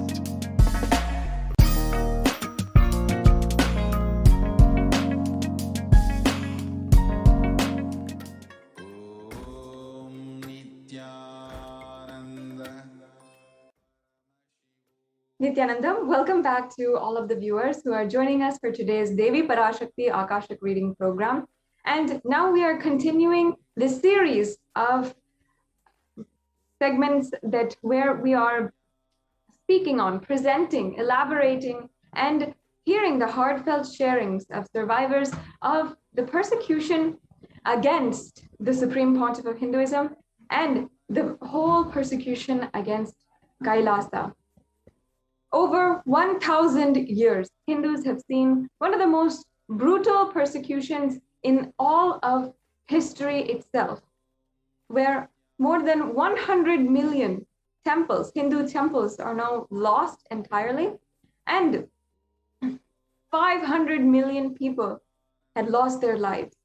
And we have seen so many different stories over the last couple of days on the different survivors who came forward, who were brave enough to come forward and speak about what they had been through, how they had seen in front of their eyes the anti-Hindu militant forces destroying Adinams, brutally victimizing women and children, and how all of us have seen what the Supreme Pontiff of Hinduism has had to undergo and had to sacrifice just in order to revive Kailasa, the ancient, enlightened Hindu civilizational nation, for all of us Hindus, for all of us who enjoy the best of the best, enjoy Kailasa, enjoy the best of the sacred sentiments, the best of the great Hindu scriptures revived by the Supreme Pontiff of Hinduism, and the best of the avatars who has incarnated on planet Earth now, in this day and age, the Supreme Pontiff of Hinduism. What he has literally sacrificed for each and every one of us is the saga of the persecution against him by the anti-Hindu militant forces. Over the last few days, we have been focusing in on different topics as a part of this whole month of awareness on the Hindu persecution. July is the month declared for the Hindu Persecution Awareness Month. And appropriately, this is the month where we're also revering our gurus. On July 24th is Guru Purnima. And as the embodiment of Tyaga, of sacrifice, our gurus are to whom we owe the most for having brought us age to age, year to year, generation to generation, until now, delivering us at the feet of the Supreme Pontiff of Hinduism, the successor of the great Guru Parampara of Sanatana Hindu Dharma, and delivering and ensuring that Hinduism is surviving throughout the ages. We have seen over the last few days about heritage destruction and how this was one of the primary, foremost tactics to destroy the conscious sovereignty, the sovereignty of Hindu nations. We were at one point 56 deshas. We were at one point 56 nations across the world, from Afghanistan until Cambodia, and including Malaysia, Singapore, Indonesia, all of which still today have Hindus presiding inside of them, have Hindu culture, Hindu civilization, Hindu temples, Hindu ecosystems, but are dwindling very, very fast. In Malaysia, Pakistan, and Afghanistan, the attacks against Hindus are increasing every single day, are becoming more frequent, and the voice of Hindus is becoming less and less heard, because in each of these places, Hinduism is literally diminishing to the point of almost becoming extinct. Even in India, Hindus are not safe. And in all of the examples that we have seen today, we have seen how in India itself, the heritage, the temples, the adinams, the great constructions and infrastructure that was gifted to us by our ancestors is under crisis due to so many different forces that are trying to attack and trying to literally confiscate, loot, and leech the resources. We've seen so many different examples, how Somanath temple was destroyed literally 17 times, how the icon of India, which is the Taj Mahal, was actually the Tejo Mahalya. And what so many people are praising and seeing as the icon of India is actually one of the reminders for all Hindus of our destruction of one of the greatest Shiva temples that was built in history. And we keep on needing to see Adinam's temples really almost becoming ruins in front of us. We should not be under the illusion that Hinduism is okay, that our heritage is completely fine. Even if we may be the oldest and last surviving indigenous and primordial civilizations on planet Earth, still we are just a fraction of what we once was, of what we once were, living as an entire spanning Hindu civilization across 56 different nations. But today, we are 0 nations, absolutely 0. And that is why the Supreme Pontiff of Hinduism is reviving Kailasa, reviving the nation of Kailasa, the civilizational nation. Kailasa is a large, huge revival of Sanatana Hindu Dharma in at least one corner of the world where it can be left to survive, left while the whole world undergoes and is submerged under the darkness and ocean and sea of so much of corruption, disease, death, and suffering.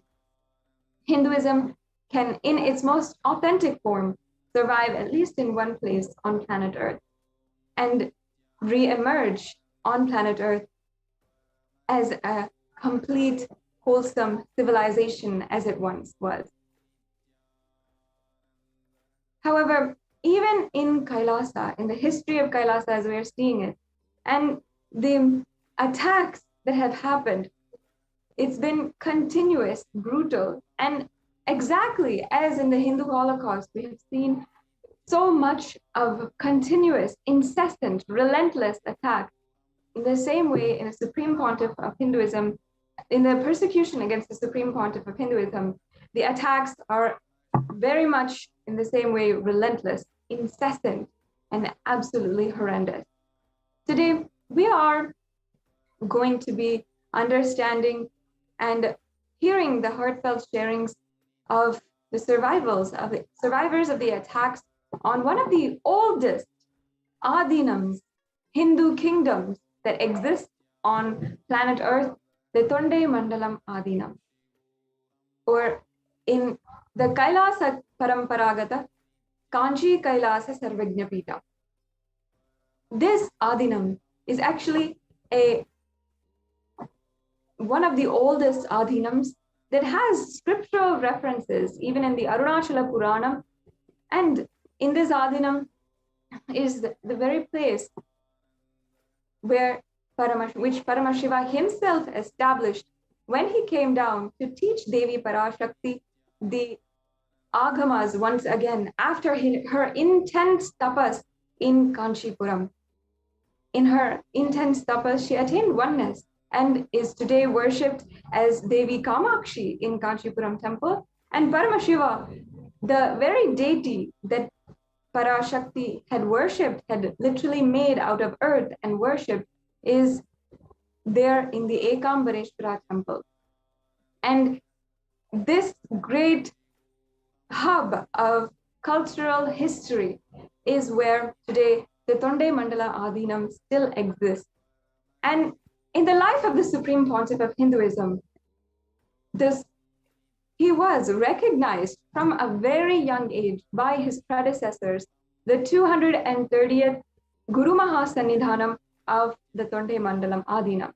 The Tonde Mandalam Adinam was established by Paramashiva himself thousands of years ago, and since then has been taken care of, has been led as a sovereign kingdom by various sovereign leaders, or whom we call and respect as Guru Mahasanidhanam, meaning the pontiff, the supreme pontiff.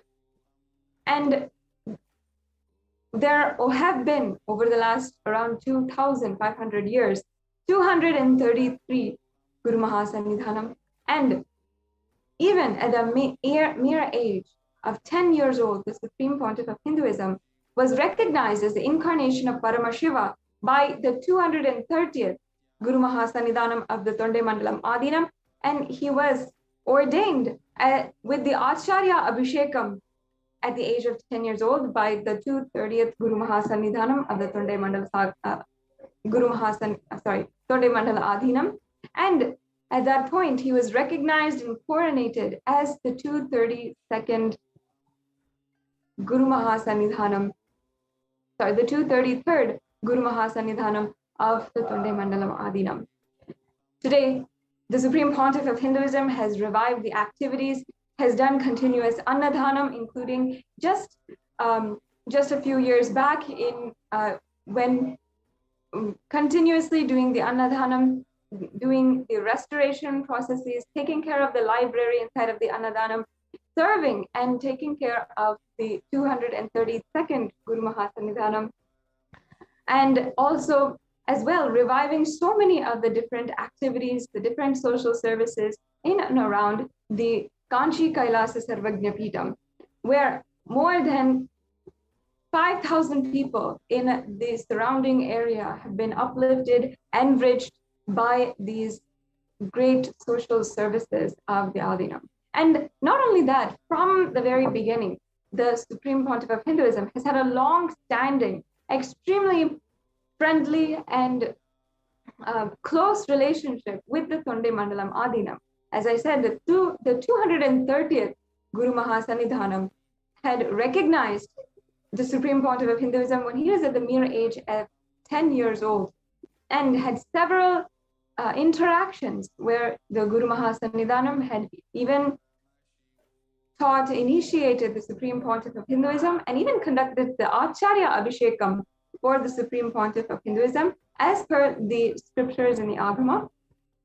And after which as well, the connection and close connection with the Tonde Mandalam Adinam continued, even with the 232nd Guru Mahasanidhanam in 2002, where after the Supreme Pontiff of Hinduism founded the nation of Kailasa and began working in earnest with deep sincerity for the revival of the whole civilizational nation at the mere age of 22 years. The Supreme Pontiff of Hinduism had been recognized once again by the 232nd Guru Mahasanidhanam of the Tonde Mandalam Adinam, and he had actually been one of the guests who supported and had spoken at the inauguration of the first Adinam, first Kailasa in Tiruchendur. There's also many photographs of the 232nd Guru Mahasanidhanam repeatedly being invited, being an honored guest in the events and in the different activities, celebrations, and continuously giving his support on the side as a representative of the Tonde Mandalam Adinam, the Kanchi Kailasa Sarvagna Peetham, and being in close relation and working together to revive the ancient Hindu kingdom, the Kailasa, the civilizational nation, with the Supreme Pontiff of Hinduism. And today, the Supreme Pontiff of Hinduism is ordained as the 233rd Guru Mahasanidhanam of the Kanchi Kailasa Sarvagna Peetham. And as the 233rd Guru Mahasanidhanam, he has spearheaded the revival of so many different activities, so many different beautiful social, spiritual activities, including leading and conducting programs that are designed and revived from Hinduism by the Supreme Pontiff of Hinduism, and even conducting the Annadhan, and even visiting and working with the Tonde Mandalam Adinam and reviving many other cultural activities in the Adinam, reviving and maintaining the worship of the most the oldest deities, more than 3,000 years old, the deities in the Tonde Mandalam Adinam, and ensuring that the community, the surrounding community of more than 5,000 people is continuously enriched with different types of socio-spiritual services, including the Akashic readings and including the Guru Puja, the different classes and sessions on yoga, all of which were made available freely, absolutely freely, to the community and the ancient indigenous kingdom of the Kanchi Kailasa Sarvagna. Today, we will be understanding some of the most horrifying attacks against the Tonde Mandalam Adinam, where even despite having done so much of good, have literally revived the Tonde Mandalam Adinam, and having so much of grand vision of the Tonde Mandalam Adinam being a fulcrum of the revival of Sanatana Hindu Dharma in Kanchipuram in its entirety, the Supreme Pontiff of Hinduism underwent so much of attack in Tonde Mandalam Adinam, in the very premise and against the Adinam itself, having with the complete intention to destroy the heritage, this long-standing, thousands of years old world heritage site, and also to ensure that the activities, the revival work that the Supreme Pontiff of Hinduism had been successfully doing, was entirely stopped or delayed. Today, we even have sharings of two of the survivors of the most horrendous attacks I personally have ever heard of in the history of Kailasa. The most brutal attacks, a nearly fatal assassination attempt, and a hostage situation for more than 10 hours. These are the sharings that you are going to be hearing today. I hope each and every one of you, before we are entering into the further segments of today's persecution segment, I strongly encourage each and every one to go to the link in the scroll below. As many of you might have heard, the United Nations has recognized the persecution against the Supreme Pontiff of Hinduism. And in one way, at least in one platform, we have finally had our voices heard, our voices known in the international platform and the international audience. So it is our responsibility as Hindus to ensure that as many people know about this, are sharing this, and are sharing this worldwide with everyone you know. So all of the practicing Hindus, the sympathetic Hindus, even the people who are just curious Hindus, let's just take a few minutes and share the link in the scroll below. We will be continuing on with today's segment on the persecution against the Supreme Pontiff of Hinduism and the heritage attacks against the Tonde Mandalam Adinam, the Kanchi Kailasa Sarvagna Peetham.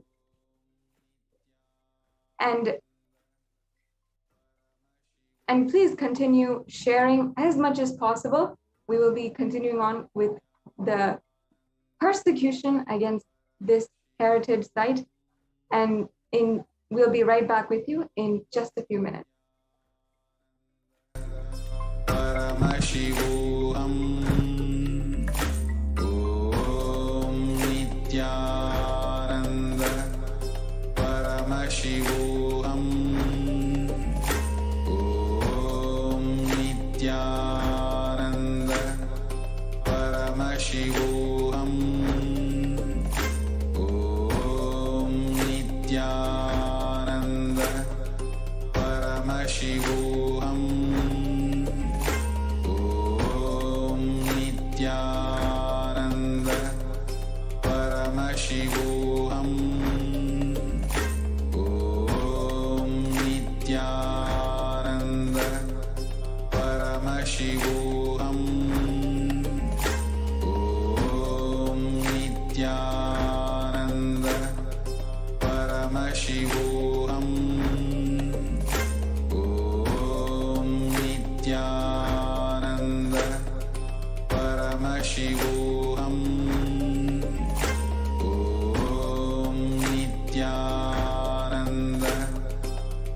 Paramashivoham.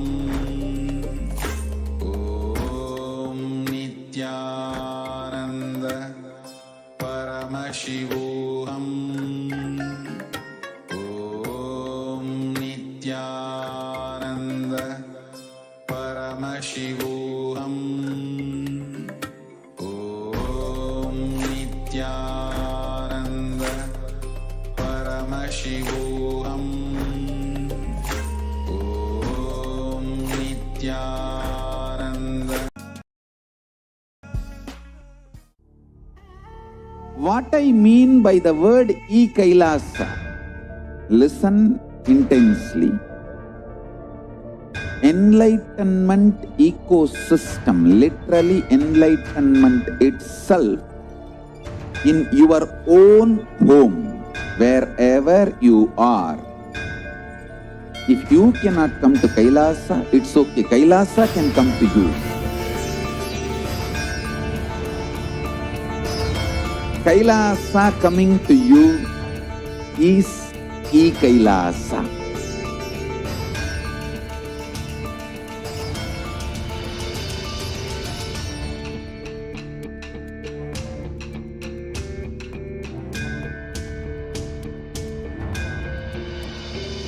I will revive Hinduism. I am a Hindu revivalist, not by any revolution, but by evolution.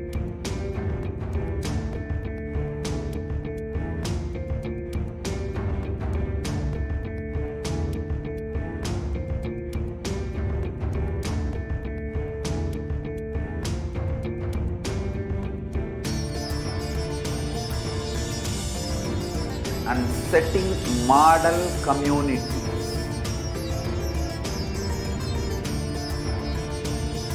Kailasas, enlightenment ecosystems, Sarvanya Pitas all over the world.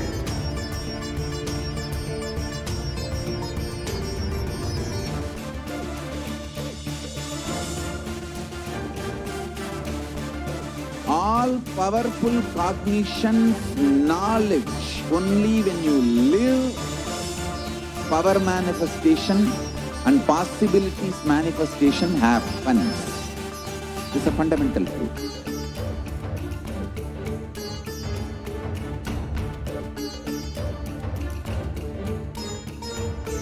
Hinduism cannot live exclusively as one sampradaya. No.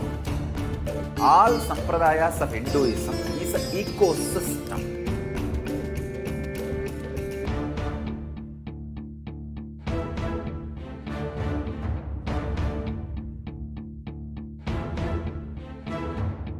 So don't keep quiet thinking that if one sampradaya is attacked, only that sampradaya is going to be affected. All of us are ecosystem.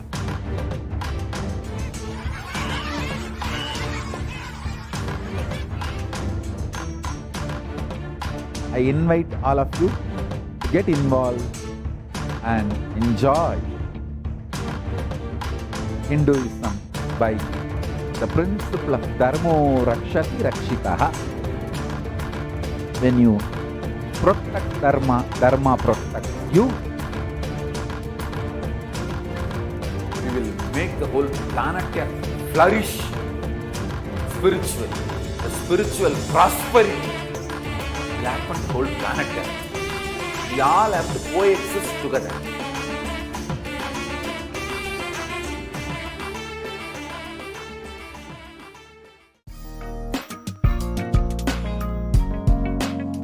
We get you health. We get you ability to build beautiful relationships in your life. We get you direct spiritual support, and we make sure you become wealthy.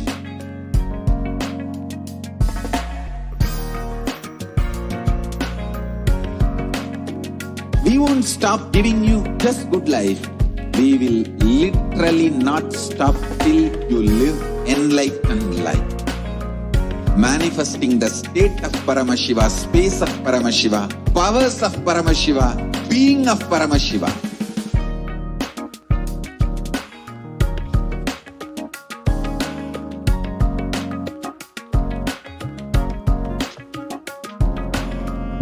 whole world should become Kailasians. I want the whole world to know Hindus have something great to contribute to the world.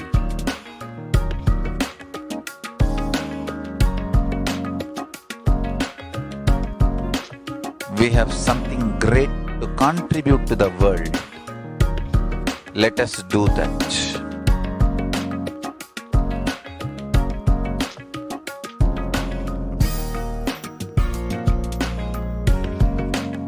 Kailasa is proper customized spiritual service helping you to identify your root patterns of suffering.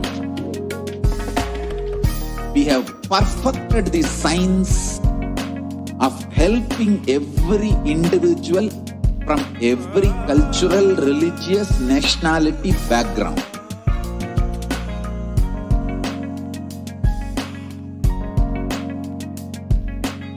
You will have lowest reactionary assumptions, highest awakened response, alive response for life continuously.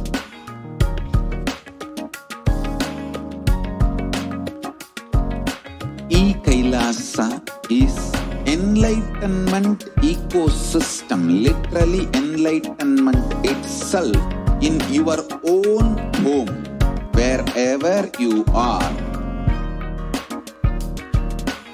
Proper customized spiritual service helping you to complete with your life negativity, withdrawal from life, self-hatred, self-denial, self-doubt, so much of tiredness, laziness. We can support you aligning your diet, your attitude, your aptitude, your understanding about life. We can help you with everything.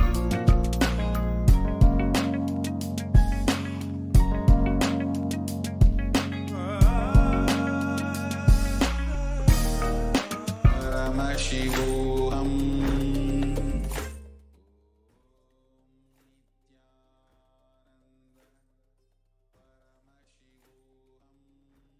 And welcome back, dear viewers.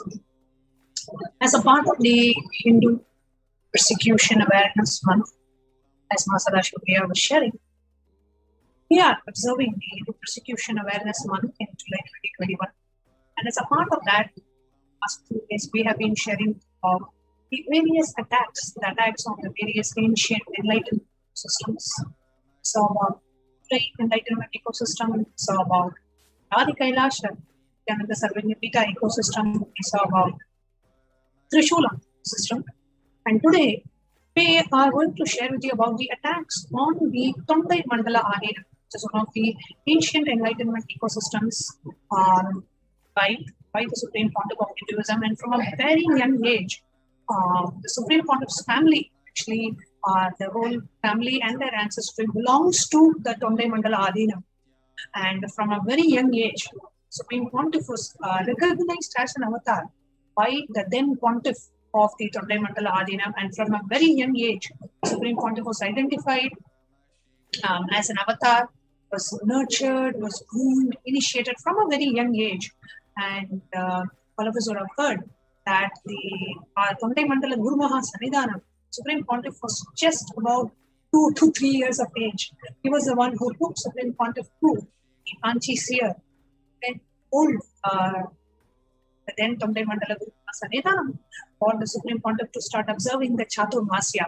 So just from the age of about 2 or 3, the Supreme Pontiff has been associated with the Tondai Mandala Adinam. And we can even show you pictures of the first Kailasa inauguration that happened in the year 2001, where the Guru Maha Sannidhanam, the 232nd Guru Maha Sannidhanam, and was invited for the inauguration of the first Kailasa that happened in the year 2001 Avati Palayam in Erode. And the association has been lifelong, and the Supreme Pontiff had visited and done a lot of services, contributions for the entire kingdom. Tondai Mandalam was actually an entire kingdom, and it was being revived. The whole Enlightenment ecosystem was being revived. And the anti-Hindu attack, militants and the new Hindu elements are recognizing the long-term contributions that Supreme Pontiff had done to the Tondai Mandala Adhinam, and knowing that the Supreme Pontiff was actually visiting the Tondai Mandala Adhinam, they had planned an assassination attempt and the destruction of this ancient heritage property. And so what they had planned, knowing that the Supreme Pontiff was going to visit the Tondai Mandala Adhinam in Kanchipuram in Tamil Nadu, they had planned an assassination attempt, which was a gas blast. And they wanted the entire, actually the monastery to be destroyed along with the Supreme Pontiff of Hinduism, so that nothing left behind and the revival of the Enlightenment ecosystem could be stopped. And today we have joining us the victims of this horrific persecution, Shri and Manitya Jnanapriyananda, where Shri Jnanapriyaya was actually, I request NTV operator to please project them.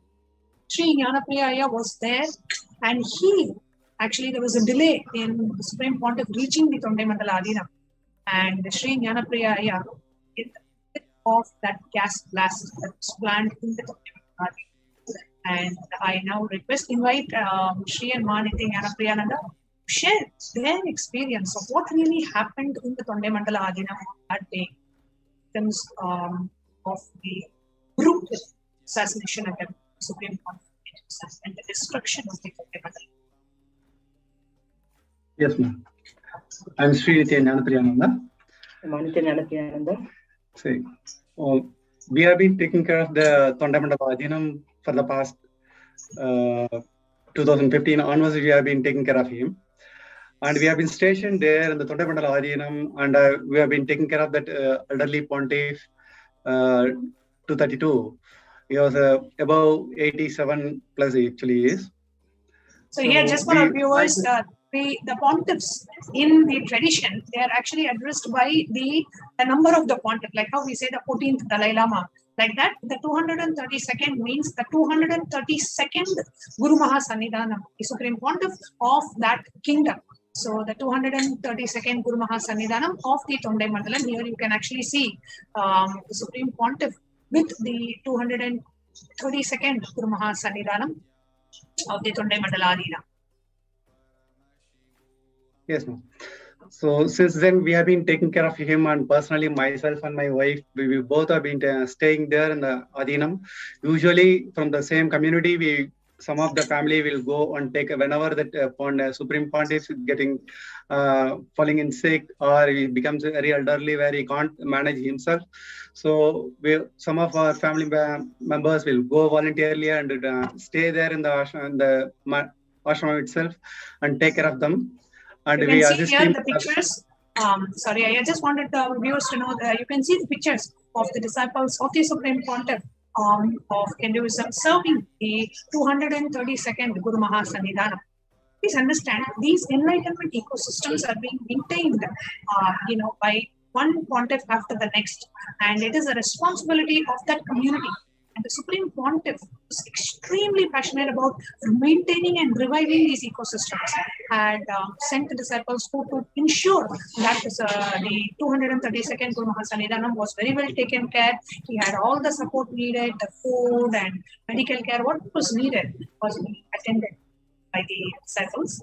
Yes, sir. Please go ahead.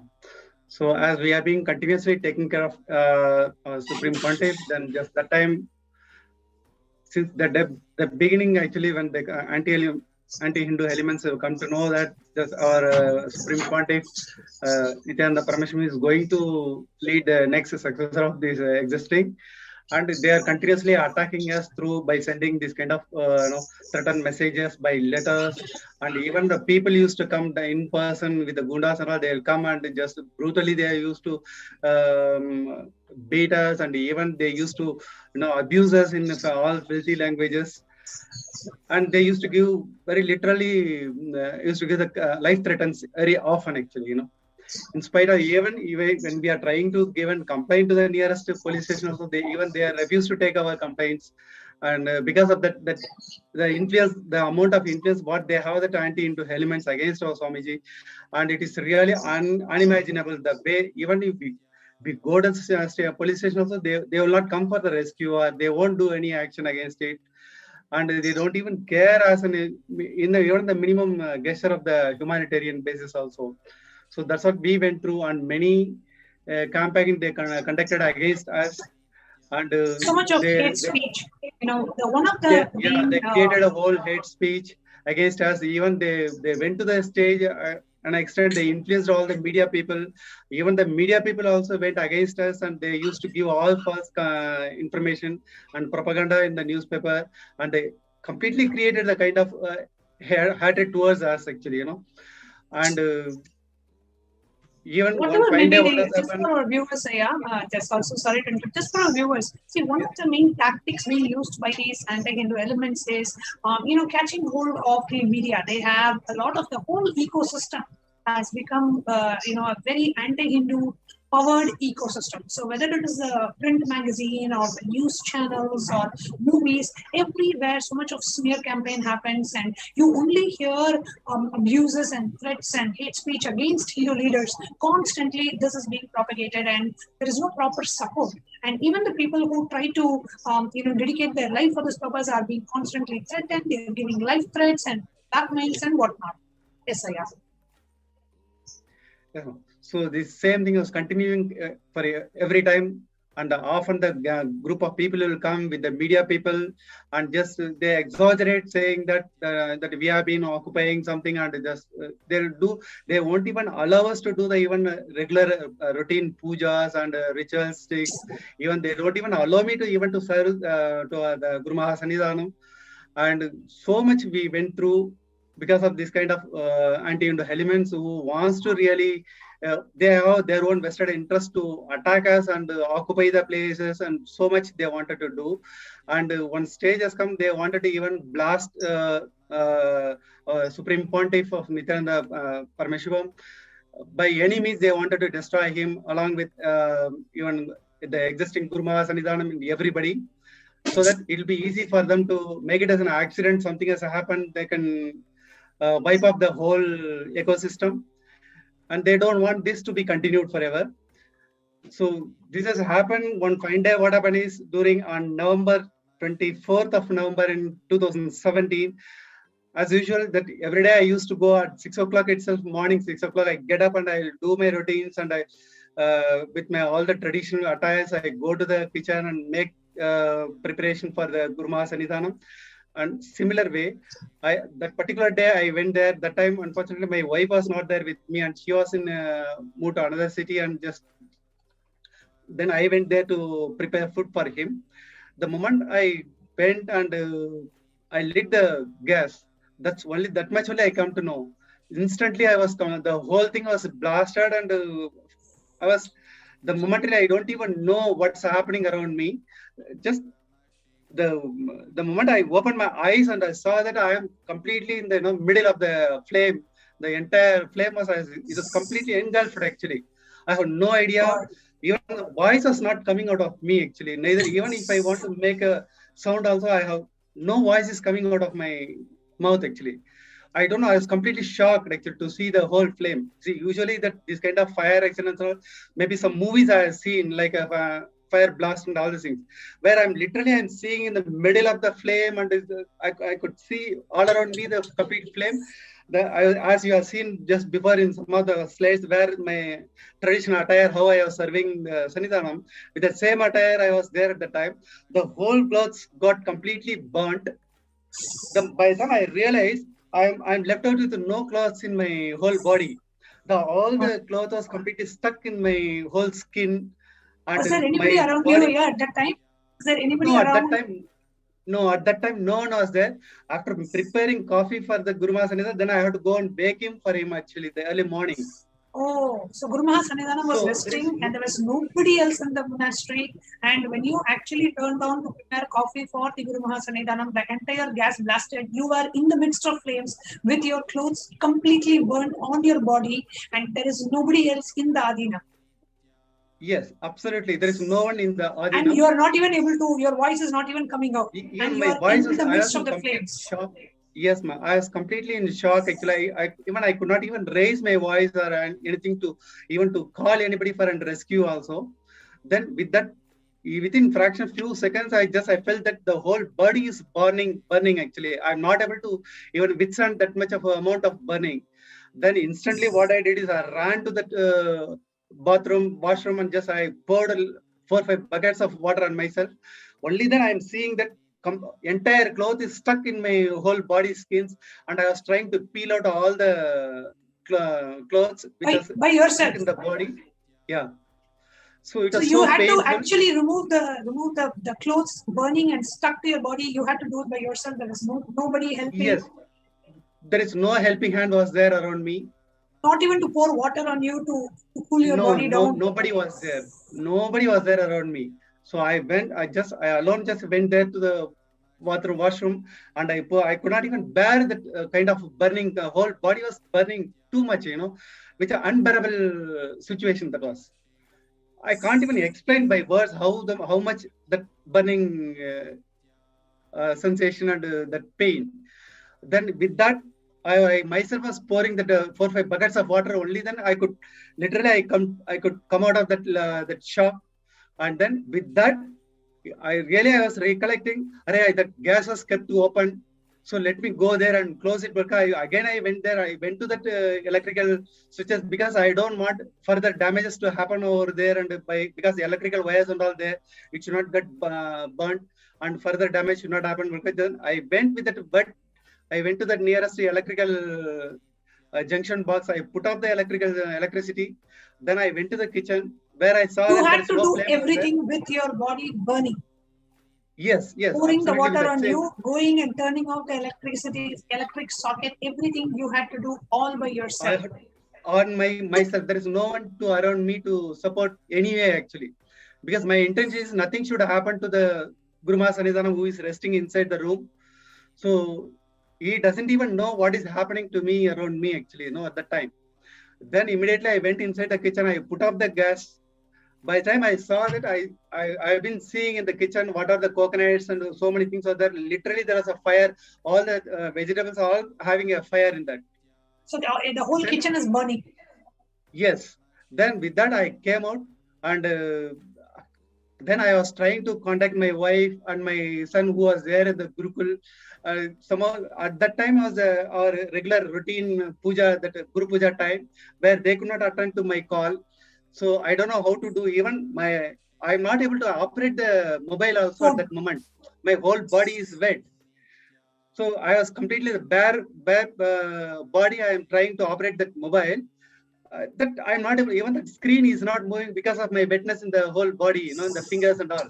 Somehow I'm trying to wipe off. Even my fingers are not coming to even wipe the mobile. Somehow I managed to call my father-in-law who was staying in the same city. Somewhere nearly 5 kilometers away from the Adinam where I was staying. Then I called him. Luckily, he could pick up the call. Then I told him, I didn't even explain anything much.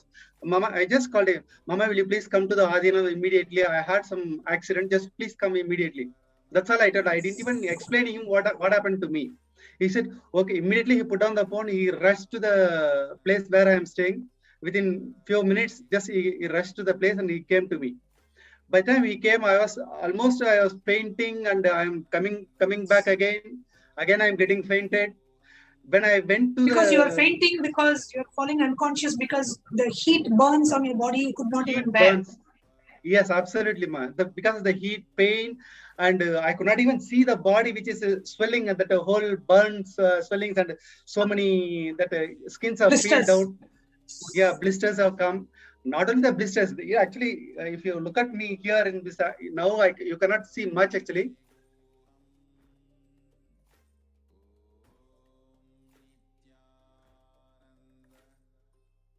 Got burnt. I could literally see the bones inside actually. Even that skin got slit. So the whole skins skin are slit. actually broke open and you were able to see your own bones. Yes, I could see my own bones in the hands and my legs and everywhere. Where I removed the skin which was stuck in the skin, when I removed you had to remove the skin yourself. Yes, I had to remove myself. When I removed, then I could see that literally the bones where I was able to see that. That was my condition at that time. Due to all this pain and everything, I was falling into the fainting, and there is no one around me to even to give some drinking water. I was feeling so thirsty. I am trying to voice out that I need water, but no one is around me. Then actually, somewhere with that of fainting in this only, I went to the Guru Maha Sannidhanam, and I was telling him he was not able to see me what is exactly happening to me. Neither he is able to listen me what I am saying also. I was fainted and I was in front of him. I was laying on the floor. I was rescuing for. I am trying to voice out. I am feeling more thirsty. I need some water. Okay, even he is not able to hear me what I am asking him also. Then somehow I managed. I always keep some water bottle next to him. I managed to drag that water bottle by myself, and I drank. Then I was trying to come out of my unconscious state. Then I was explaining him. At that point of time, on that day, I supposed to take Guru Maha Sannidhanam to one of the meeting to out of station. And then then only I was explaining this is what has happened to me. Then he was asking me, did you call anybody? And then I told him, yes, I informed my father-in-law he is coming here, Sannidhanam. I will manage it. You please take care of you. Already I'll arrange some food for you. And I'll just let me go to the hospital and see what I can do for myself. Then he has become speechless, and by looking at me, he is also fallen shock actually. Then immediately the moment my father-in-law came, the moment he saw me, he started crying actually. He is not able to control. I never seen my father-in-law crying or seeing any tears in his eyes. So by looking at him, I was not able to control myself. That also happened like that. Then immediately what it is, he wrapped me with some cloth and he took me in his bike and to the nearest hospital.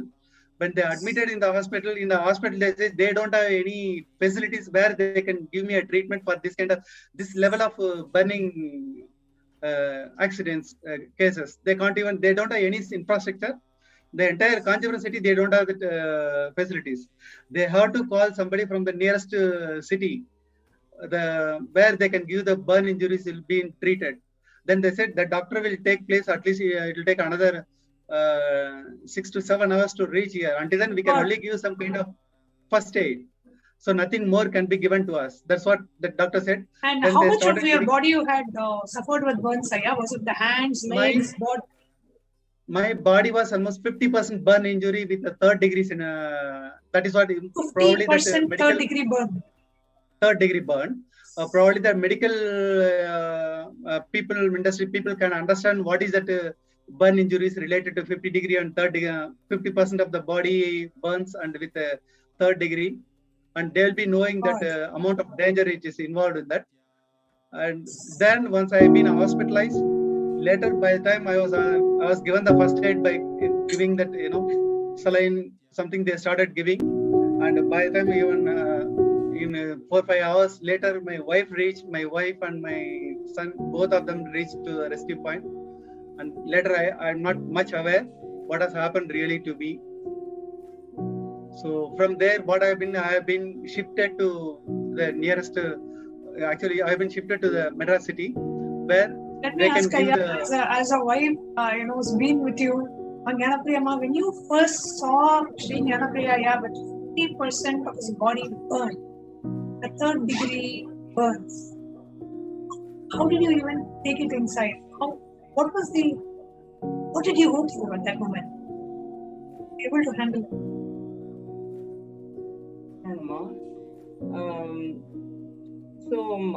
That was the day when I was doing the puja. He was trying for me to contact, but whenever I was in puja, I used to put it in silence, so I could not attend his call. Then once that puja was over, then I immediately got a call from our admin saying like, "Ma, don't worry, just want to tell you something. Aya has met with a fire accident, but Swamiji said he's already taking care of him, so you don't worry, Ma. Immediately you just make a move from here." So they just immediately gave some cash in my hand, and they arranged for a taxi. And they, so you were in Bangalore at the time? Already there. Yeah, at that time there was a program happening. Actually, I was just there was a every December we have a mass spiritual retreat. That time in 2017 it was Mahasadashivoham which was planned. So I was taking care of the kitchen department. So I went to Bangalore Adinam to take care of the kitchen department. So he was alone and handling Tandai Mandalam and then Kurma Sanithanam. He was taking care of his food and everything. So when I was there, when he called, I could not pick up. When I came to know that this is what has happened to him, I could not understand actually what the person is talking in the other call. Then by the time they understood me, the Swamiji sent another devotee with the car, and then they gave me some cash immediately in my hand. They said, "Don't worry, immediately you just move to the hospital wherever he is staying, and then just let us know what's really the doctors are saying." So it took some 4-5 hours of time to reach from Bangalore to Kanchipuram. That whole 4 to 5 hours was like a kind of a hell, because fire accident means I was not able to understand what was fire accident means. I was continuously asking my father to send the photographs of him, but he was afraid to send the photographs to me. So I was not able to see any photographs or anything. And so many things were running, whether he is alive or not. People are trying to just thinking about me or trying to hide something or what is really happening to him. When I'm trying to talk also, my father was not in a position to talk to me. I could see the voice was just, was very shaky. I was asking him, what is really happening to him, how he is. He said, "You just come, Ma. He's okay. We are taking care of him. You just come." So the whole journey was literally a hell for me, thinking about my kids, what will happen to him. So the whole future has become a kind of a insecurity for me. How I'm just going to handle myself and my kids, and so many trauma was just happening. I was only thinking about Swamiji, and just chanting only Mahavakya, and then I just went and reached the place. When I reached the hospital, when I'm just climbing the stairs, I'm just seeing all his relatives, and my relatives were there already in the hospital, and they started crying. I was not able to say, even to go and talk to them, anything. Then I just rushed immediately to the room where he was admitted. How I left him in Tandai Adinam, then how I just saw him in the hospital was like he was just lying on a, what is that, banana leaves with a minimum cloth on his body, because he can't bear anything. Body was full of big boils. It's like I don't know where to go and touch him also, even to just see. Normally we are all healers, so Swamiji initiated us into healers. If anybody goes through anything, we touch them and then give them healing. Now I don't know where to go and touch him also. Body is just full of such a big blisters, and I just completely became so numb and frozen. I did no tears are coming the whole 4 or 5 hours. How much of tears and how much I was going through. The moment I saw him, I completely became senseless. My body became senseless. No crying, no talking. I didn't even ask him what has happened to him. Neither he was able to speak, nor I was able to speak, and people were around us. It was like I became like on dead body only after seeing him. I was just standing there and looking at him. By the time I received a call, on the call, I just heard Swamiji's voice saying, "Kanu, don't worry, Ma. I saved him out of death. So don't worry. Immediately shift him to Bangalore hospital." Like that he said. After hearing Swamiji's voice only, it was like I was even able to come to that kind of a consciousness. Okay, he's there. Swamiji will take care of him. So I need not to worry. So much of tears were just continuously rolling, even to whatever Swamiji was asking. Also, I was not able to answer anything. Swamiji was asking me, "What is the degree, Ma, he have? What kind of a degree it is? How many percentage means?" Literally, I did not know what is degree. I did not know what is percentage and all these things. So I was not able to answer anything to Swamiji. Then Swamiji said, "You don't worry about anything, Ma. Our devotees will take care of everything. I'm there. Just immediately shift him to our Bangalore hospital. I am there. My presence is there. It will be easy for me also to heal him." So he consoled in all the possible ways, and not only to not only that much, and he told the other devotees also, Ma, please make Jnanapriya understand. Then I told Swamiji, no Swamiji, there is no second thought when you are telling I'll move. Here, he was just, he saw the voice was trembling and all, he saw that I'm collapsing inside. Then he was just trying to give me the confidence through the other people. Then I said, no Swamiji, we will just immediately shift to Bangalore. And he told, Ma, I will arrange a separate flight for him. Let him not travel even by taxi or anything, because the body cannot even, tolerate that little pain of jerk also on the road. It will be bumpy and all. I don't want him to go through any jerks. I let him just to fly easily. It will be easy for me to heal him when he is in the air. So, in all the possible ways, Swamiji has already made all the arrangements and everything, whatever is needed for him. Then after that, after he spoke to me, he spoke to him also, giving that he is taking care of him and giving him all the confidence that he is always there with him, with me. Then after listening to him, after listening to all whatever Swamiji said, only I just gained some confidence that okay, I cannot be powerless like this. What has to be done next?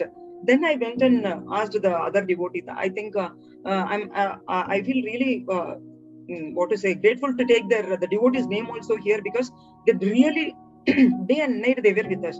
That time Rishi Advaita was there, and he was only talking to the doctors, arranging taxi and everything. He only sent the report and everything. He was saying that it is 50% burnt with a 3rd degree. That time only he came to know all this. Oh, this is what Swamiji has asked. That time I didn't even realize what is 3rd degree means. 50% means. I'm only continuously seeing his body. But one miracle I could see is he always we used to wear the Rudraksha mala and then the Kanta mala, and then kapu will be there in our body always. And he has a habit of taking head bath also every day. So that time when the particular fire accident happened, when he wear the mala he was wearing and the kapu he was wearing, from this part to this the lower back, completely fire did not even touch him. But the vastram, everything, the clothes, everything is completely burned. Can you imagine that my saree is burned, but nothing has happened to the skin? It was like a miracle. That was the only miracle. I'm just saying the entire body is burnt. Only the head, because he took the head bath, and then from here, face is completely burnt. Completely face is burnt. Face, ears, nose, everything burnt. My hairs not, because my hairs are wet actually. Because just then I had my head bath and then I came in. So my hairs was completely wet. So there is nothing was happened in my head actually. If you look at this photograph, you will know that the entire face got completely burned. Yes, the whole skin on the face is burnt. Yeah. In the mala which I was wearing, underneath whatever the hairs were there, nothing was burnt actually. But below the mala which I had, the cloth was completely burnt. Oh God, we can see that upper part of the body. Yeah, upper part of the body is completely untouched. Completely untouched. It's just the miracle of the Rudraksha or the lifestyle what Swami is telling to. Actually, the cloth which was on the body, that the whole cloth got burned and the whole clothes are scattered. But not a single cloth was stuck in your skin, the upper part of the body. Oh God, that's a miracle. He was wearing. It's a real miracle. Actually, see, it cannot just like that. It can only with the grace of Swamiji it has happened. But even in my wrist, actually, where I was using Swamiji's initiated that kapu I was wearing in my wrist, that part also there is even now I have that mark. Actually, there is the original skin is left still. Rest of the area, entire thing is completely burnt. So that was the time I really understood how can this happen, because the body is burnt, the whole body is burnt, the face is burnt, and then only from here where it's not even like this a single mala, it is the big puttu mala we used to wear. So that mala, it's a long mala. Wherever that mala was hanging, only the upper body was protected, and the bracelet what all of us wear in our Adinam given by Swamiji, that part is completely protected. It was literally a miracle to see, because it is not a possibility. When the cloth is burnt, how can you say that the skin is not burnt when the whole body is burnt? So one side I'm just seeing what is really happening. On the other side, there is plus and minus. Everything was going on in my mind. Then Rishi Advaita was just making all the arrangements to shift him to the next hospital in Bangalore. So they are all talking to the concerned people to arrange for the separate flight for him and everything. But unfortunately, that day that the flight was not available. And the hospital we were staying, they could not give any proper treatment for this complete fire accident. On this level They of were a body. continuously telling, exactly, they were continuously telling he has to be given treatment immediately. We cannot delay. He has to be shifted. So we didn't know what to do. Then that time we decided to take him to the nearby Madras hospital, one of the good hospitals our devotees have already found. There is a very good doctor team Swamiji has arranged. Atmanaranjanama and then Srilekha Ma, they were continuously guiding me how to shift him to the Madras hospital. Even the ambulance was arranged by Swamiji only, and they completely they created a WhatsApp group. They added me into that WhatsApp group, and they continuously guiding me like you have to check whether that pulse oximeter is there, this machine is there, that completely it was new technical terms, all those things. I didn't know what is pulse oximeter and all the BP machine and all these things. That ambulance, they made sure, they told me you have to check everything by yourself. You just don't be dependent on anybody. They made me completely independent. So I was not even expecting any nurse help also, though there was a nurse arranged separately. I was continuously, when they were telling this is there, is this there, is this there, I was continuously checking this is what, this is what. Then they moved him in the ambulance. On the way, I just saw that pulse oximeter was not working. I was not able to give him the oxygen level, urine output, all the readings they were continuously asking. Then when the news reached Swamiji, Swamiji told to stop the ambulance on the road. Immediately he stopped. I said, get the pulse oximeter. I want the reading to happen. So we stopped it on the way, and then we contacted the doctors and made sure only the new apparatus comes. And then after the reading, we started getting the reading only, even the ambulance started. So that much of micro level safety and security was being ensured for us through our devotees, and Swamiji was continuously monitoring how he is working, how his system is working, what is happening inside, outside, psychologically how he is feeling. All these things were continuously through the group, whatever we are having, continuously we were just chatting. And then when we went to the hospital, and the doctor told very clearly the treatment has to happen immediately, because it's almost a dead body. He said that you have brought a half dead body. You cannot wait. Already 1 day has gone. We cannot wait. We have to start the treatment immediately. He said, I just told him whatever the treatment you need to do, you just start it. Then he said the collagen has to be applied immediately. I didn't even understand what is collagen and all those things and all. I just told him whatever the thing you need to do, you just start doing it. So, so that was the time when they started giving the treatment also. That time there was one what do you say, that the helping nurse or somebody was there. I asked him what is this collagen means and what kind of a treatment it is. Then that person was explaining me, Ma, just see your husband now itself. After the treatment, you can't even see your husband with this kind of a skin. In this treatment, they will completely peel all the burnt skin, because if you allow the burnt skin, that will create more infections to the rest of the, even the upper body, which is good. So the infection will go very rapidly inside, and it will spoil the other organs also. So they have to remove immediately all the burnt skin, and they have to give the new skin. I said, where will we go for the new skin? They said that first let this procedure get over, and the doctor themselves will guide you. But make your heart strong, Ma. You cannot see your husband with the old face or whatever. It was so scary for me to explain, because doctors did not explain anything to me. They simply took the sign only from me, saying like we will take care whatever the hospital procedures. But through this person, when I came to know only, it was like I didn't know. I was literally waiting when he will come out of the treatment. Then when I went and saw him in the ICU, he was completely unconscious, and I could see like this only with what you are seeing is the much later stage in the photograph. What we are seeing, it is after his recovery of I can say even 20 days or 25 days, whatever you are. By the time the photograph, what you are seeing is got healed. The wounds have got healed. But in that hospital, when I saw him, the face and everything was completely red. First time I saw somebody without skin means how the body will look. It was like it's like I don't know whether he is alive or not. Hands and legs were like this much big. Plasters were put. What kind of treatment is going on? And they were not even allowing me to go and stay him for a few more minutes also. They're telling, Ma, it will be infectious. He has to be in ICU. No other persons can be allowed. Just to see him and then go back. We will take care of him like that. They were all in that completely protected dress and everything, with a mask and hand gloves and everything. They are not allowing even the wife or anybody else also. So it was so scary for me to see him in that stage. and we don't know. And I was just thinking, Swamiji told to give the treatment in the Bangalore, but here itself we are doing.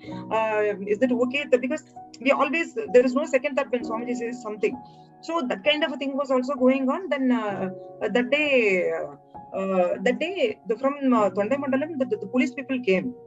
The police people came and they are telling that they want to interrogate him. When he was in ICU, unconscious, I was explaining the police people, there is no use. Even I am not allowed inside. Because it is very important that other people cannot go inside. You can come later when he becomes conscious. When the body doesn't even have a skin on it. There is no skin. Interrogate It is completely peeled. It is completely peeled. There is no. I have only heard when we do some mistakes and all in our Tamil language, they used to say that if you don't do this, I'll thola urichiruvan, like that they used to say. First time I just saw thola. If they thola urichiradu means like peeling the skin. If you peel the skin, how a body will look. You can't even touch, ma. There is no nails. There is no nails also. There's nothing. Everything got burned. You can't even lift him like this. Like, where will you touch him? Completely wounded body it is. So I'm telling, I was continuously begging, crying and requesting the police people. You cannot go inside now. He can't even talk. Then how will you even interrogate him? He can't even talk. He said, no, we know how to take. And they pushed me out. These police people went along with the doctor inside. They banged the door. And that was the time I was literally afraid. I don't know what will happen to my husband. Then immediately I conveyed this to Swamiji and immediately he said, shift him immediately to Bangalore. I don't want him anymore there. I want the safety to be ensured. Then immediately we fought with the doctor team and then the police people. How can you harass people like this? Then overnight, luckily the time flight was available. Immediately overnight we shifted him to the Bangalore hospital. So with the body with a 50-degree burn from the ICU. From the ICU without a skin. The body which doesn't have a skin. Without the skin. And raw, the body is raw. Even the newborn baby will have the skin, ma. He's just worse than that. It is like a dead body I am carrying. So immediately we shifted him to the flight. Even that movement from Madras Hospital to the airport, we have to go by the taxi only, by the ambulance only. Even the people who are handling him also, because they are used to treat many patients like this, they are so insensitive. They're just shifting like one waste bundle. They're shifting like this and put him. It is like every bit was like every jerk he was shouting. Even in the unconscious state, he was just shouting with the pain. Then with all this pain and all the chaos, we shifted him. Swamiji arranged a separate flight for him where only myself and he and one more special doctor was appointed. So we three of us went there. And then there Rishi Advidaya was there already with our Dr. Atmanarandana. So it was really, whatever I went through now was not at all a thing, ma. I saw him, after we took him over there, they started peeling all those plasters, ma, the treatment what they gave in the Madras hospital, in the Bangalore hospital, they started peeling everything. Then we were requesting just now that all the diagnostic was done and you cannot do this. And no anesthesia was given to him. He was a scream at the top of his lungs. I am not able to bear. Around 10 doctors were there around him. One is peeling from the hand, one is peeling from the bottom. One is simultaneously. I was crying because they put the screen, but still when the doctors are coming and going, I could see through the gap, because I never saw my husband, like crying like this or, like complaining about any, even small pains, this is stomach ache, that ache. Never our people, whether it is my father or my husband, we are all belong to the same family. Even my husband is from the same family. So right from the childhood, I have seen him and I never saw him crying out of any pain or anything. First time when he was shouting at the peak of his voice and around 10 people peeling from all sides without even giving anesthesia, I was begging them, please leave him, give him, do it slowly. Then they said, no, ma, if you do it slowly, it will be more painful.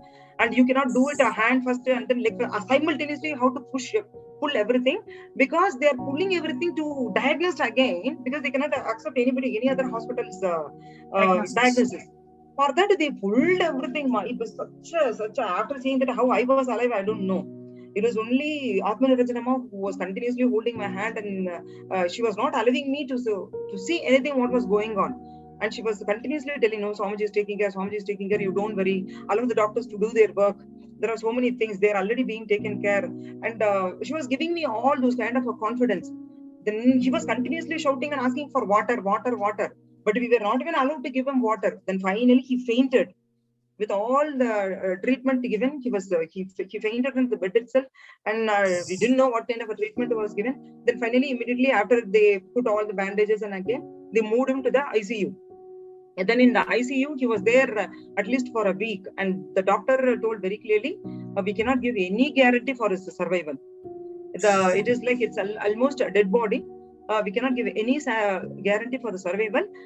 You have to only pray, whoever your Ishtadevata or your favorite God, you have to pray. Then I was continuously crying and praying only Swamiji, Swamiji, Swamiji like that. And every bit Swamiji was guiding, and he was continuously telling he's been taken care, I'm taking care of him, I am with him, I'm taking care of him like that. So every time when he is taken to the operation theatre, because every day they have to remove the dressings, every day they have to do new dressings. And every day they have to check the infection is not happening, and the old ointment cannot be there. So every day they have to remove. And in the operation theatre, usually what they do is they don't even give the anesthesia. Generally for the this kind of high burn, the fire accident cases and all, they don't give the anesthesia. Local anesthesia they don't give, because it should not aggravate for further anything inside the decomposing of because of this fire injury and all. It should not affect.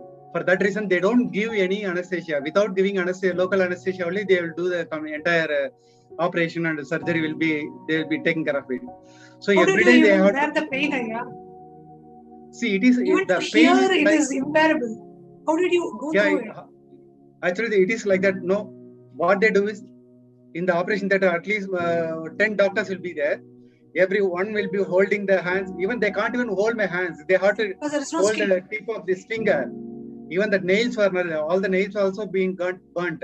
Some of them managed to hold with the finger of the tip of this. Both the hands will be lifted by 2 doctors. Both the legs will be lifted by 2 doctors. Only my lower bottom will be touching on the bed. Rest all will be holding by the people. Like, you imagine how it will be. And then at a time, 6-7 doctors will be peeling the entire dressing of the skin throughout the body. At a time, everybody will be peeling off. At that time, how it will be now? It is something like if thousands of scorpions bites, how much pain you will be going through. You imagine even one scorpion bites, the pain will be so much. Imagine at a time if 1,000 scorpion bites, and you see the amount of pain which will go.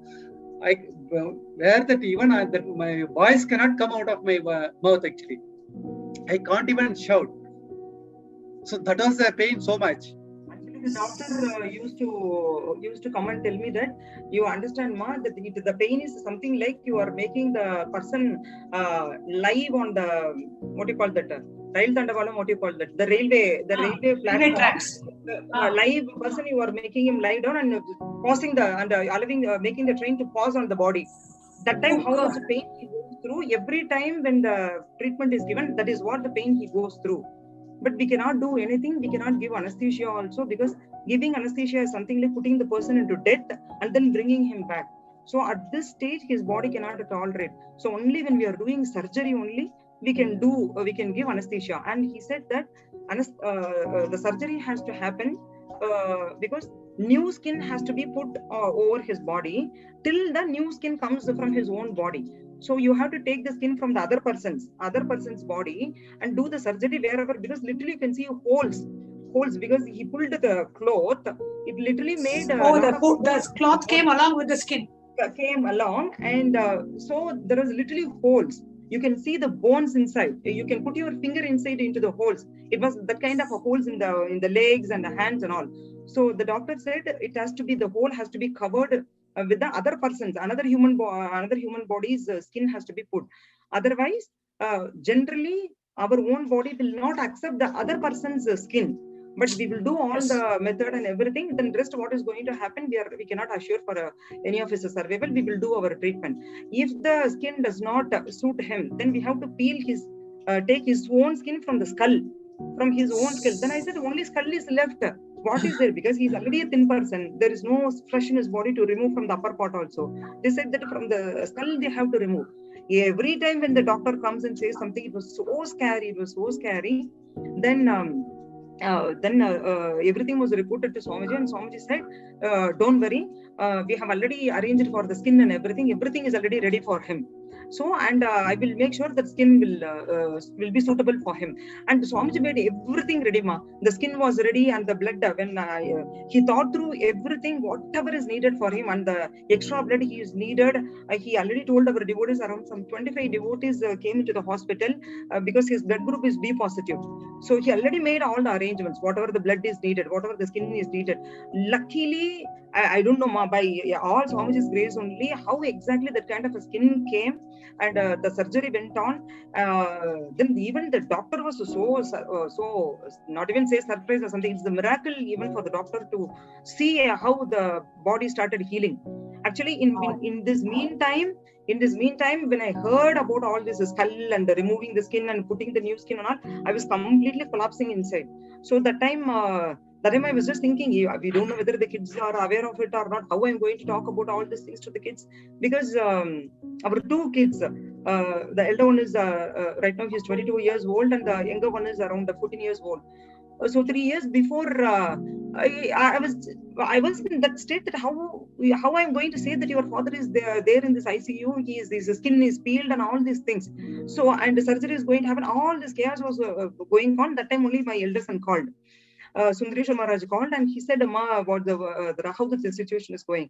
I said, "How did you come to know?" He said, "The Swamiji told everything to me, and he told to convey this to our brother also in such a way that the child is not frightened, and the child will get the confidence that Swamiji is already taking care of him." Then after that only I realized Swamiji has already made all, not only taking care of him, he already called Sundaresh Maharaj, and he was keeping him with him only. Continuously for so many days, he made sure even the child is not getting any kind of panic or whatever the psychological trauma he needs to go through. So the way Sundaresh Maharaj was talking to me was just giving me the confidence that okay, at least kids are safe, and they also know, but they are not afraid. They are not afraid because more than this, they know that the higher protection Swamiji is just taking care. That one thing was holding the whole family. Then, but I said, I'm not able to see him, without this skin and some other skin and all they are telling, I'm not able to bear. Then immediately he forwarded this message to Swamiji, and Swamiji called me immediately to the Adinam. Then I went to the Adinam, and Swamiji told me 3 times Swamiji wanted to come to a hospital, to take care of him, to visit him, to give him physical healing. 3 times Swamiji tried, but 3 times he was not allowed. Because the hospital was a Christian missionary hospital. For many reasons, Swamiji was not allowed even to come and give healing to his own devotee. And he is continuously thinking about Swamiji only. I am continuously thinking about Swamiji. My kids are continuously thinking about Swamiji. He is the only protection. But even if he wants to come, he was not allowed. It was such a painful thing to know in our own country. Our own Guru is not allowed to see his own disciple, and the disciple is not allowed to see the Guru. Then Swamiji called, I went to the Adinam, and he brought some bilva leaves. He did the Shiva Puja. He brought the leaves, and he gave it to my hand, and he held my hand like this for, I don't know how long he held, and he said, I energized this leaf, ma. You go. This is literally me. Take this leaf and put it under his head in the pillow, and then I will be taking care. I'll be continuously taking care. This will be replacing my presence over there. Like that, he blessed and gave me that leaf, and he told me, I'm not worried about your husband, I'm worried only about you, because it is you who is just becoming so powerless, and this is not what I'm expecting from you. He was showing so much of love, but never he was allowing giving any sympathy to my powerlessness. He was just making me understand that I can handle the whole thing, and I have to be with him, and he is protecting me. So after talking to him, then I realized that I cannot be so powerless, because there is a divine energy is continuously guiding me. Then I cannot be like this, because with this face, if I go to my husband, then on seeing my face, he will also collapse. So many things Swamiji was explaining. Then after that, I just took that initiated bilva leaf, and I brought and kept it in the ICU under his pillow. Then all the surgery and everything went on well, and even the doctors were surprised, and healing started happening, and the new skin got completely stuck to the body, and it was amazing. Within 2 weeks, he came out of the danger zone. One thing, ma, when he was admitted in the hospital, he is already 50 years at the time. 3 years before, he was 50 years old. 25 years old girl was admitted in the next room, in the same next ICU. In the same case, completely body is burnt, same 3rd degree, same 50%. It was like exactly our case only. And for that case also, the doctors have already given up, saying that this girl also cannot be survived. The same thing they came and told. At least the girl is 25 years old, so she has some scope because the body has the capability to recover itself very fast. Rejuvenate But itself. in your husband's case, it is already 50. It is already 50, double the age. He said that in your husband's case, it is already 50. So I can't even see any possibility of the body is getting recovered. And he said, the way the body work will be all the 50 years, whatever he ate and the energy he stored, everything will go in this 1 week. After this 1 week only, we are going to see how his body is going to cope up. So I cannot give any guarantee because it's not in our hand like that. He gave, whenever he comes, he gives me one shock like this and he goes. But the thing in reality, what has happened was the girl died and Aya survived. Because only protection is, we had the Guru's grace. Even the girl is the young girl, it's only doctor's protection she had. There is no divine intervention in it. So that was the time I realized how a Guru is significant in one's life. And it is not like wearing this Kantamala is something, I have seen the power of this Kantamala. Ma. Swamiji, when he initiated and gave this Kantamala, he said, you guys are Shivadutas. Even Yama cannot come and touch you. Even if you leave your body, Shivadutas only will come and take you. Yama even cannot even touch my disciples like that. Exactly that is what I understood. Yes, we are all completely being protected by him and his Rudrakshas, and whatever he has, the initiation he has given is continuously protecting us. So it took 2 weeks of time even for the doctor to say, yes, ma, now he is out of danger zone. Actually, one stage and one incident I remember when I was with Swamiji at that time in the Adinam. And there was a call that had come from the hospital, and Swamiji was conducting a program at that time. And I was there as a part of coordinating the program, and I was on the stage. It was during a break, and Swamiji was sitting, and I was on the stage around Swamiji. And I remember Swamiji saying, Shri Jnanapriya Aya has had my Uchishta. Uchishta means the food that has been offered and partaken by the Guru. And when that is given to the disciple, that partaken food, which is one of the biggest blessings, that partaken food of the Guru, when the disciple eats it, it is called Uchishta, the blessed food. So his body has taken my Uchishta, and that Uchishta is enough to completely protect him and heal him. And I was there when Swamiji was sharing that. And Jnanapriya, what was your experience about that, blessing that you received from Swamiji? It is really an amazing one thing, actually. Even as I was telling, there are so many people blessed by him and very fortunate. And I am one among them. I don't know for how many janmas I had this kind of connection with the master, where I happened to be with him and I could survive from this danger zone. Even in the same hospital, one stage has come, even my own body, the smelling was started coming because of the decomposing of the skin, burnt and all these things. I given up myself that I may not be surviving anymore. I see, because your own body started decomposing and smelling. Yeah, decomposing kind of a smell, it started generating from my body. At that stage, actually, even I felt that I may or may not come back. It's only the grace of Swamiji. I always remember whatever the pain comes, even when the loud voice comes only out of Swamiji only, I'll be shouting, nothing else I'll come. Even I don't even call my Amma, Appa, nothing. I don't call anybody anything other than that. I don't even say Ayyo also. I only, any word comes out of me, it's only Swamiji. Nothing is to come.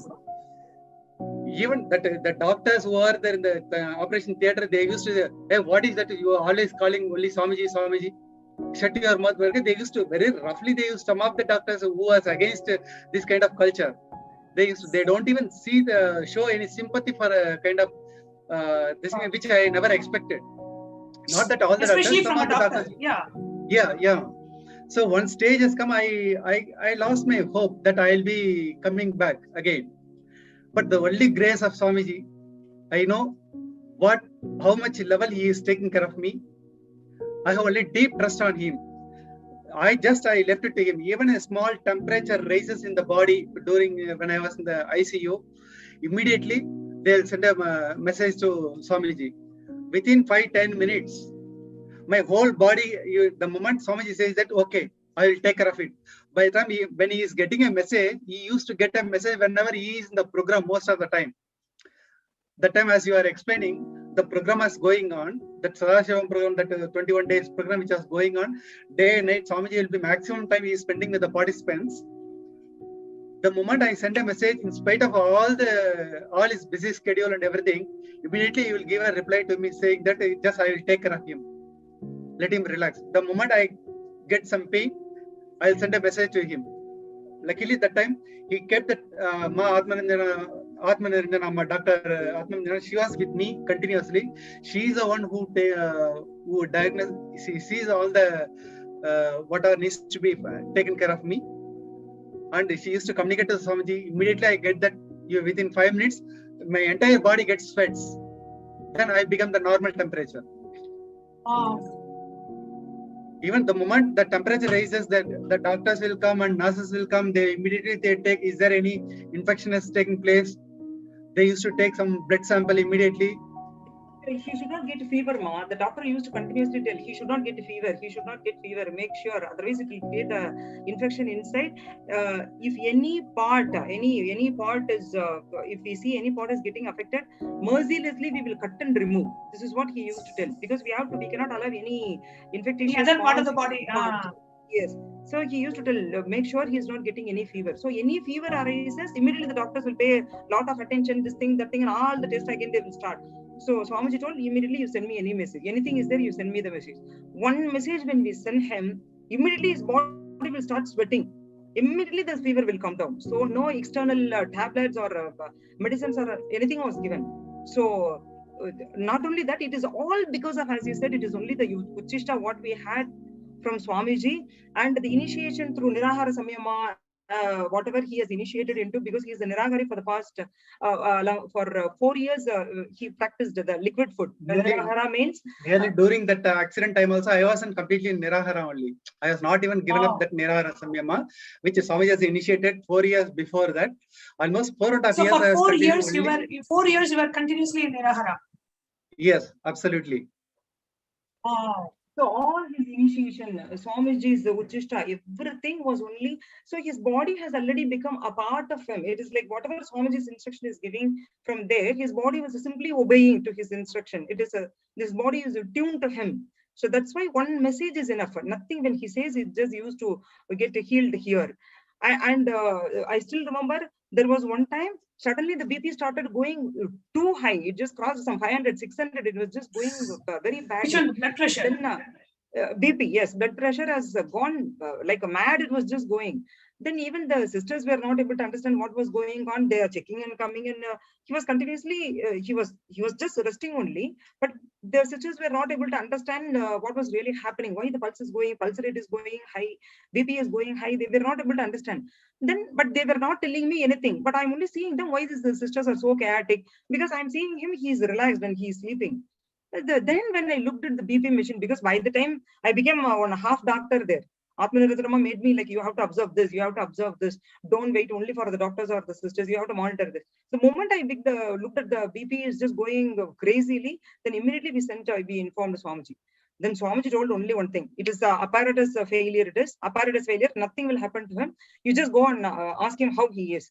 Then I said, Swamiji is resting only. Then he said, no, ask him how he is like that. Then when I shook him, he said, is there any pain? How are you? Means he said, no, I'm okay like that, he said. Then I immediately conveyed Swamiji. Swamiji is okay only, but the machine is just going crazy.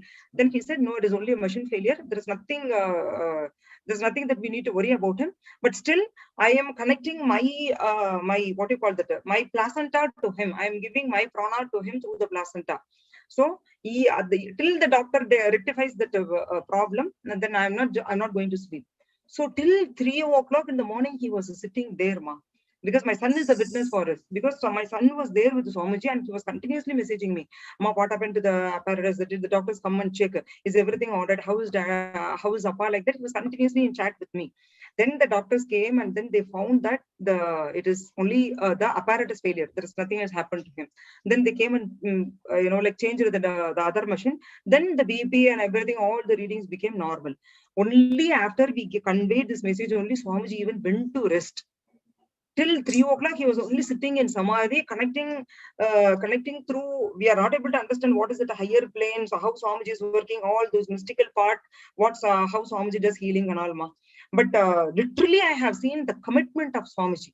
Whoever trusts Swamiji and when they surrender to him, nobody can take care like him. Neither the external physical care or external hospital safety, security, everything. It's not only his own power, because sometimes he will not even give that kind of a possibility for the people to think, okay, whether they are having trust on my healing or not. If you trust even the doctors, you just go to doctor. That's what Swamiji says.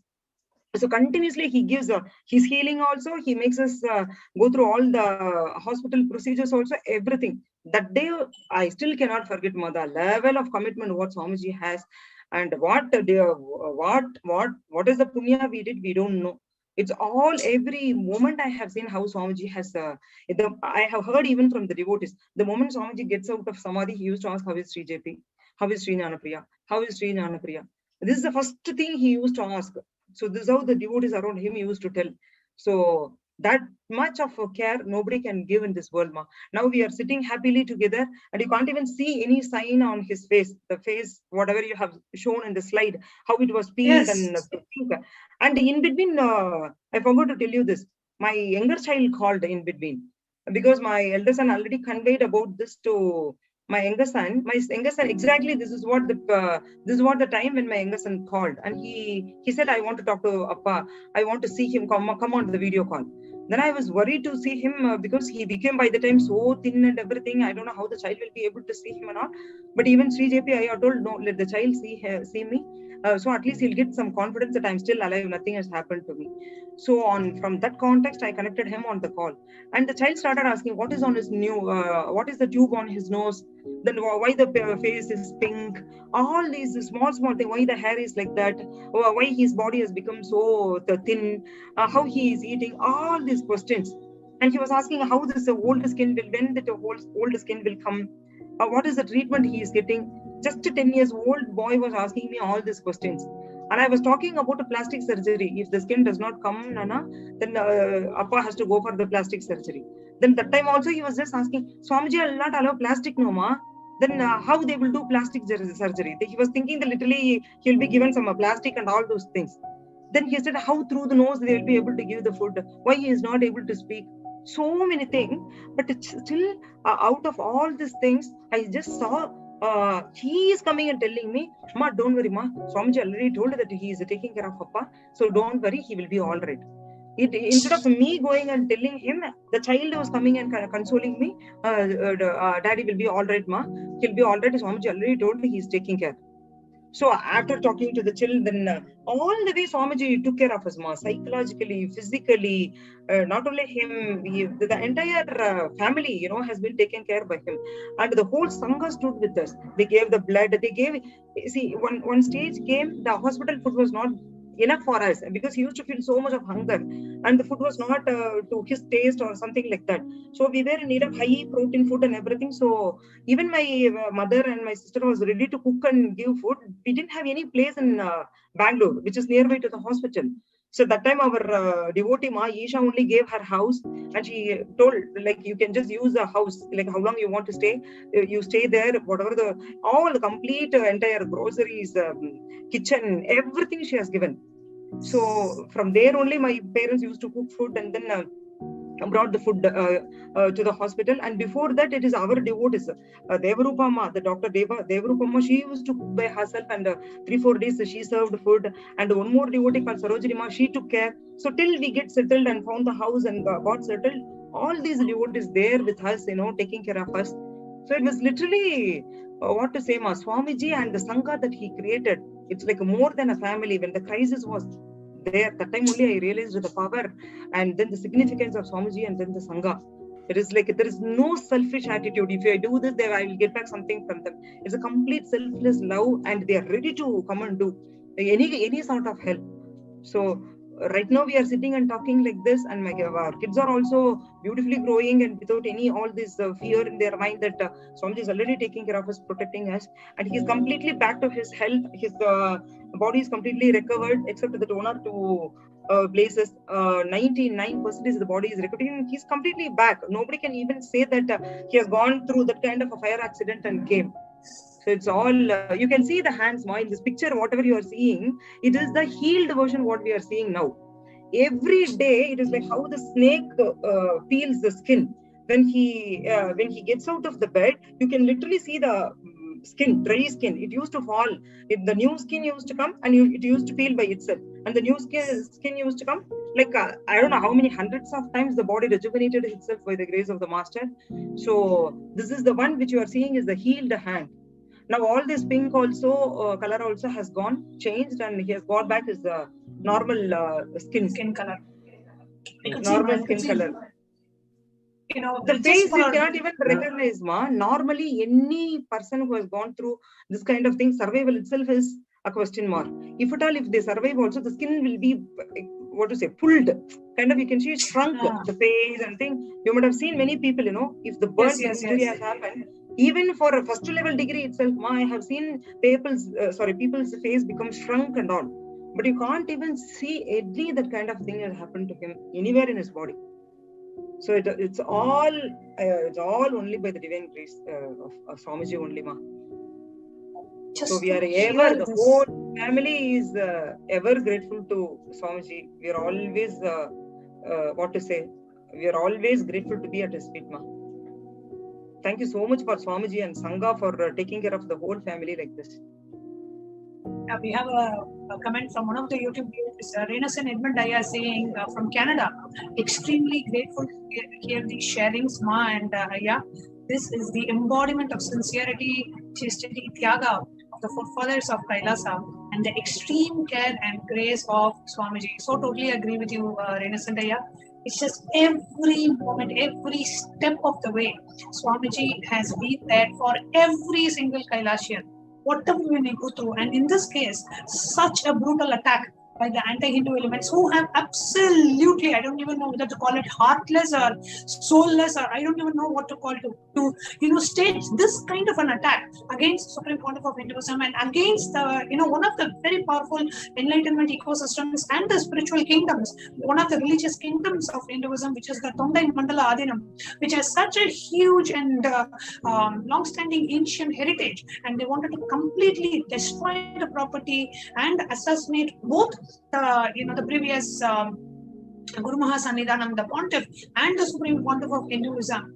Of course, with the blessings of our beloved Swamiji, we have today Sri Jnanapriya, who is a living testimony of the power of the Supreme Pontiff of Hinduism, the healing at 50 years of age, suffering a 50% third degree burn is almost impossible of any survival, and even if they survive, they will hardly be able to live normally. Here you can see in just 3 years how miraculously the healing has happened, and Sri Jnanapriya is back where it was. And as a part of this Hindu Persecution Awareness Month, it is with so much of sacrifice that the Supreme Pontiff of Hinduism is reviving Sanatana Hindu Dharma, reviving the Hindu enlightened civilizational nation Kailasa.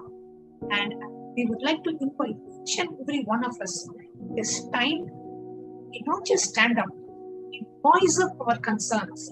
And as a part of that, the Supreme Pontiff of Hinduism himself had been successful in bringing out the brutal Hindu Holocaust to the attention of the international community with the United Nations, recognizing the persecution against the Supreme Pontiff of Hinduism and Kailasa, the relentless persecution that has been ongoing. Thank you so much, Ma and Sri Jnanapriya.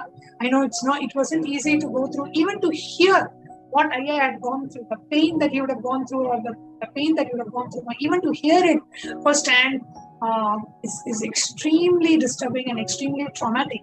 I can understand how it would have been for you. thanks to the blessings of our beloved Swamiji that has given us the physical, mental, spiritual, emotional strength to be able to withstand this kind of an attack. Thank you so much for coming forward and sharing. Thank you, ma. Thank you, Nithyananda. Thank you so much, ma. Nithyananda. And dear viewers, we will be continuing this whole month presenting to you various different dimension aspects of the attack, the relentless attack on Supreme Court of Hinduism, on Kailasa, on Sanatana Hindu Dharma. It's important we as Hindus and we as Kailasians are aware of the persecution happening to us. And this month, Kailasa is observing the Hindu Persecution Awareness Month, and we invite each and every one of you to share the report published by the United Nations on the persecution of the Supreme Pontiff of Hinduism and Kailasa. So we invite each and every one of you to share this, share the live feed, and we will be continuing now into the next segment of today's program, which is Kailash Courtyard Power Manifestation session, and we will be sharing about the various other attacks that have happened on Supreme Pontiff of Hinduism and Kailasa in the upcoming segments of this program. So with this, we're concluding this program today with the mantra, and the next segment of this program will be Kailash Courtyard Power Manifestation session.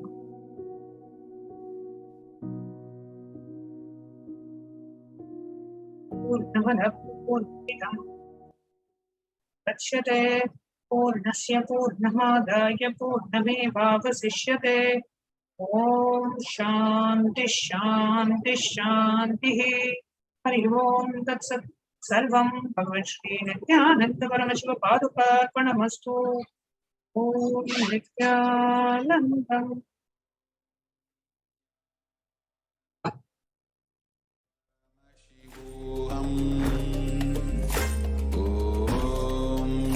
Nithyananda Paramashivoham. Om Nithyananda.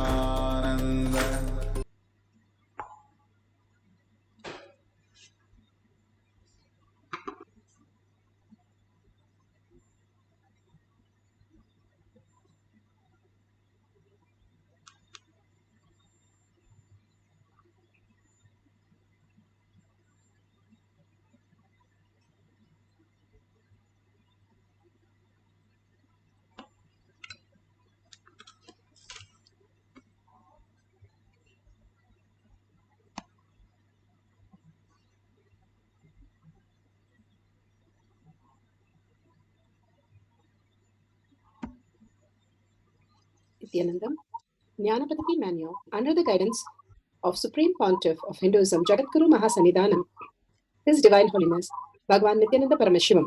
Let's start with the Sadguru Vandanam. Nithyanandam Paramasukhanam Kevalam Jnanamurtim Dvandvatitam Gaganasudasham Tattvamasyaadilakshయం Ekam Nityam Vimalamachalam Sarvadi Sakshibhutam Bhavatitam Trigunarahitam Sadgurum Tam Namami. Let's go through the disclaimers. Security measures. No photography, video, audio recording. Important cautions.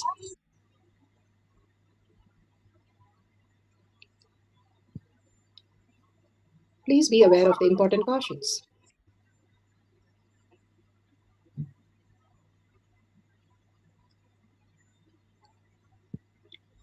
What is power manifestation? Let's hear from Bhagwan himself explaining what is power manifestation.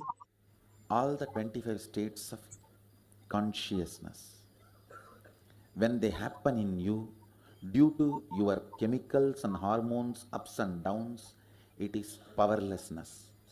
When it happens in you, out of your free will and consciousness, it is powerfulness. That's all.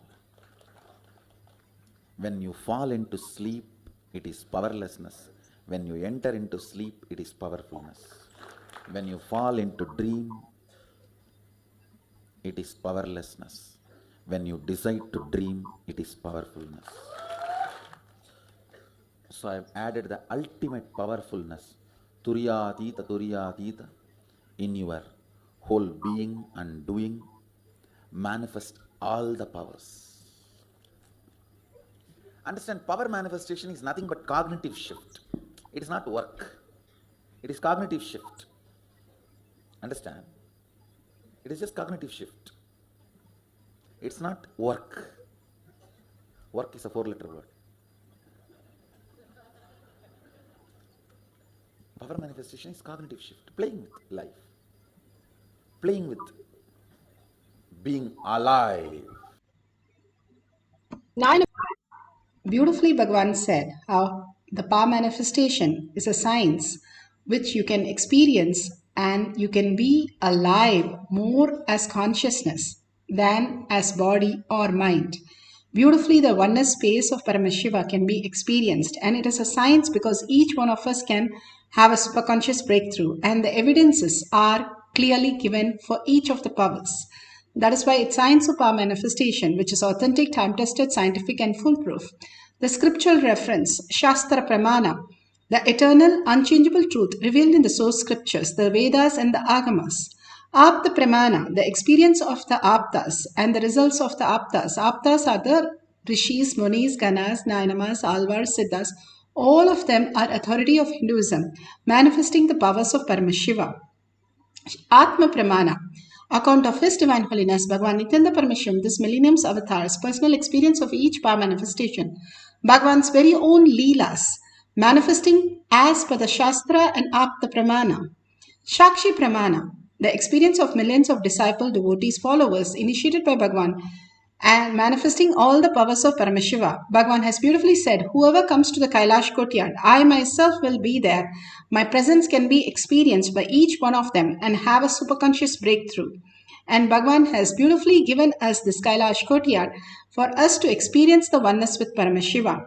Pratyaksha Pramana, the scientific study measuring the effect of being in the enlightened state. Again and again, Bhagavan says how thoughtlessness can be experienced, and it is measured in adolescents, in adults, and in Bhagavan himself. How these experience can be as reality. All of us can experience, and simply the evidences clearly show each one of us can manifest all the powers of Paramashiva. And let's go to the Shastra Pramana. The Shastra Pramana is from the Shiva Sutra, Sutra 1.15. Create miracles around us. With that, we'll go to the Shastra Pramana.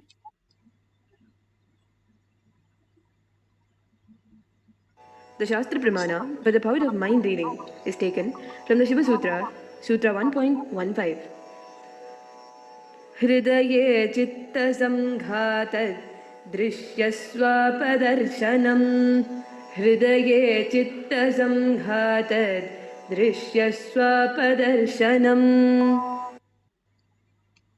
Bhagavan Paramashiva says, when the individual mind is united to the core consciousness, every observer or objective phenomena and even the absence of every objective phenomena is directly experience of the consciousness and appeared in the existential reality as it is. Bhagavan Paramashiva beautifully gives in the Shiva Sutra. He has spoken on many sutras, but Shiva Sutra, he has spoken every sutra because he says every sutra is entirely like a religion by itself. How beautifully Bhagavan has given all these signs. Tukaram was one of the greatest saints who manifested all the powers of Paramashiva. Saint Jnaneshwar was another great saint. He was a small child and he wanted to learn the Vedas. He went to the Brahmana and told how he wanted to learn the Vedas. And Brahmana, all of them made fun of him, saying that he is a child of a person who took sannyas and then became grasta.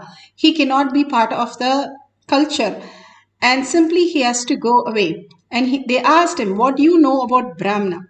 He says so beautifully, one who experienced the Brahman, he is Brahmana.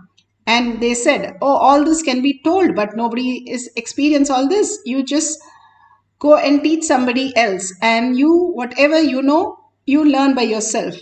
So there was a cow. A Muslim brings a cow by that side, and he says, go and teach the cow, the bull.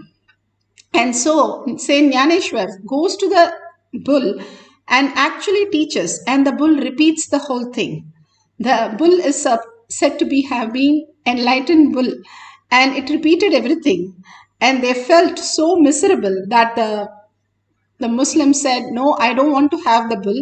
And he sold it to the Brahmins. And the Brahmins said, "I don't want to have it. Let Saint Jnaneshwar have it, because if the bull corrects us, it'll be even more horrible." They understood what a space Saint Jnaneshwar is and the ultimate space. And he took it. It says, the scripture says, how he took the bull, and whatever scriptures that he had written, the bull would also narrate the whole thing. The possibility of even animals was existing. As Paramashiva beautifully says, even the ant was worshipping Paramashiva, the linga, and the linga has said to have become a slant one, because for the ant to easily climb on it.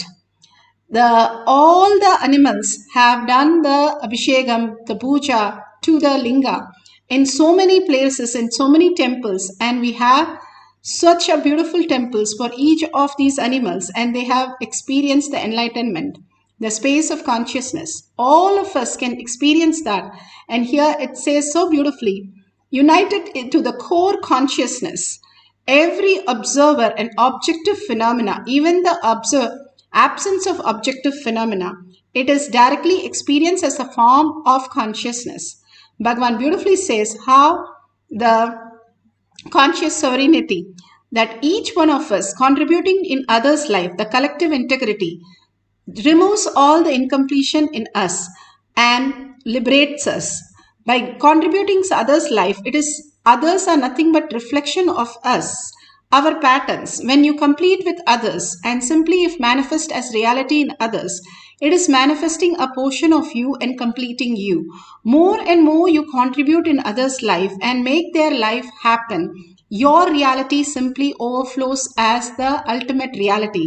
The conscious sovereignty start happening in all of us when we ferociousness is the vairagya, dedicated, perseverance, how we can manifest continuously in action the Paramashiva space. That is the beautiful space. Once you experience that oneness, you are Paramashiva, you are possessed by Paramashiva, simply into the higher signs. Nothing in the world touches you, you realize that, and you are auspiciousness and abundance.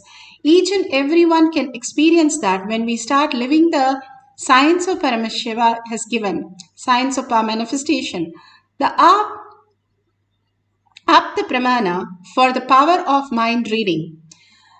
Adi Shankaracharya was with his mom in the last moment of his mom's, and he wanted to see Narayana in Vaikuntha Loka. Simply he scanned and showed her Narayana, and she had beautiful blessing, darshan of Narayana before she left her body. The beautiful space of oneness can be understood when you are in that oneness space. You can see a bull only when you are holding that space. Otherwise, you see as only consciousness. When Ramana Maharshi got a bull, he said, "What is that you're looking at?" And everybody replied, "Bull." Again he asked, everybody again said, "Bull." But Ramana Maharshi said, "It is consciousness, it's Paramashiva, it's Arunachala who has come down. Don't you see that?" And everybody looked at it and they still saw a bull. The whole space, what you are in, the reflection is what you see. If you see anger in people, if you see incompletion in people, that is nothing but the reflection that who you are inside you. Bhagavan beautifully says how you are in the oneness space. In pure love, you forget everything and become the oneness with Paramashiva. I continuously used to feel that saint, he sees a Shivalinga in a place called Kalahasti in Andhra Pradesh, and he just falls in love with the deity. He's just in love with the deity, with Shiva. And the story says Shiva wanted to test his devotion, and in that Shivalinga the eye was carved, and from that eye the blood started oozing out. This Kannappa tried all the herbal medicines and everything to heal him, heal the eyes, nothing worked out. He's a hunter, so he knows only one method, eye for eye, will heal the eye. So he just removes his own eye and replaces it in the place of Shiva's eye. The story says the first eye bleeding stopped, and immediately within a few minutes the next eye started bleeding. and he is not bothered. He was ready to give even the second eye. But before taking his second eye, he suddenly remembered, if I take my second eye, I'll become blind. How will I find out where to fix the eye? Where the Shiva's eye is there. So he puts his leg on the second eye of Shiva as a mark. Then he removes his second eye to fix on the Shiva's eye. At that moment, Shiva appears and gives darshan and gives him enlightenment and Shiva Padavi. Shiva's Ayujya, we call it, means becoming one with Shiva. Very beautiful story. The love became meditation. That love for Shiva, whole day he was living in meditation. That is why he just feels, what can I give, what can I give, what can I give? I can understand that Kannappa's feeling, because I went through that same feeling with Arunagiri Yogeshwara. It was such a strong experience.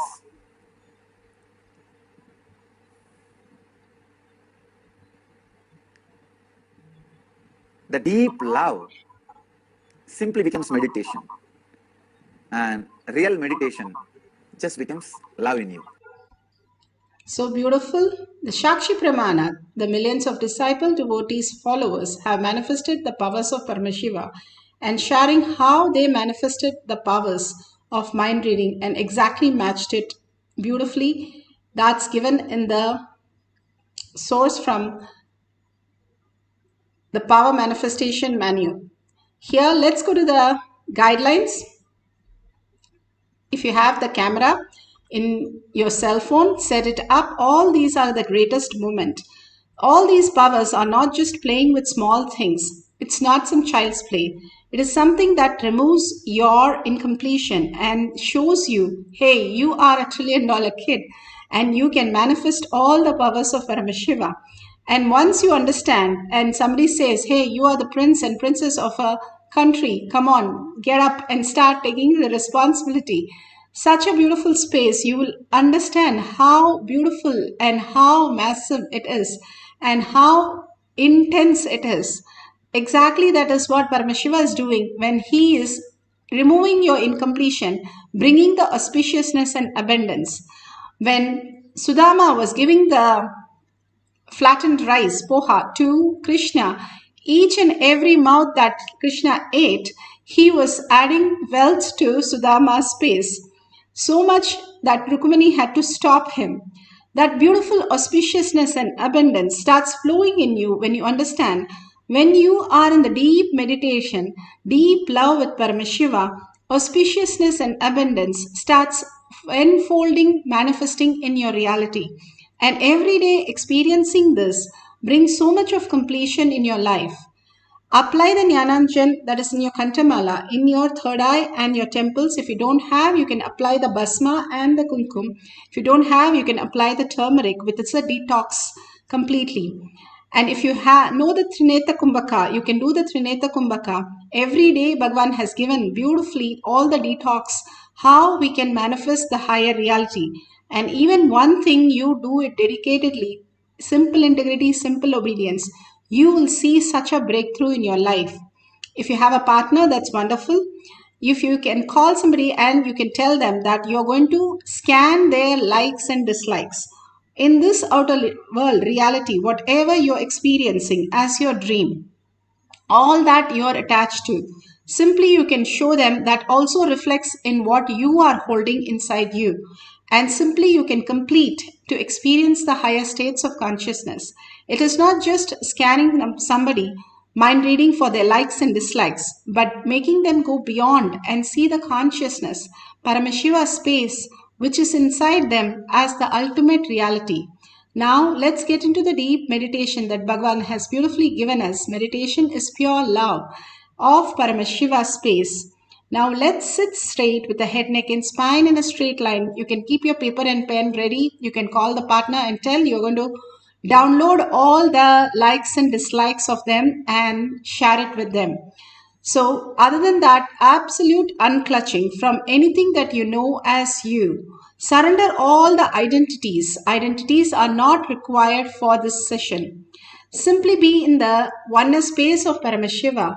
For a few minutes, no gadgets, no thinking, no identity. Only you're going to sit as Paramashiva, Parashakti, with 25 heads.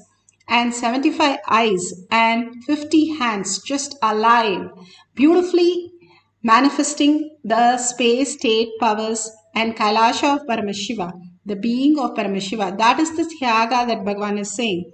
Tyagaraja in Thiruvarur, how he sits, just giving up everything to be in the space of Paramashiva, just holding that space of oneness to experience everything as Paramashiva. The deep love and yearning that you have, just be in that space with all of us holding that space, simply will manifest as reality. Chant the Mahavakya intensely. When you chant the Mahavakya, you start going into higher frequency because mantra does not have verbalization, visualization. It's a pure form of sound. When you listen to it, you also get into that space and raise the frequency. When you entangle with Bhagavan, who is in deep samadhi, in deep love and deep romance with Paramashiva, you also start experiencing that. And holding that bhava, you forget simply your body, your mind, and you are in the oneness, simply manifesting all the reality as Paramashiva. How you just get into your sleep, how you get into your dream. Same way the mind can get you into the space of oneness with Paramashiva if you decide to. The will persistence to hold that space again and again when the thought comes. Only raise the thought which is what Bhagavan says or what Bhagavan is. Other than Bhagavan, there is no other words in us. Don't let anything occur inside our inner space. For a few minutes, hold on to this beautiful deep meditation, chanting the Mahavakya loudly and intensely, whole being vibrating with that and manifesting the power of mind reading. Let's start. Nithyananda Paramashivoham.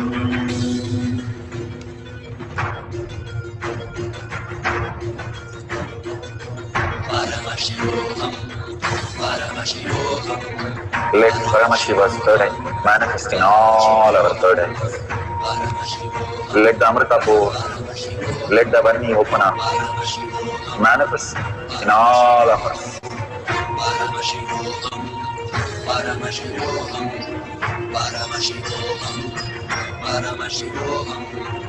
Let Paramashiva overflow, manifest the powers in all our third eyes. Om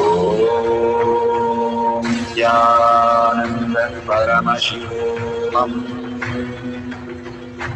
Om Nithyananda Paramashivam. Om Nithyananda Paramashivam. Om Nithyananda Paramashivoham. Om Nithyananda Paramashivoham. Om Nithyananda Paramashivoham. Om Nithyananda Paramashivoham. Om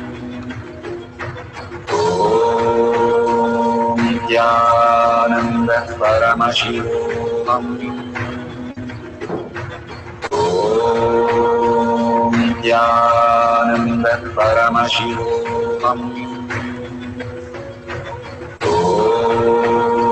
Nithyananda Paramashivoham. Om Nithyananda Paramashivoham.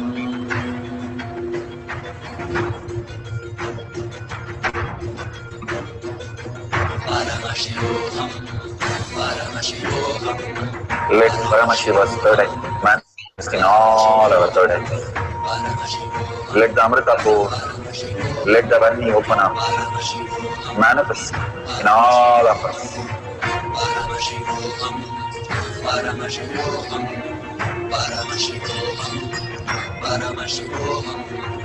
Let Paramashiva overflow, manifest the powers in all our third eyes. Om Nithyananda Paramashivoham. Om Om Nithyananda Paramashivoham. Om Nithyananda Paramashivoham. Om Nithyananda Paramashivoham. Om Nithyananda Paramashivoham. Om Nithyananda Paramashivoham. Om Nithyananda Paramashivoham. Om Nithyananda Paramashivoham.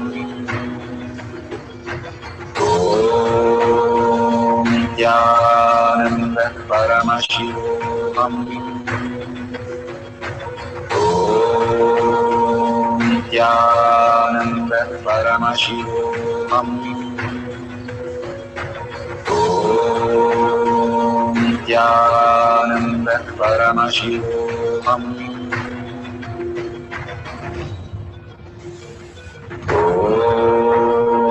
Nithyananda Paramashivoham. Om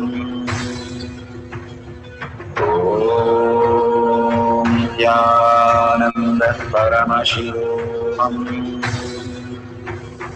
Om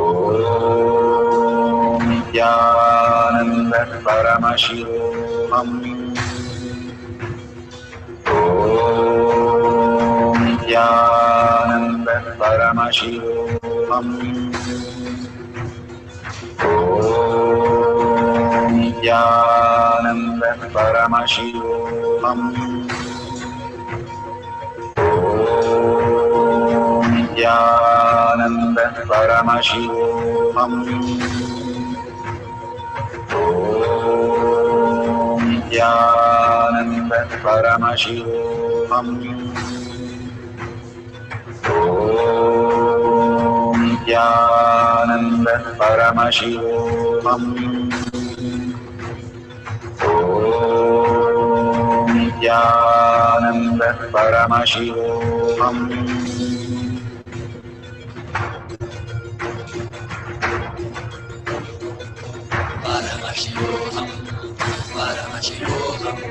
Let Paramashiva's third eye manifest in all our third eyes.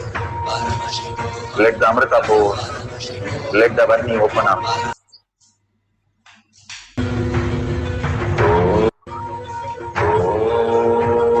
Om Nithyananda Paramashivoham.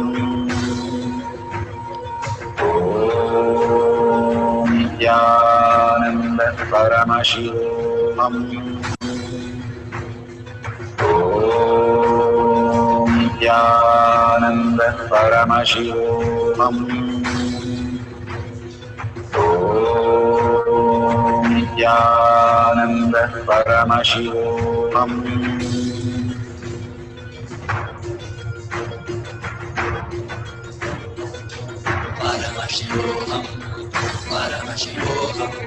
Let Paramashiva's third eye manifest in all our third eyes. Let the Amrita pour, let the Varni open up, manifest in all of us.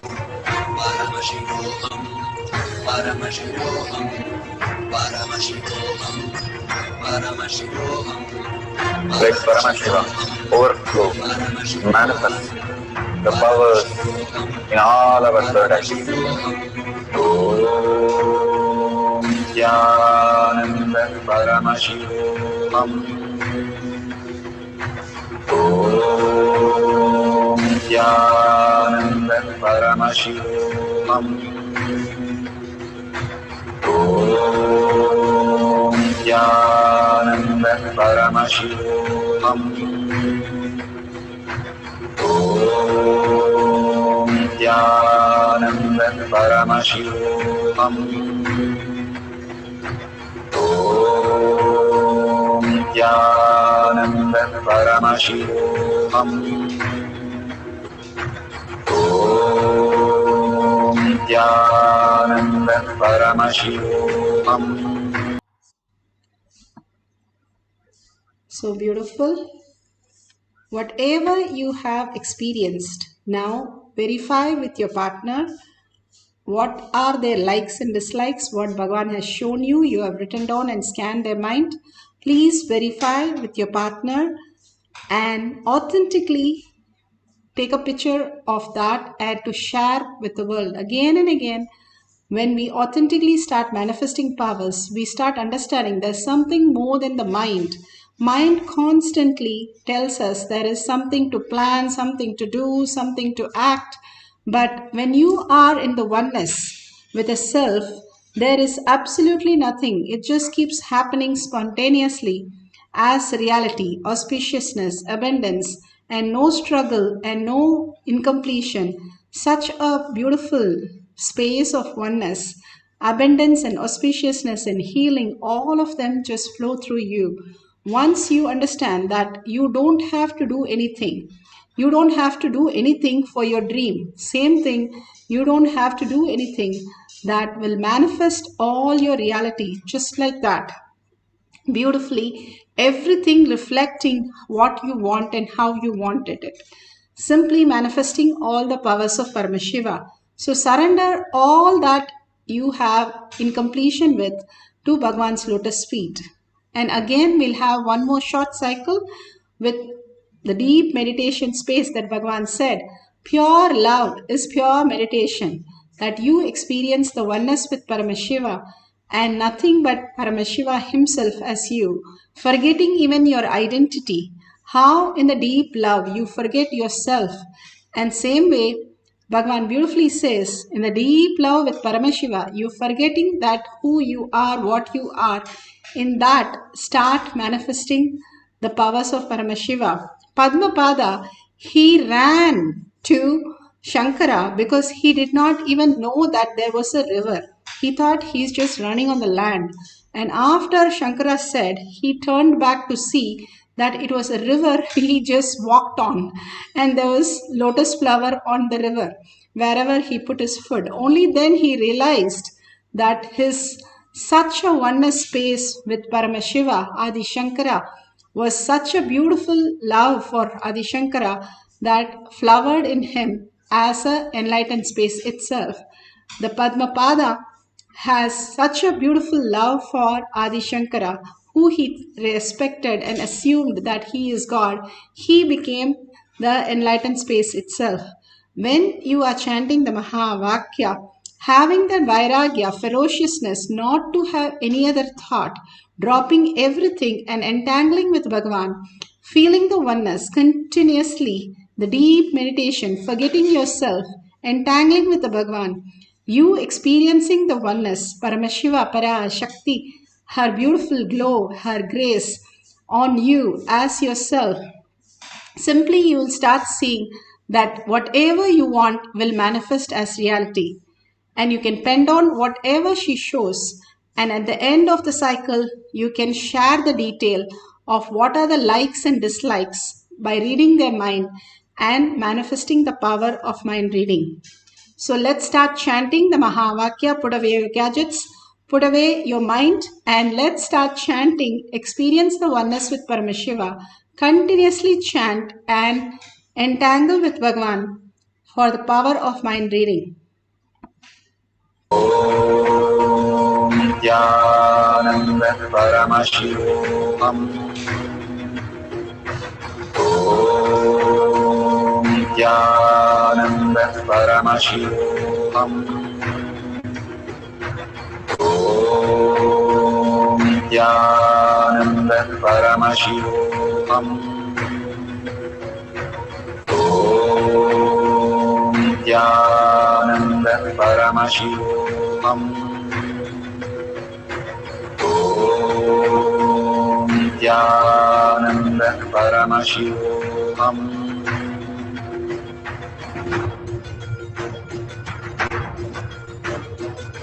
Paramashivoham.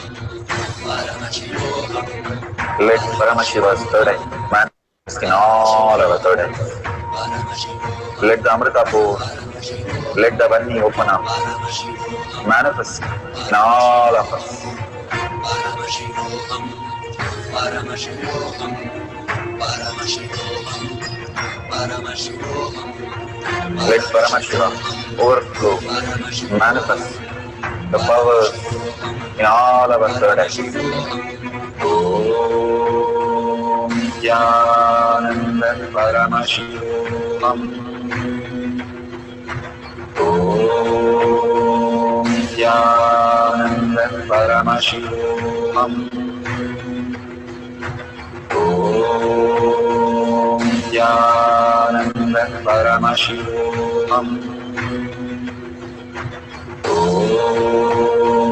Nithyananda Paramashivoham. Om Nithyananda Paramashivoham. Om Nithyananda Paramashivoham. Om Nithyananda Paramashivoham. Om Nithyananda Paramashivoham. Om Nithyananda Paramashivoham. Om Nithyananda Paramashivoham. Om Nithyananda Paramashivoham. Om Nithyananda Paramashivoham. Om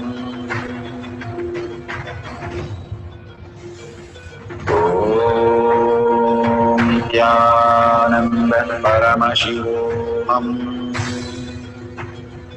Om Nithyananda Paramashivoham. Om Nithyananda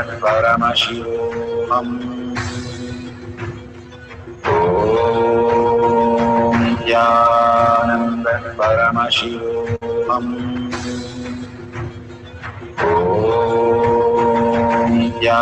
Nithyananda Paramashivoham. Om Nithyananda Paramashivoham. Om Nithyananda Paramashivoham. Om Nithyananda Paramashivoham. Om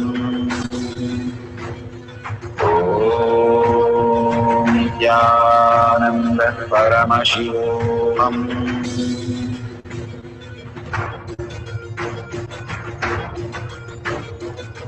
Paramashivoham, Paramashivoham. Let Paramashiva's third eye manifest in all our third eyes. Let the Amrita pour. Let the Om Nithyananda Paramashivoham. Om Nithyananda Paramashivoham. Om Nithyananda Paramashivoham. Om Nithyananda Paramashivoham. Om Nithyananda Paramashivoham. Om Nithyananda Paramashivoham. Om Nithyananda Paramashivoham. Om Nithyananda Paramashivoham. Om Nithyananda Paramashivoham. Om Nithyananda Paramashivoham.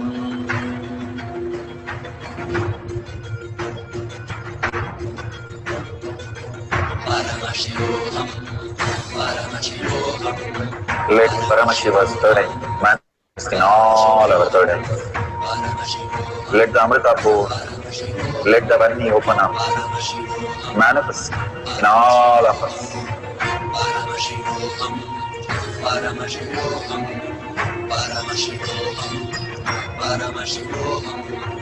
Let Paramashivoham. Such a beautiful space of experiencing the oneness with Paramashiva. Please open your eyes and verify all the details that Paramashiva has shown you, the prasada that you have received today from Paramashiva.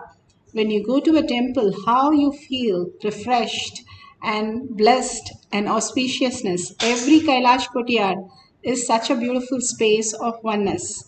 And simply thank Bhagavan for whatever he is offering to you. All this he is giving you again and again, the pre-satsangs, satsangs and darshans, initiations, different things that he is bringing to you to make you understand that Paramashiva is real, and that is what all your abundance and auspiciousness starts manifesting in you. So please share this. Take 5 minutes of your time, the 5 hours that Bhagavan put his time. Take 5 minutes of your time in sharing in tinyurl.com/powermanifestation or in other social media platforms that you are in, and tag it to your friends and families without fail. They are a reflection of who you are. So make sure you share with them and thank Bhagavan that all these auspiciousness that he is showering on each one of us. So with that, if you see a $ at the end of the YouTube, please go ahead and click it and offer your gratitude to Kailasa. Whatever you offer at Bhagavan's lotus feet, it will have enfold to the reality. Every time we go to a Hindu temple, we offer our gratitude in the hundi first and then go into the Garbha Mandir. That's exactly how Bhagavan is bringing that Kailasa space in each of us to expand and more attest that Paramashiva is real and I am Paramashiva manifesting the reality. So with that, let's surrender all the powerful cognition and power manifestation to Bhagavan's lotus feet. And again with a deep earning and gratitude, ask Bhagavan to make Paramashiva as your existential reality, to shower all the auspiciousness and abundance as your reality. And thanking each and every one of you in the deep meditative space that you are creating such a auspiciousness, such a beautiful thing for you and everybody around you. So thank you, each one of you. With that, let's end with the Purna Mantra. Om Purnamada Purnamidam Purna Purnamudashyate Purnasya Purnamataya Purnameva Vashishyate. Om Shanti Shanti Shanti Hari Om Tat Sat Sarvam Bhagavate Sri Nithyananda Paramashivam Padukarpanamastu. Om Nithyanandam. Thank you so much. See you again after the next darshan we have at 6 p.m. in the Zoom session.